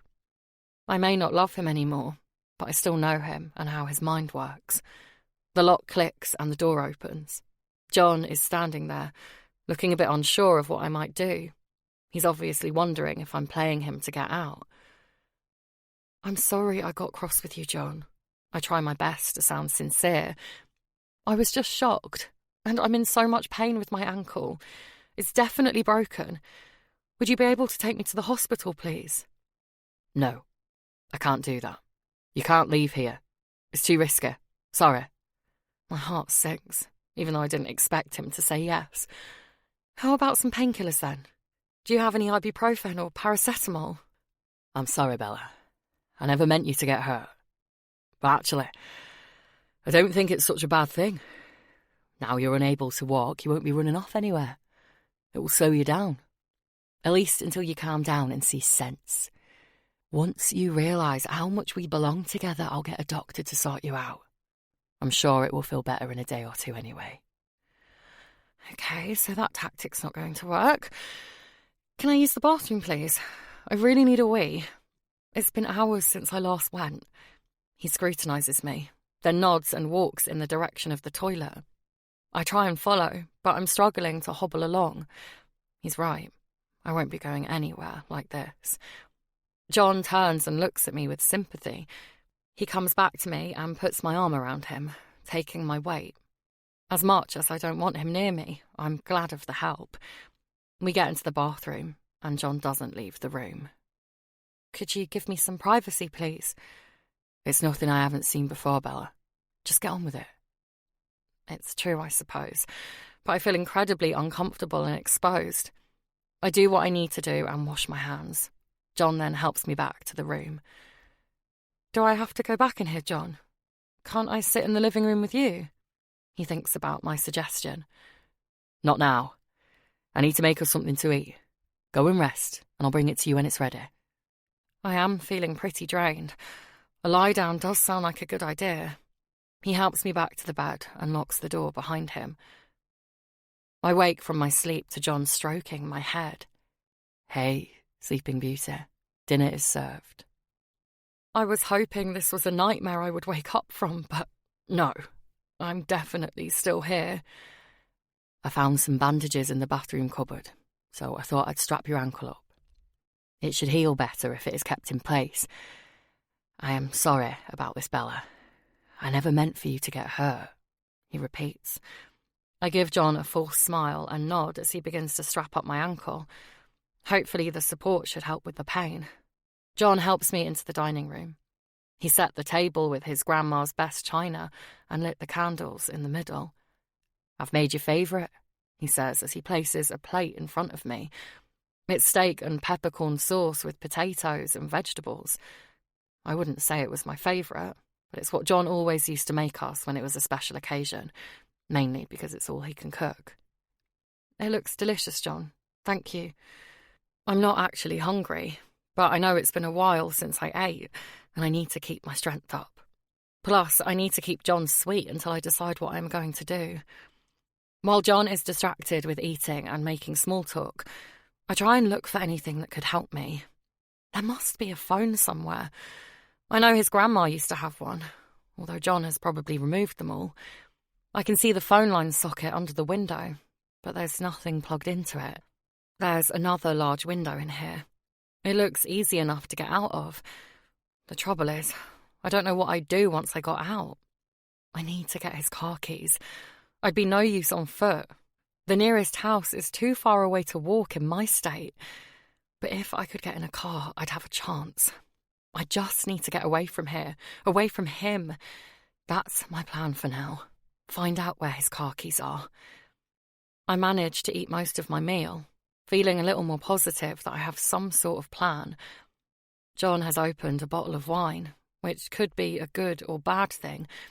Bad, as I know he's more aggressive when he's had a drink, but also good, as he sleeps like a baby when he's drunk. John usually won't stop at one bottle either, so it looks like I'm in for an interesting night. We settle into the living room. The television is on. It's 8 out of 10 cats do countdown. We both naturally fall into our old ways of competing against each other in finding words with the most letters, and who can work out the maths problem the quickest. We laugh together, and it reminds me that I was happy with John, especially in those early years. He just changed. I think back to when it started. John had always had a close group of friends since school. One of them sadly passed away about 4 years ago. Suicide. It hit all his friends really badly, and they all lost touch with one another after that. That's when he started to drink more. The aggression and possessiveness, if that's what you'd call it, slowly built up during the years after that. He used to be so lovely. I was 18 when I met him in a club on the dance floor. He asked for my number and he called me the next day. He was a bit of a ladies' man, a charmer, but always treated me well. We were inseparable, and I loved him so much. I look at him now, though, and he's no longer that person. I feel guilty. I should have got him some help from a counsellor or spoken to the doctor about his drinking or something. He turns and sees me looking at him. I force a smile. See, Bella? I knew it wouldn't take long for you to realise. Look at us, together and happy. This is where you belong, with me. He drains his glass of wine, gets up and goes into the kitchen for another bottle. He's starting to relax a little more around me, I notice. This is good. The more relaxed he is, the greater chance I have of finding his car keys. When we lived together, we had a fruit bowl in the kitchen. We used to put our keys in that. I need to get in there and have a look.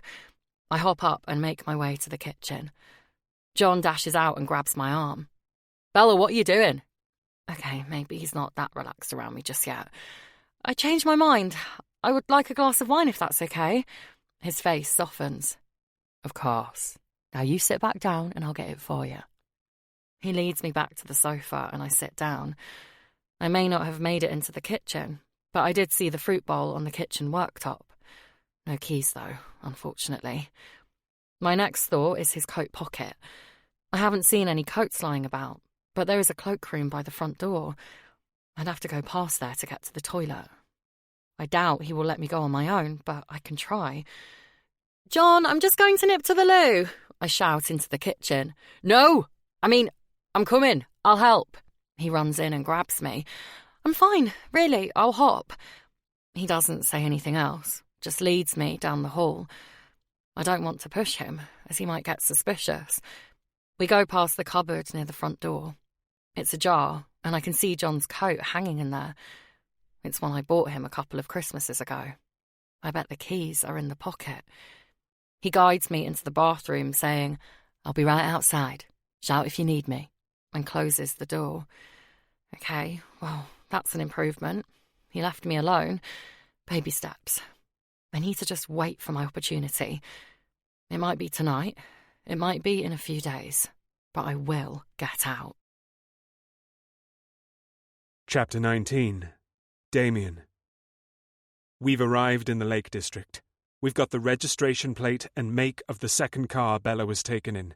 We've followed it up to the lakes, but there aren't many cameras up here, so we still haven't got an exact location. I have rounded up the biggest search and rescue team I can. All my available team, the police, the Lake District Search and Mountain Rescue Team. I've even called in another favour from Mr. Graves. He's sent me some of his men, too. There's a lot of ground to cover. After I've given everyone their orders, and they're all equipped with a first aid pack and some sort of knife, I insist on this, as she will probably be tied up, but I also want everyone to have some sort of weapon. I send them on their way. My phone rings. It's Chloe. Damien, I've managed to get a message to the airline John's parents are flying with, but they said they didn't check in or board the plane. It doesn't make sense. I've been ringing their house, but there's no answer. I'm on my way there now. I'm thinking a neighbour may have a key and there might be an address book with John's grandma's address in. Good idea, but don't go on your own, though. I'll have someone come with you. It's okay. Josh has already given me a bodyguard, she says sarcastically. Good. Stay with him, and keep me posted. Ring as soon as you arrive. Will do. Be careful, Damien. And please, Find my best friend. Chloe sobs into the phone. Have no doubt, I will. I end the call and climb into the helicopter. It's going to be like trying to find a needle in a haystack in the pitch black and woodland, but that doesn't mean it's impossible. We scan the area for a few hours using the thermal night vision camera.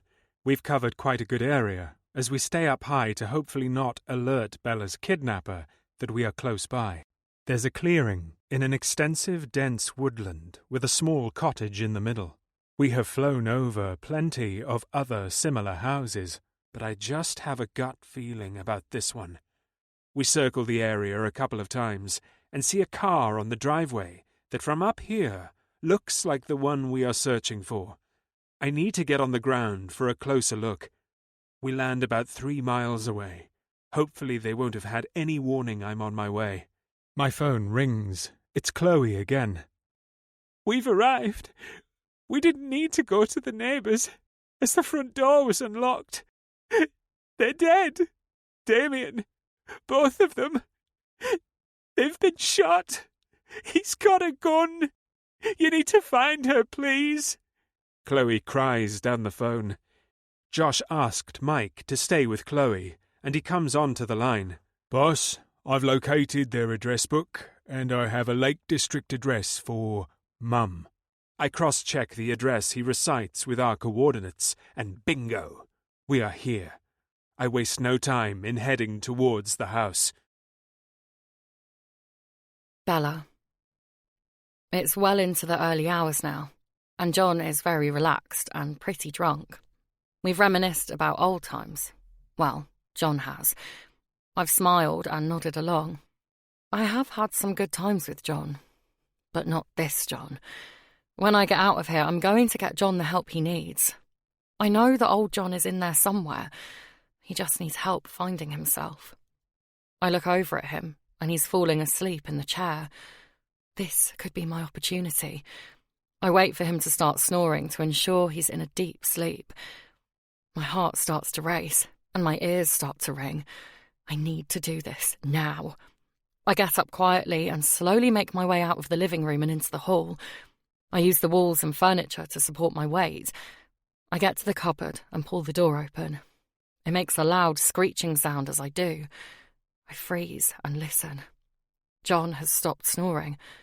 I hold my breath and pray he hasn't fully woken. After a minute or so, he begins to snore again. Thank goodness. I reach into the cupboard and grab John's coat. It feels heavy, like there's something in the pocket. I put my hand in and feel keys. Thank the Lord. I put the coat on, as it's one less thing to carry, and I get to the front door. I unlock the bolts and chain. I try a few keys until the door opens. I sigh in relief and take a deep breath. I've done it. I put the keys back in the pocket and make my way to the car. My leg is so painful, but I use it anyway. I run as fast as I can. I pull out the keys and look for the car key. It's not here. There's no car key on this key ring. I search through the pockets.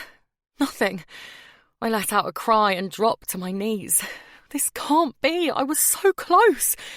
Why is the car key not here? Why did I not check? I mentally kick myself. I'm suddenly brought out of my self-annoyance by the sound of movement in the house. He's awake. Shit. All I can do is run. I head down the driveway and then into the woods on the right.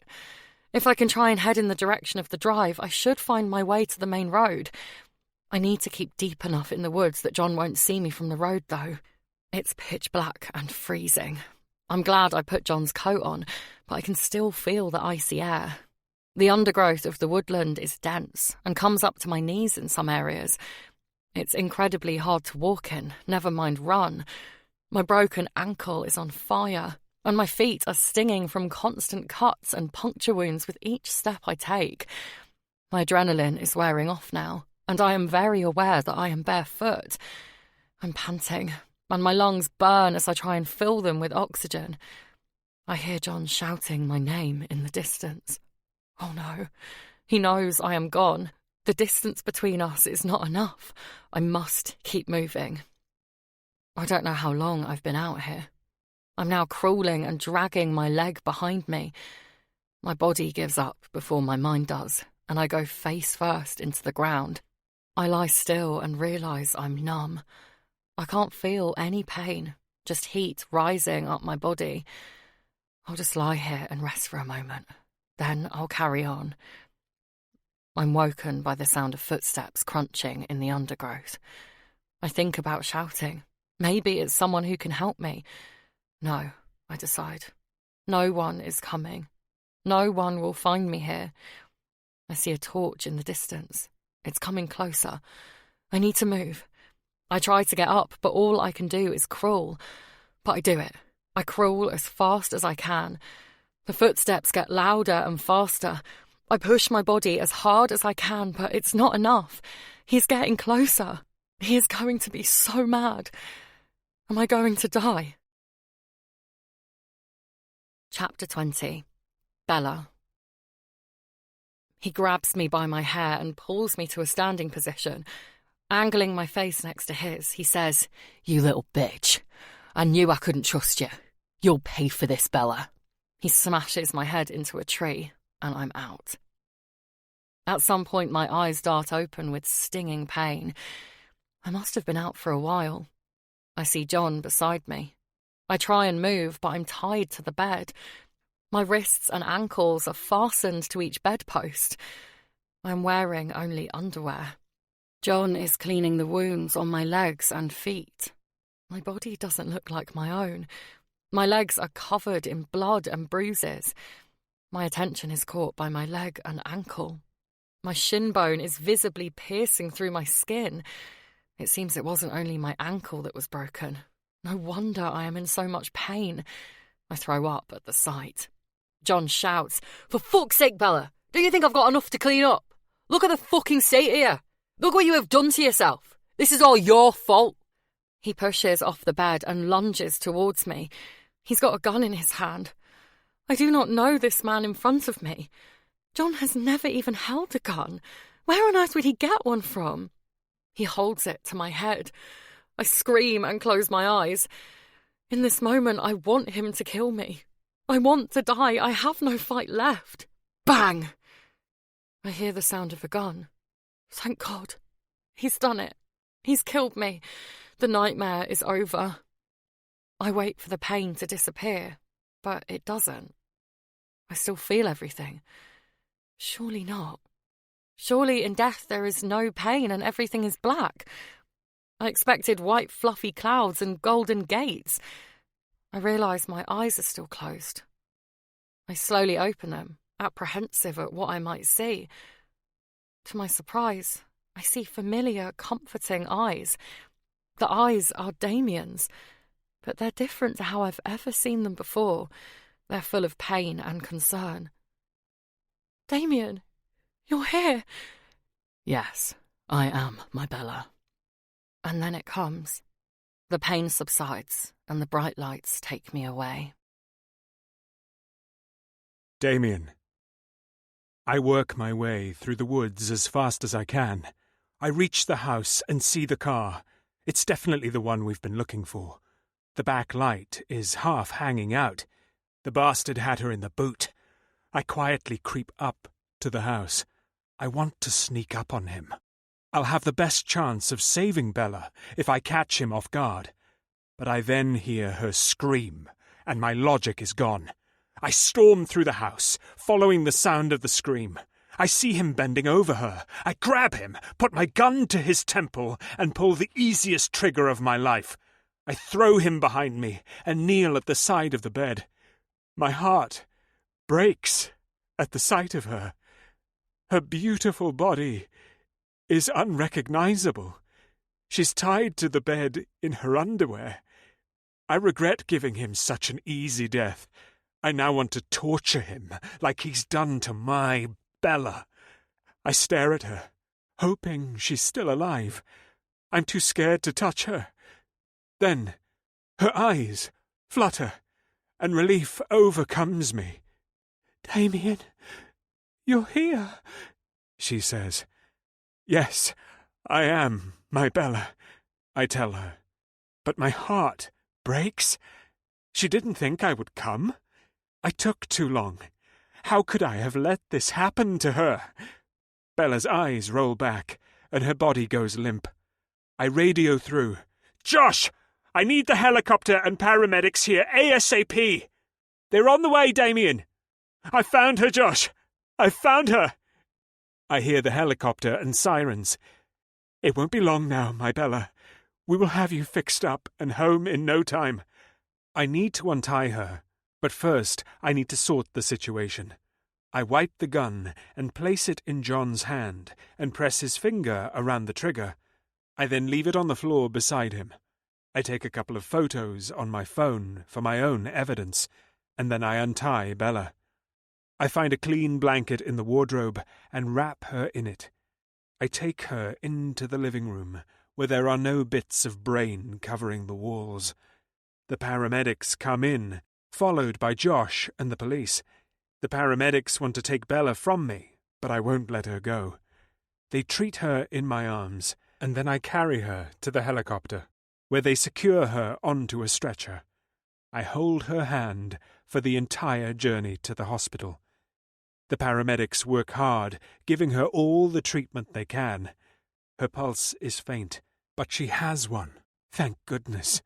My Bella is strong and determined, and I know she will get through this.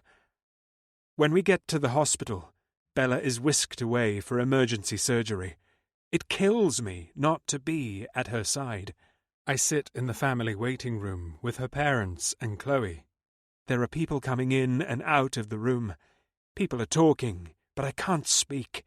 It's taking all of my energy just to breathe. I stare at the floor with my head in my hands. My legs bounce up and down. I just can't take it. Her life is in someone else's hands, and I can't do anything about it. Sitting here is driving me mad. I need to get out. I feel guilty and helpless. I stand up and push past everyone lingering in the doorway and the hall.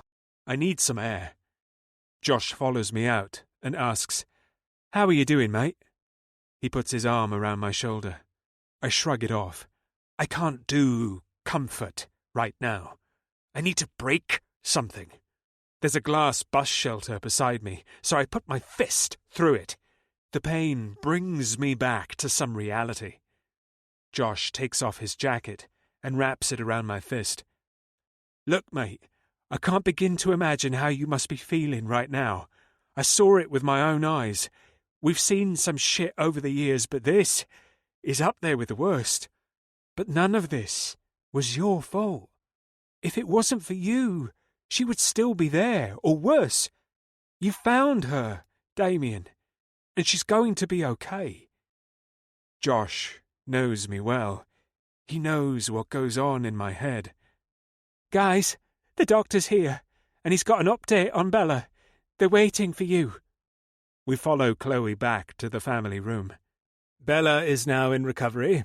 She had a bleed on her brain that we successfully stopped, and a fracture to her skull. Her leg and ankle had many fractures that have now been pinned back into position. She's been through a lot, mentally and physically. We have given her a lot of painkillers, which will make her sleep and give her body chance to recover. I am extremely hopeful that she will make a full recovery. The doctor turns to me. "Mr. King, that was a great effort on your part, and it seems you got there just in time. She is a very lucky lady." "I'm the lucky one, I can assure you, Doctor, and thank you for everything you have done." I shake his hand with as much gratitude as I can. There's a sigh of relief as the doctor leaves the room. Everyone seems to relax a little, except for me. I can't shake the guilt. "Damien, thank you for saving our daughter. I will forever be in your debt," a tearful Henry says as he taps my back. I do not feel worthy of thanks. It's been 24 hours since Bella was admitted, and I haven't left her side. Her entire family has been here, and they've finally gone home, leaving me alone with Bella. I sit at her side staring at her beautiful face. She has a large purple bruise from the top of her forehead over her right eye and down to her cheekbone. She has a cut through her eyebrow which has been stitched back together. The rest of her face has little cuts and bruises marring her perfect skin. I feel a range of emotions. The sense of not being in control is having the greatest effect on me. All I can do is sit here and hold her hand, waiting for her to wake up. She looks so peaceful now. The nightmare will start again once she awakes. Nobody yet knows what happened to Bella while she was in the hands of that monster. Although she was only gone for about 12 hours, her injuries show what an intense and horrendous ordeal she has endured. There's a tap at the door, and I look up to see Josh in the doorway. "Hey, mate, can I have a word?" I nod and follow Josh down the hall to an empty family room. "I've had a meeting with the police this morning," Josh begins, his voice bearing a tone that worries me. "It seems that John was actually employed by King's security, and that is how he got to Bella. He was one of the new security recruits we took on a few weeks ago. He was covering backstage. I'm so sorry, Damien. All his credentials checked out. I checked his references and police records. He was totally clean. He used his real name. I just didn't know who he was." My heart drops to my gut. No, Josh wouldn't know who John was, but I would have. If I had read John's application, I would have known straight away. Only I didn't read it. Josh asked me if I had wanted to go through them before he interviewed, but I didn't. I've let myself slip. I have let my emotions take control, and in doing so, someone I love got hurt. This could have been prevented. I could have stopped this. You weren't to know, Josh, but I should have. You asked me to look over them, but I didn't. Damien, don't. I interrupt him. Leave it, Josh. I'm going home for a shower. Will you stay with Bella until her parents return? I don't want her being alone. Of course. I get a taxi to the nearest pub. I order a bottle of scotch, much to the barman's surprise, but he gives it to me anyway. I find a table and sit in a quiet corner of the old-fashioned pub. I'm trying to process the information Josh has just told me. I knew we had tight security on the event. I couldn't understand how John had managed to get in, although I'd not really thought much of it yet, as my mind had been solely on Bella. Now I know how he got to her. He had been there all the time.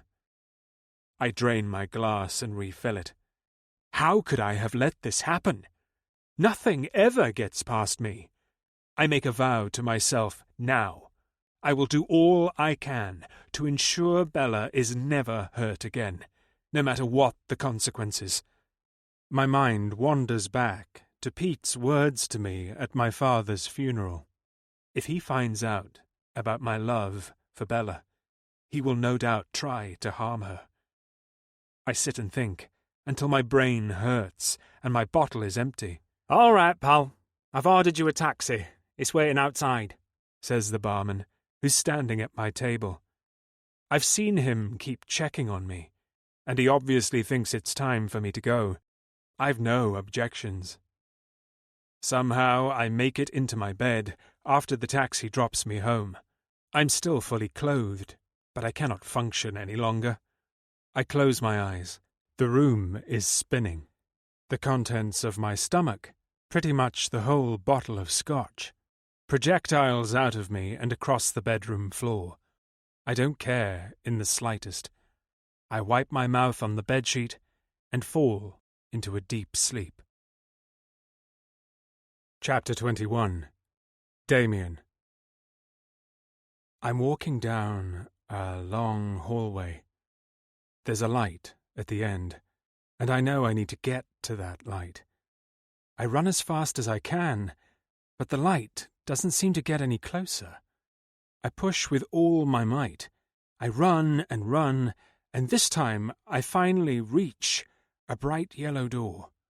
I turn the handle, and it opens. There, right in front of me, is what I have been searching for my whole life, the final piece of my puzzle. I reach out to touch, but I'm pulled back with such force. The light disappears in front of me. My body becomes heavy, and I'm now in darkness. I saw it. I saw what I need to be free, but it's gone. I don't remember what it was. My mouth feels like sandpaper.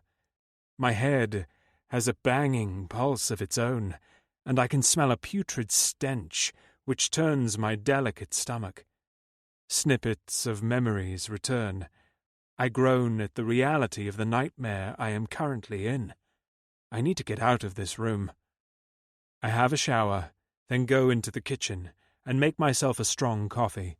I sit for what must be an hour, as when I take a sip of my coffee, it is stone cold. I feel out of control, and it is so very foreign to me. I hear my lift arrive. I know who it is. Only 2 people know my access code, and one of them is lying in hospital. "What are you doing here?" I grumble to Josh as he steps out of the lift. "I came to see if you're still alive. I've been worried, mate. It's been 24 hours since I saw you at the hospital. Your phone goes straight to voicemail. What the hell have you been doing?" "Want one?" I lift my coffee to Josh. "Yeah, go on then." I make Josh and myself each a fresh coffee, and we sit at the kitchen island. "You need to snap out of this, Damien. I know you're blaming yourself, but none of this was your fault. And if it wasn't for you, things would be a lot worse." I don't say anything. I just stare into my coffee. It is my fault. I could have prevented it. "Bella's awake, and she's asking for you." Those words constrict my chest. I want nothing more than to be by her side. Knowing she's asking for me breaks my heart. But I cannot go. Not yet.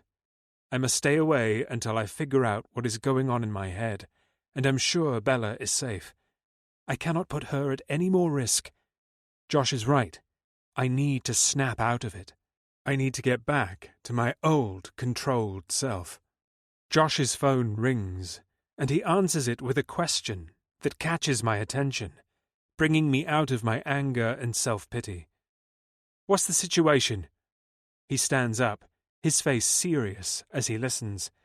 "We will be there as soon as we can. Keep us updated. Get your kit. We are leaving," he says to me as he looks around for his keys. "What's going on?" I demand. "There's a fire at the hospital. Mike radioed in for backup. He's been watching Bella. When the backup arrived at Bella's room, the hall was filled with smoke, and Mike was unconscious on the floor. He's been stabbed. Bella's bed is empty.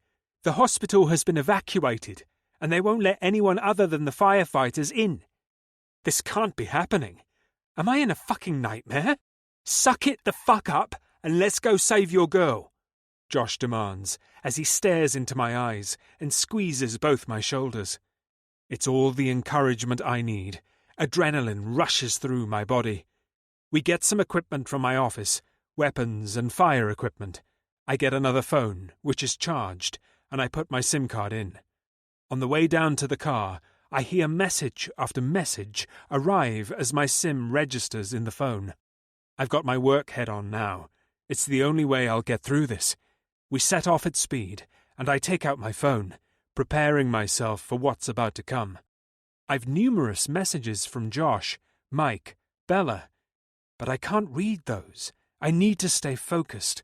An unknown number has sent 3 messages. Unknown. I told you I would make you pay. And there's a picture of Bella, asleep in her hospital bed. Unknown. Meet me on the roof. Come unarmed and alone. These were sent 30 minutes ago. Shit! Another message comes through as I stare at the phone. Unknown. Waiting. And a photo of Bella on the ground, looking extremely vacant and pale. My adrenaline rises again. I read the messages to Josh, and we come up with our strategy. He phones the team to prepare them, and we are ready when we arrive at the hospital. I'm coming for you, my Bella. Bella, I've been in and out of consciousness all day. Well, I think it's the daytime. I'm never sure how long I've been out. I'm feeling pretty numb. Everyone is fussing around me, Mum and Dad especially, asking me how I feel and what I remember with such sympathy and care. I remember everything. From the moment John grabbed me backstage to Damien finding me at the house. I don't feel anything, though. Not fear, not relief, not pain, although I am confused as to why Damien isn't here. I've asked my parents, the nurses, every visitor I've had, and there's been plenty, saying, "Where is Damien? I need him." But everyone just answers with, "He will be back soon." I really hope he is okay. My visitors finally leave me for a while. It's been like a conveyor belt. One lot leaves as the next arrives. I've still got Mike outside the door, but he stays out there, leaving me to get some rest. I fall asleep quickly. The painkillers I'm being fed through the drip in my arm help me rest. I'm having a nightmare. It's dark. I can't see anything, but I can hear the sound of men fighting. Banging noises, fists hitting skin and bone, and painful screams from a male voice. I wonder if this is a dream or a flashback, but I don't remember any fighting between Damien and John. I then realise my eyes are closed and I am awake. Opening them, I see I'm in my hospital room. I look at the door where the sounds are coming from. There's a loud thud, and Mike's face is pressed up against the small rectangular window in the door. I gasp in horror. Mike's eyes look right through me, then he slowly slides down. I hear the sound of his body hitting the floor. Maybe this is a nightmare. I need to wake up. I hear scuffling sounds in the hallway. The door opens and a man holding a blood-stained knife hanging at his side stands staring at me. Well, well, here she is. The one the devil finally let into his heart. I have to say, you're not what I expected you to look like. You're young and pure-looking, but maybe that's the attraction. I sit frozen in bed. I have never seen this man before in my life. My thoughts go straight to John. Maybe he isn't dead like everyone told me he was. Maybe he came back to finish me off. But this definitely isn't John. Has John sent someone to get me? But something tells me not, and I am confused by his words. The devil. I look at the knife in his hand. Blood drips from the blade onto the light blue hospital floor. Panic sets in as I realise that the blood must belong to Mike. Get up. You're coming with me. At this point, there's footsteps in the hallway, then a little scream from a female. She must have seen Mike on the floor. She then appears at my door, and I see it's the nurse who has been looking after me today. "Bella!" she gasps as she sees the man and registers the scene. The knife-wielding man shouts at her to leave, which she does. I don't blame her. He would kill her too, I'm sure of it. The man takes his backpack off and pulls out a black bottle. He takes the lid off and pushes a rag into it. He walks out into the hall, lights the rag with a lighter, then throws it down the corridor to the left. He runs back in and pulls me out of bed. "Get off me!" I scream, falling to the floor. My IV is ripped from my hand, squirting blood onto my nightgown and the floor. He puts his arm under my shoulder, lifting me up. "Come on!" He drags me out of the room as the fire alarm starts to blare. I have no strength to fight. I smell petrol and smoke. It's the first time I have been out of bed since I came into hospital, apart from a few trips to the loo, held up by the nurse. I can hardly move my legs. They don't feel like my own. One of them has a plaster cast up to my knee and feels like a block of concrete, and the other is like jelly. I scramble to keep up with him, but I don't have the energy, and I flop to the floor. He is shouting at me constantly to hurry up, move, and come on. He lets go of my arm and wraps my hair around his fist. He then drags me along the floor. A few people run past us, but they're in such a panic with all the smoke and the fire alarm, they don't take any notice of me. After dumping me into the lift, the man takes out another bottle, lights it, and throws it out of the lift doors just as they close. I am lying on the floor of the lift when it suddenly stops, and we are in complete darkness. My kidnapper is now frantically pressing all the buttons. The lift must have been switched off with the fire or have been affected by it. You're always told never to use a lift in fire. He fumbles around in his bag, muttering to himself. He gets something out and prizes the door open with it. The lift has stopped between floors. The floor is halfway up the lift doors, and below it is a brick wall. The kidnapper flings his bag up out of the doors and onto the floor above. He then does the same with me. Ah! I cry as my chin hits the floor, and my front teeth collide with it too, breaking one of my top teeth on impact.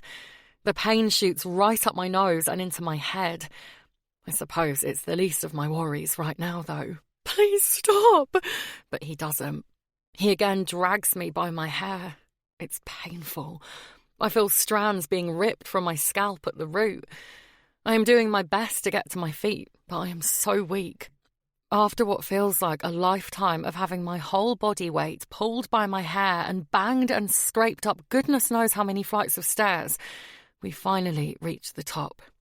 The man has his knife out again and holds it out in front of him as he opens a fire exit door at the top of the stairs. He moves us out through the door, and the cold, fresh air hits me. I am only wearing a hospital nightgown, so I'm instantly covered in goosebumps. We are on the hospital roof. There's a greenhouse to the right. We make our way over and go inside. There are some blankets and cushions on the floor, along with bits of rubbish and an ashtray. It looks like staff maybe come up here for a break. It's definitely warmer in here than outside. I prop up a few cushions for my back and curl up, tucking my legs into me as much as my cast will allow. Now we wait, says the man. I stare at him. I am very confused as to why this is happening to me. Again. Maybe it's like in that film, Final Destination, where those people changed seats on the plane and survived the crash when they were supposed to die, and then death catches up with them in different ways. Maybe I was supposed to die with John, and this is death's way of putting that right. Who knows? But I am going to ask him. Chapter 22. Bella. Who are you? What is going on? I ask, trying to come across stronger than I feel. The man turns to me and laughs. I finally get a good look at his face, and he's not what I expected him to look like. He is in his 30s, I'd say. Not bad looking. He's got medium brown hair that looks like it's been recently cut, short at the sides and longer on top. It looks like he spent time styling it this morning, blow-drying it back and spraying it into position, although it is a little dishevelled after the recent event. Strange. I wonder what he was thinking while doing that this morning. He's wearing grey trousers and a grey jacket zipped up to the top. They look brand new and very thick and heavy. Maybe they are fireproof or something. They must be warm, as sweat is pouring from his face. Look, Mr. I'm far from scared. You wouldn't believe the stuff I have been through the past few days. So let's just cut to the chase. Maybe we can hurry this along. What are we doing up here? And who is the devil you mentioned? You're feisty. Claire was feisty too. Who the hell is Claire? I wonder, but I don't speak. I just listen and wait for more. He's deep in thought. He looks like he's remembering something happy, then sad, which turns to anger. After a minute or so, he snaps out of it, regaining his control. Today is the day I finally get revenge. The day when the devil will finally feel the pain he has caused our family. I don't understand. Who are we talking about? And what have they done? I ask, still confused but determined to get to the bottom of all this. Damien, he says, as if the name pains him. Now we are getting somewhere. My Damien. Clearly this guy has some vendetta against him. Okay, so what has Damien done exactly? The guy seems to grow a couple inches taller. His face turns red, and his expression is evil. He murdered my sister! I am a little taken aback by this. I do not for 1 second think that this is true, but he obviously believes it is, so I'm going to be careful in this situation. Oh my goodness, that's terrible. I'm so sorry. He looks at me, clearly a little surprised by my reaction, bows his head and starts to calm a little. What happened? I ask. He stiffens and glares at me. I am not discussing this with you. He gets out his phone and types something. I assume it's to Damien. For the first time since this guy entered my hospital room, I feel a little scared. Not for me, scared for Damien. I watch him for a few minutes. He's clearly nervous. This is obviously a new experience for him. He keeps checking his phone, and from his reactions, I don't think Damien has even read the messages. Each time he checks, he seems to get a little more panicked. I try assessing the situation. I don't know this guy from Adam, so I'm not too sure how any of this will go. At least I knew John, so I had some idea how to approach him. There's no chance of me escaping this time, although it didn't do much good last time, come to think of it. I couldn't even keep up with him getting up here, so there's no way I will be able to outrun him. My best and only option is to try and make friends with this guy and wait for Damien to arrive. That's if he does arrive. He's not been to see me at the hospital since I regained consciousness. Maybe he doesn't want to be in our relationship anymore. Maybe everything with John has made him realise he doesn't want to be in a relationship. This hurts my heart to think about. But there's definitely something going on with Damien. We can get through it, I'm sure. I just need to see him. Maybe all this with whatever his name is has got something to do with why he hasn't been. I hope he is okay. What's your name? I ask him, as he looks at his phone for the 100th time. Pete, he answers, straight away on reflex, then looks at me with a scowl, realising what he has done. He obviously didn't want to tell me that. Hello, Pete. I'm Bella, but you already know that. Pete just looks at me, trying to read me, I think. He sighs and leaves the greenhouse. Don't move, he calls at me as he closes the door behind him, as if I could. I sit up and watch him through the window. He opens the door we came out of and looks down the stairs. He obviously doesn't see anything, so he shuts it and paces up and down, staring at his phone and biting his fingernails. After a few minutes of working himself up, he comes back into the greenhouse. Everything okay? I ask, giving him a little smile. He looks at me, confused. Yep, this is my plan. Kill him with kindness. Pete doesn't respond. He bends and gets a rope out of his backpack. He sits it in front of me, not saying a word. He takes my hands and ties them together, and then he ties them to my legs. I don't bother to resist. He ties them tight, but he's the gentlest he has been with me. He mutters something under his breath, but I don't catch what it is. I will be back soon. Stay here and be quiet, he says without making eye contact. Pete disappears back into the hospital. He has taken his backpack with him. When he returns about 15 minutes later, he smells of smoke and petrol. I hope there's a way down from this roof without going back inside. The pain in my body is beginning to grow. I'm probably due for some more meds. Trying to ignore my discomfort, my thoughts then go to Damien. I hope he doesn't get hurt. I need to do something. What is your plan, Pete? Burn the hospital down and kill us all?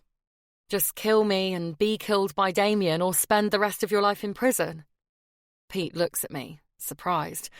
I'm not sure if he has thought that far ahead. So I push.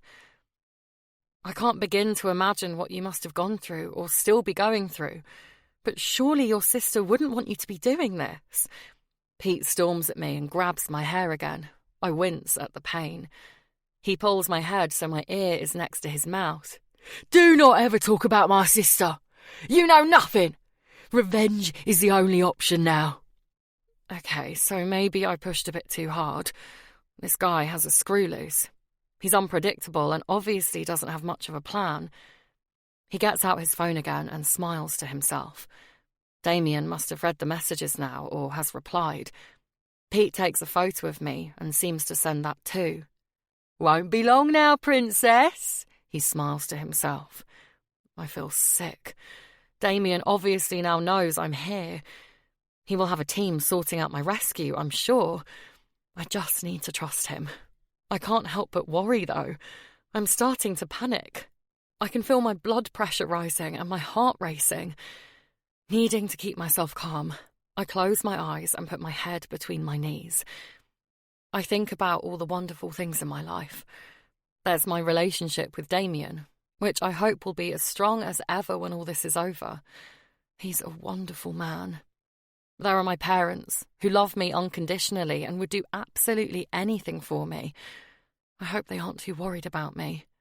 I have already put them through hell with the John situation. Then there's my friends, like my absolute best friend Chloe, without whom I wouldn't be who I am today. All my friends and colleagues at the salon, especially Katie, who made me feel at home from the start.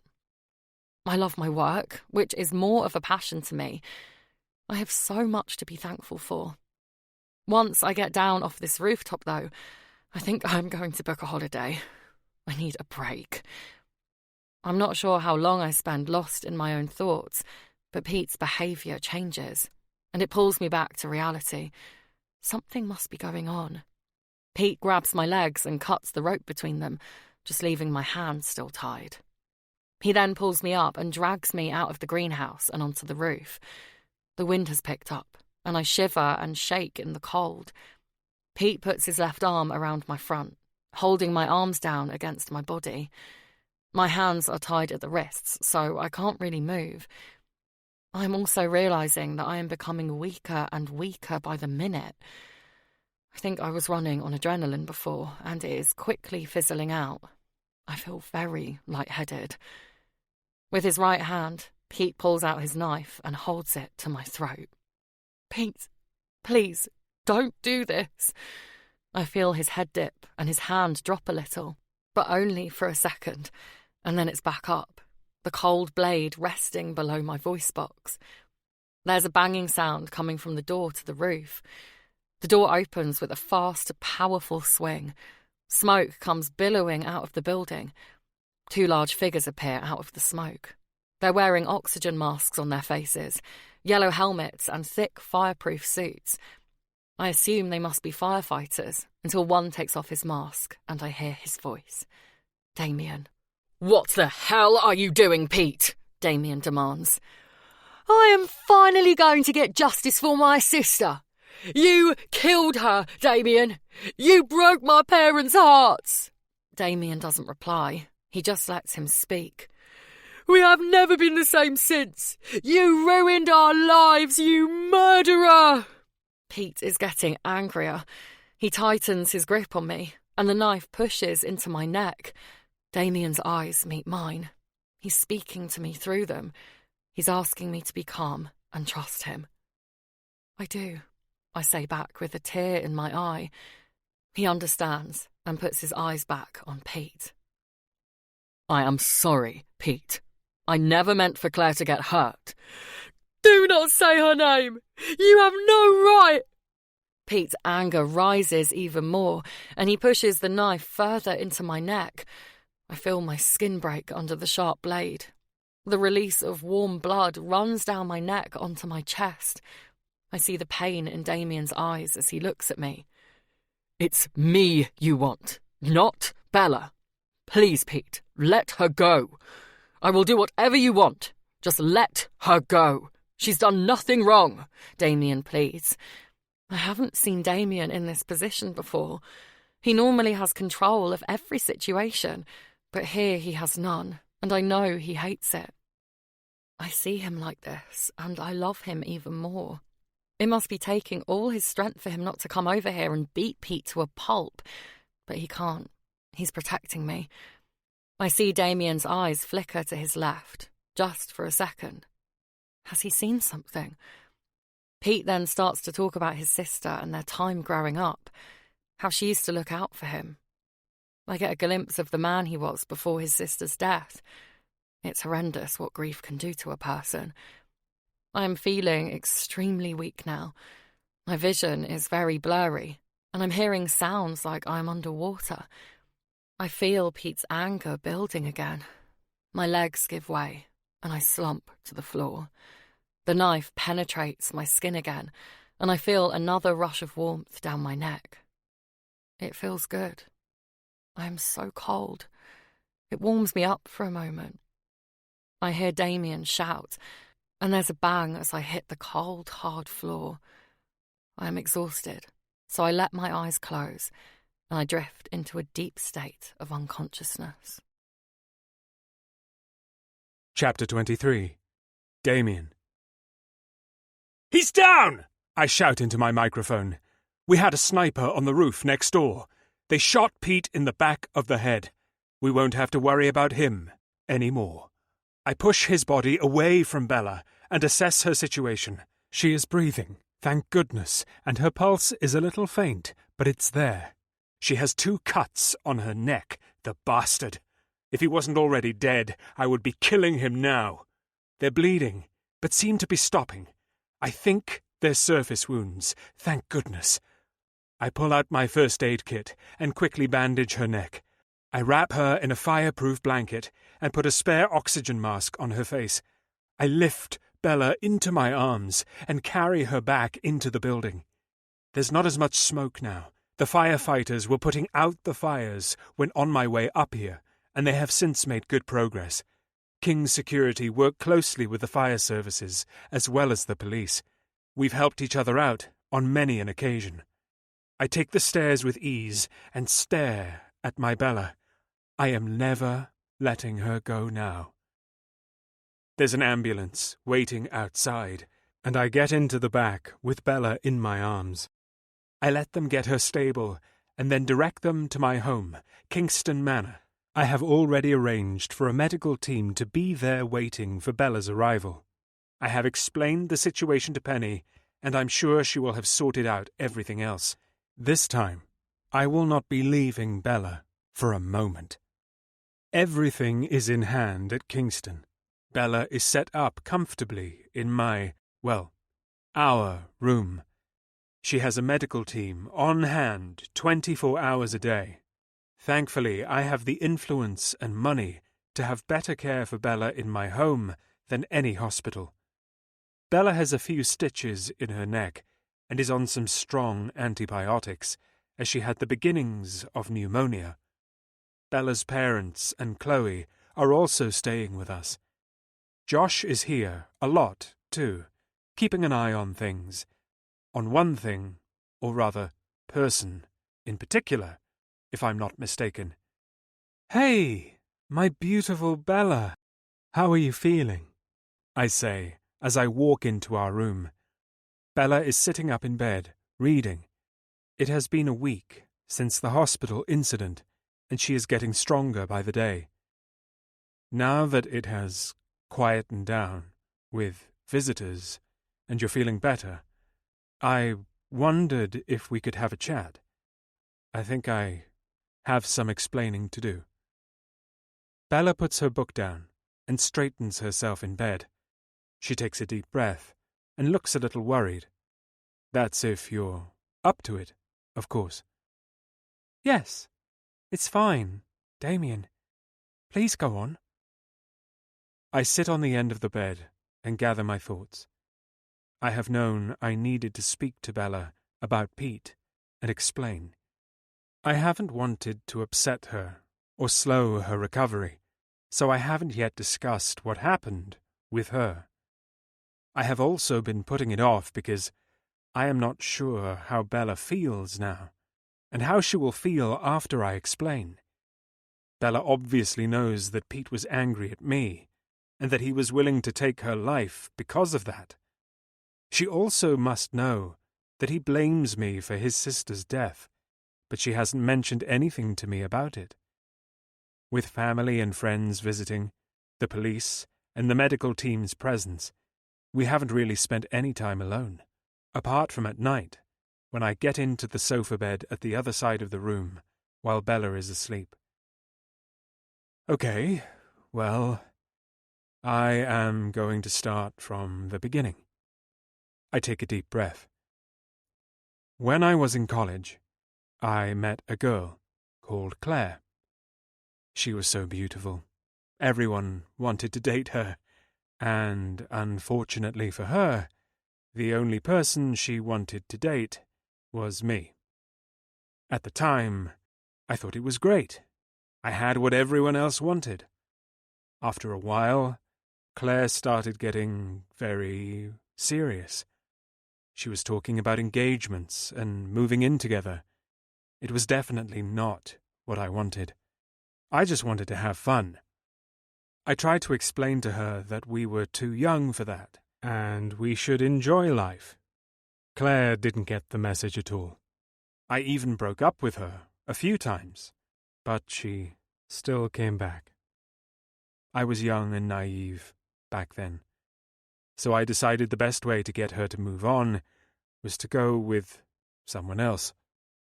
So I did. I slept with her best friend.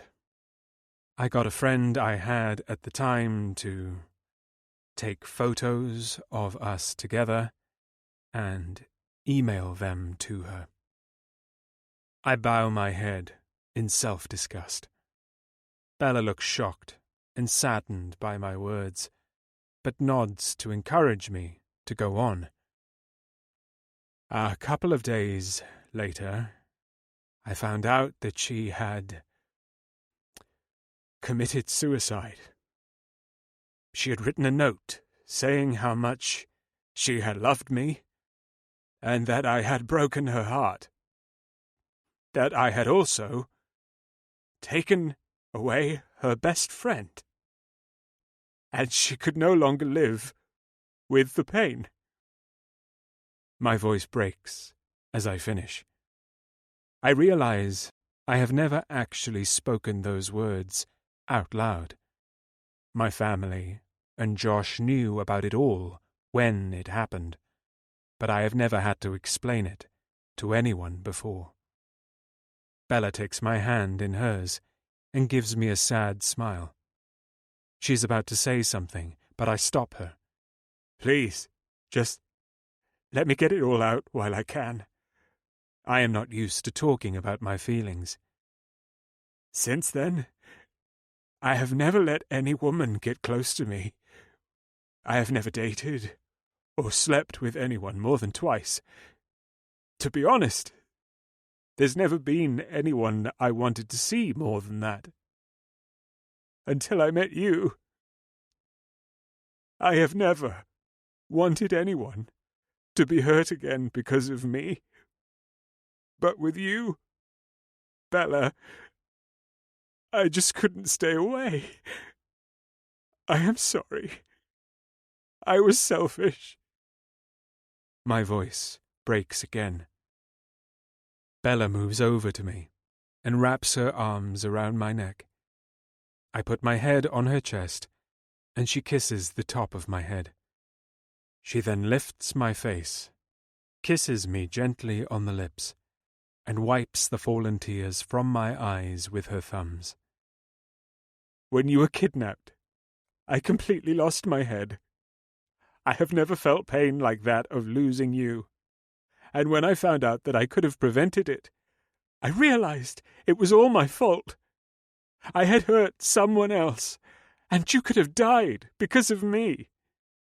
What do you mean? You could have prevented it?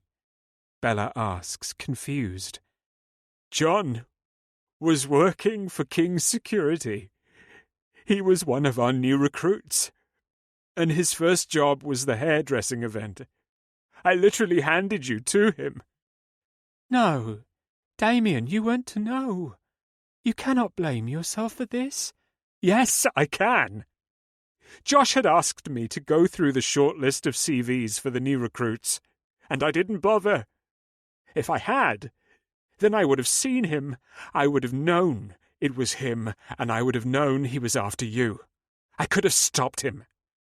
We've also discovered it was John who had you drugged the night you were out with Chloe. His first attempt to kidnap you, it seems." Bella stares at me for a moment, taking it all in, and I can tell she is choosing her words carefully. I know there is no going back from this for us. How could she want to be with me when I have put her through this? I will look after her and make sure she is taken care of for the rest of her life, but I won't ask anything of her. I don't deserve to breathe the same air as her. Bella takes my face in her hands and looks me in the eyes. "Damien, don't you dare blame yourself for this. I knew you were feeling like this. That's why you didn't come to the hospital after I woke up, wasn't it? No, this was the fault of 2 crazy men, not you. You are my hero, Damien. You are my love." Staring back into her eyes, I can't quite believe the words she is saying. "I will not let them take you away from me, Damien. Do you hear me? We will get through this together." Bella climbs out of the covers and sits on my lap, facing me, with one leg on either side of mine. She kisses me with such love, I feel it in my heart. I kiss her back with as much love and passion as I can. Her hands move to my head, and she strokes her fingers through my hair. Our kiss deepens, and our bodies press into each other. I feel my manhood wake up. This is the first time I have been aroused since the hair show. It feels so good to have her in my arms again. I lay us down on the bed side by side with our legs entwined. But then I feel the cast on her leg and suddenly remember. I pull away. "Bella, we mustn't. Your leg, and you need to rest." "I am not made of glass. I want you. I need to feel you. I need you to make me feel better. I want you now, Damien." She grabs my ass and pulls me into her, wrapping her good leg around my hip. "Okay, my Bella." I chuckle as I peel off her little excuse for a pajama top. I lay her on her back and kneel in between her legs. I take her in for a moment. She's so incredibly beautiful. Golden blonde hair fans out on the bed, framing her face. Those blue eyes I get lost in sparkle as if they're communicating with my heart. Those plump lips that get me hard by the slightest little pout. I trail my eyes down her body. Damn, is she sexy, even with the bandages and plaster cast. I don't think, actually, I know, there is not a more beautiful woman in the world. I vow in this moment that I will always appreciate her and what she has given me. But enough of the soppy stuff. I will now take her as mine and show her I am her man and that only I can satisfy her needs. I kiss her face and then down her neck, taking one of her breasts in my hand. I massage it gently, while taking the other in my mouth, sucking and gently biting her nipple. Bella moans in appreciation. I then swap to the other side. I want to make sure every part of her body is taken care of and feels the love and appreciation I have for it. I work my way down her stomach, kissing and tasting her skin. She smells amazing, like strawberries. I run the tips of my fingers down the sides of her body, following my mouth. This must tickle, as Bella wiggles. Her skin covers itself in goosebumps, I love that her body reacts to me this way. I reach her tiny pajama pants, remove them in one quick swoop, and fling them over my shoulder. We won't be needing these. Bella giggles at my comment. I spread her legs and look at her most intimate area, and by God, it is glorious.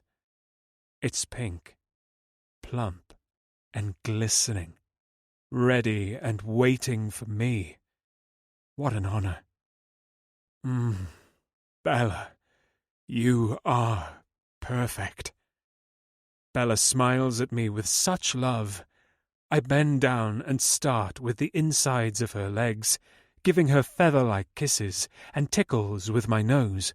Once Bella gets used to me being here, and I hear her breathing quicken with gasps of appreciation, I move to that special place, the one that belongs to me.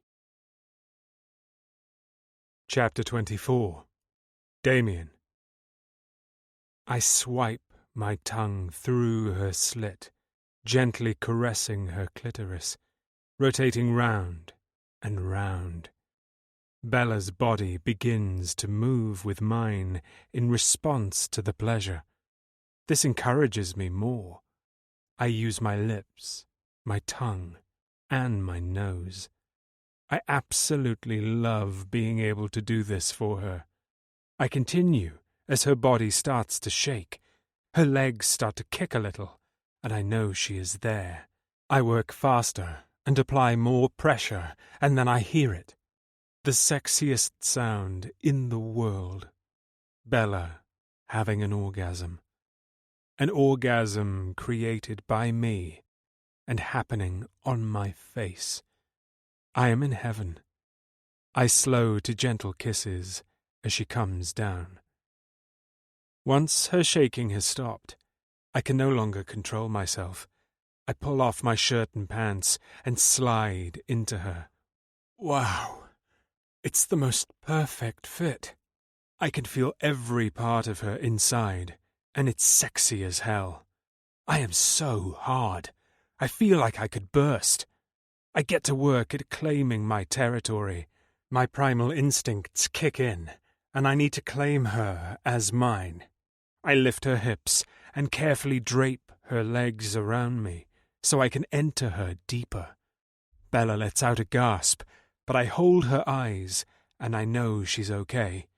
I bend to kiss her and make love to her mouth as I'm pushing inside her, massaging her sensitive spot. When I pull out of her, her body clenches, pulling me back inside. It's a magical feeling that's sending me over the edge. I know I will never get enough of this. We caress each other's bodies until we both cannot hold out any longer. I sense Bella is close, and I am glad as I am about to lose control. Bella closes her eyes. No, Bella, look at me. Look into my eyes. I need to see you when you come. She does as I ask. We hold each other's gaze as euphoria overtakes us, the moment when our bodies give each other the most intimate love there could possibly be. Our souls connect. We are one. I love you, we say in unison, and my heart grows a little bigger. We hold each other for a while, and then I hear Bella's stomach grumble. It is getting on for dinner time. You need to eat. Let's get washed, and then I will make us food. Sounds great. Thank you. I run a bath for Bella. I make sure it's just the right depth, and nice and warm, with lots of bubbles, just how she likes it. I roll up some towels and put them on the side of the bath so she can rest her plastered leg on them and keep it out of the water. I pick Bella up and carry her into the bathroom. She giggles a little and puts her arms around my neck. I love you, Damien. I love you too, my Bella. I kiss her on top of her head and put her gently in the bath. I get in the shower, and we both get washed.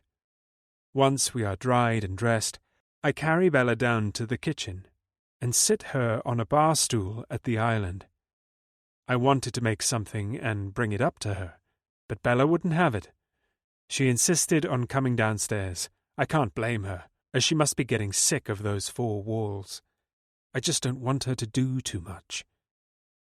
I make us some homemade soup and warm, crusty rolls, courtesy of the cook, who has kindly been making sure the kitchen is stocked with quick, wholesome meals for the whole family. Speaking of the family, Bella's mother and father come into the kitchen and join us. Sweetie, you're up. How are you? I'm feeling really good, thanks, Mum. Damien's been looking after me. Bella blushes, obviously remembering exactly how I have just taken care of her. Would you like to join us? I ask Olivia and Henry. There's plenty to go around. Well, if you don't mind, that would be lovely. They each take a seat at the island, and we are soon joined by Chloe and Josh. They seem to come as a pair now, too. We all sit and eat, and before we know it, 2 hours of chatter and laughter have passed. It's been a long time since this house heard the sound of a family enjoying one another's company. The evening has been just what Bella and I needed. Bella's got more colour in her cheeks, and the sparkles in her eyes are brighter. After we've all cleared the kitchen, everyone excuses themselves, and I carry Bella upstairs. We get into bed and snuggle into each other. I lie with my head propped up on some pillows, and Bella lies with her head on my chest. Damien, will you do something for me? Anything. What is it, Bella? Would you come to counselling with me? Don't answer me yet. Just think about it. I think it would help us both. I will definitely think about it. I kiss the top of her head, and she snuggles further into me. We are both soon fast asleep. I am here again, running down that hallway, trying to get to that door. I run as hard and as fast as I can. After what feels like 10 minutes, running on a treadmill floor that hardly moves, I reach the door. I take the door handle in my hand and turn it. I walk into the room, and there it is, right in front of me. I see what I have been searching for my whole life. Of course. But just like that, I am awake again. Every time I have this dream, once I see what I am searching for, I wake up. Only this time, I can remember what I saw behind that door. I can still see it now. She's in my arms. It's my Bella. I finally found her. Bella. We are on the way to hospital to get my cast removed. The sun is shining and I am feeling wonderful. I am almost as good as new health-wise. I am the happiest I have been in my life. Damien holds my hand as he drives. He doesn't even let go to change gear. I've been thinking, now that I am getting my cast off and I'm feeling a lot better, I thought I would move back into the hotel. Damien turns to look at me. He is wearing sunglasses, so I can't read his eyes, but from the expression on the rest of his face, I don't think he is too happy. I am very grateful for everything you have done for me, but I don't want to outstay my welcome. I thought maybe next week? No. Okay, he's definitely not happy. I don't say anything. I just watch him take a breath. He moves our joined hands to his mouth and kisses the back of mine. Bella, my house is your home. You are my home now. I cannot live apart from you. If you would prefer to live in the hotel, then I will come too. But I thought you were happy at Kingston. I smile. I was hoping Damien would feel like this, as I do. We haven't actually had the conversation about future living arrangements, But I know where I want to be, and that is anywhere Damien is. Are you asking me to move in with you, Damien? His face relaxes as he realises he doesn't have a fight on his hands. Yes, I am. Although I didn't think I needed to ask. I thought it was quite clear, Damien answers grumpily. I squeeze his hand and give him a big smile. I just didn't want to assume and for you to think I was taking advantage. You have a beautiful home, but I would live on the streets as long as it was with you. I can assure you, we will never be sleeping on the street. And you, my Bella, can take advantage of me however you wish. He raises his sunglasses and gives me a wink. I melt, feeling like the luckiest girl in the world. Epilogue. Bella. It's been 12 months since I was taken by John and Pete. I've now made a full recovery. I'm back in work at the salon, which is now Bella Hairdressing.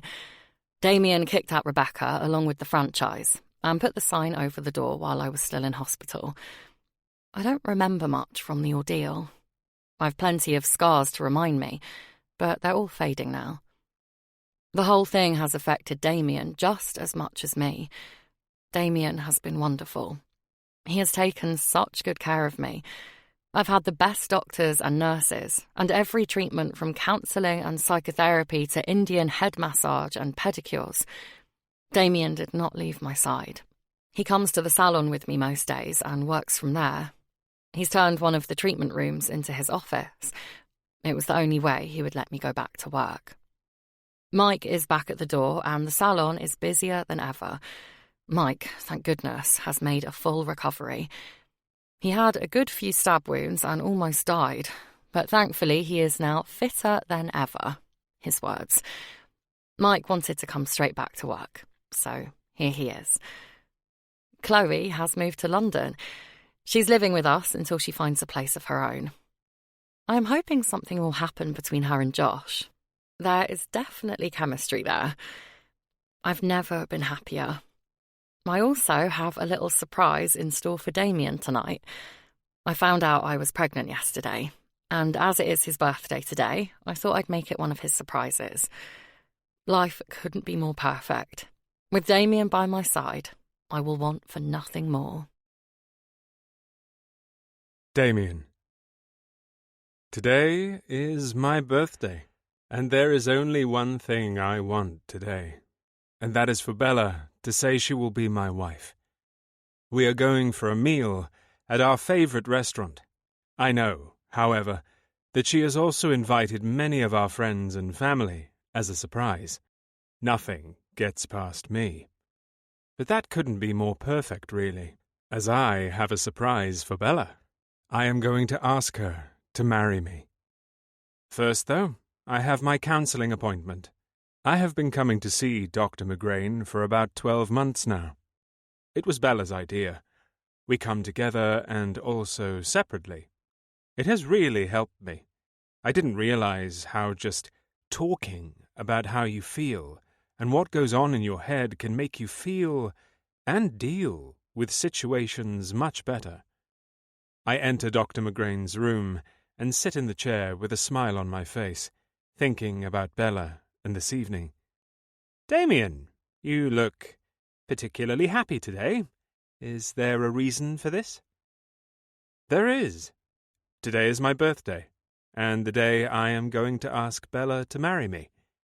Well, yes, I can see why you would be happy today. Many happy returns. And a proposal. That is fantastic news. Do you think you are both ready for this commitment? I do. I answer quickly and firmly, as I have no doubt in my mind. How does Bella make you feel, Damien? I think for a moment and then smile. She makes me feel like I have remembered everything. I reply, and I laugh. It's true. For years, whenever I left a room, I felt as if I had forgotten something. I never usually had, but that's how I felt. But now, I never feel that way. Even if I have forgotten something, I never realize it. As long as I have Bella in my life, I literally have all I need. On the way to the restaurant, we get stuck in unusually heavy traffic. Oh no, we are going to be late, Damien. Don't worry, my Bella. I give her hand a squeeze and place it on my leg. I'll ring through to the office and see if I can find out what is going on. Then we can take an alternative route. Hey, boss, what can I do for you? Isn't it your night off? Yeah, we are on our way to my celebration, but we are stuck on Waterloo Street. Do you know where the accident is so we can do a detour? It's not an accident, boss. We've just had a call through. There has been a shooting at a youth centre. A number of casualties, unfortunately. Not Christchurch Youth Centre? Bella asks. Yeah, that's the one. Oh, God, Damien, that's where Chloe works. She is working tonight. Don't worry, my Bella. I'll call Josh now. Chloe will be fine. We will make sure of it. I promise. Hoping we are not too late. This concludes I've Found Her by Joy Mullett. Narrated by Val Carradine and Kitty Kelly. Copyright 2022 by Joy Mullett. This unabridged audiobook is published by arrangement with Joy Mullett, care of Derby Literary Rights Agency, Limited, and was produced in the year 2026 by Tantor Media, Incorporated, a division of Recorded Books, which holds the copyright thereto. Please visit tantor.com for more information on our growing library of unabridged audiobooks.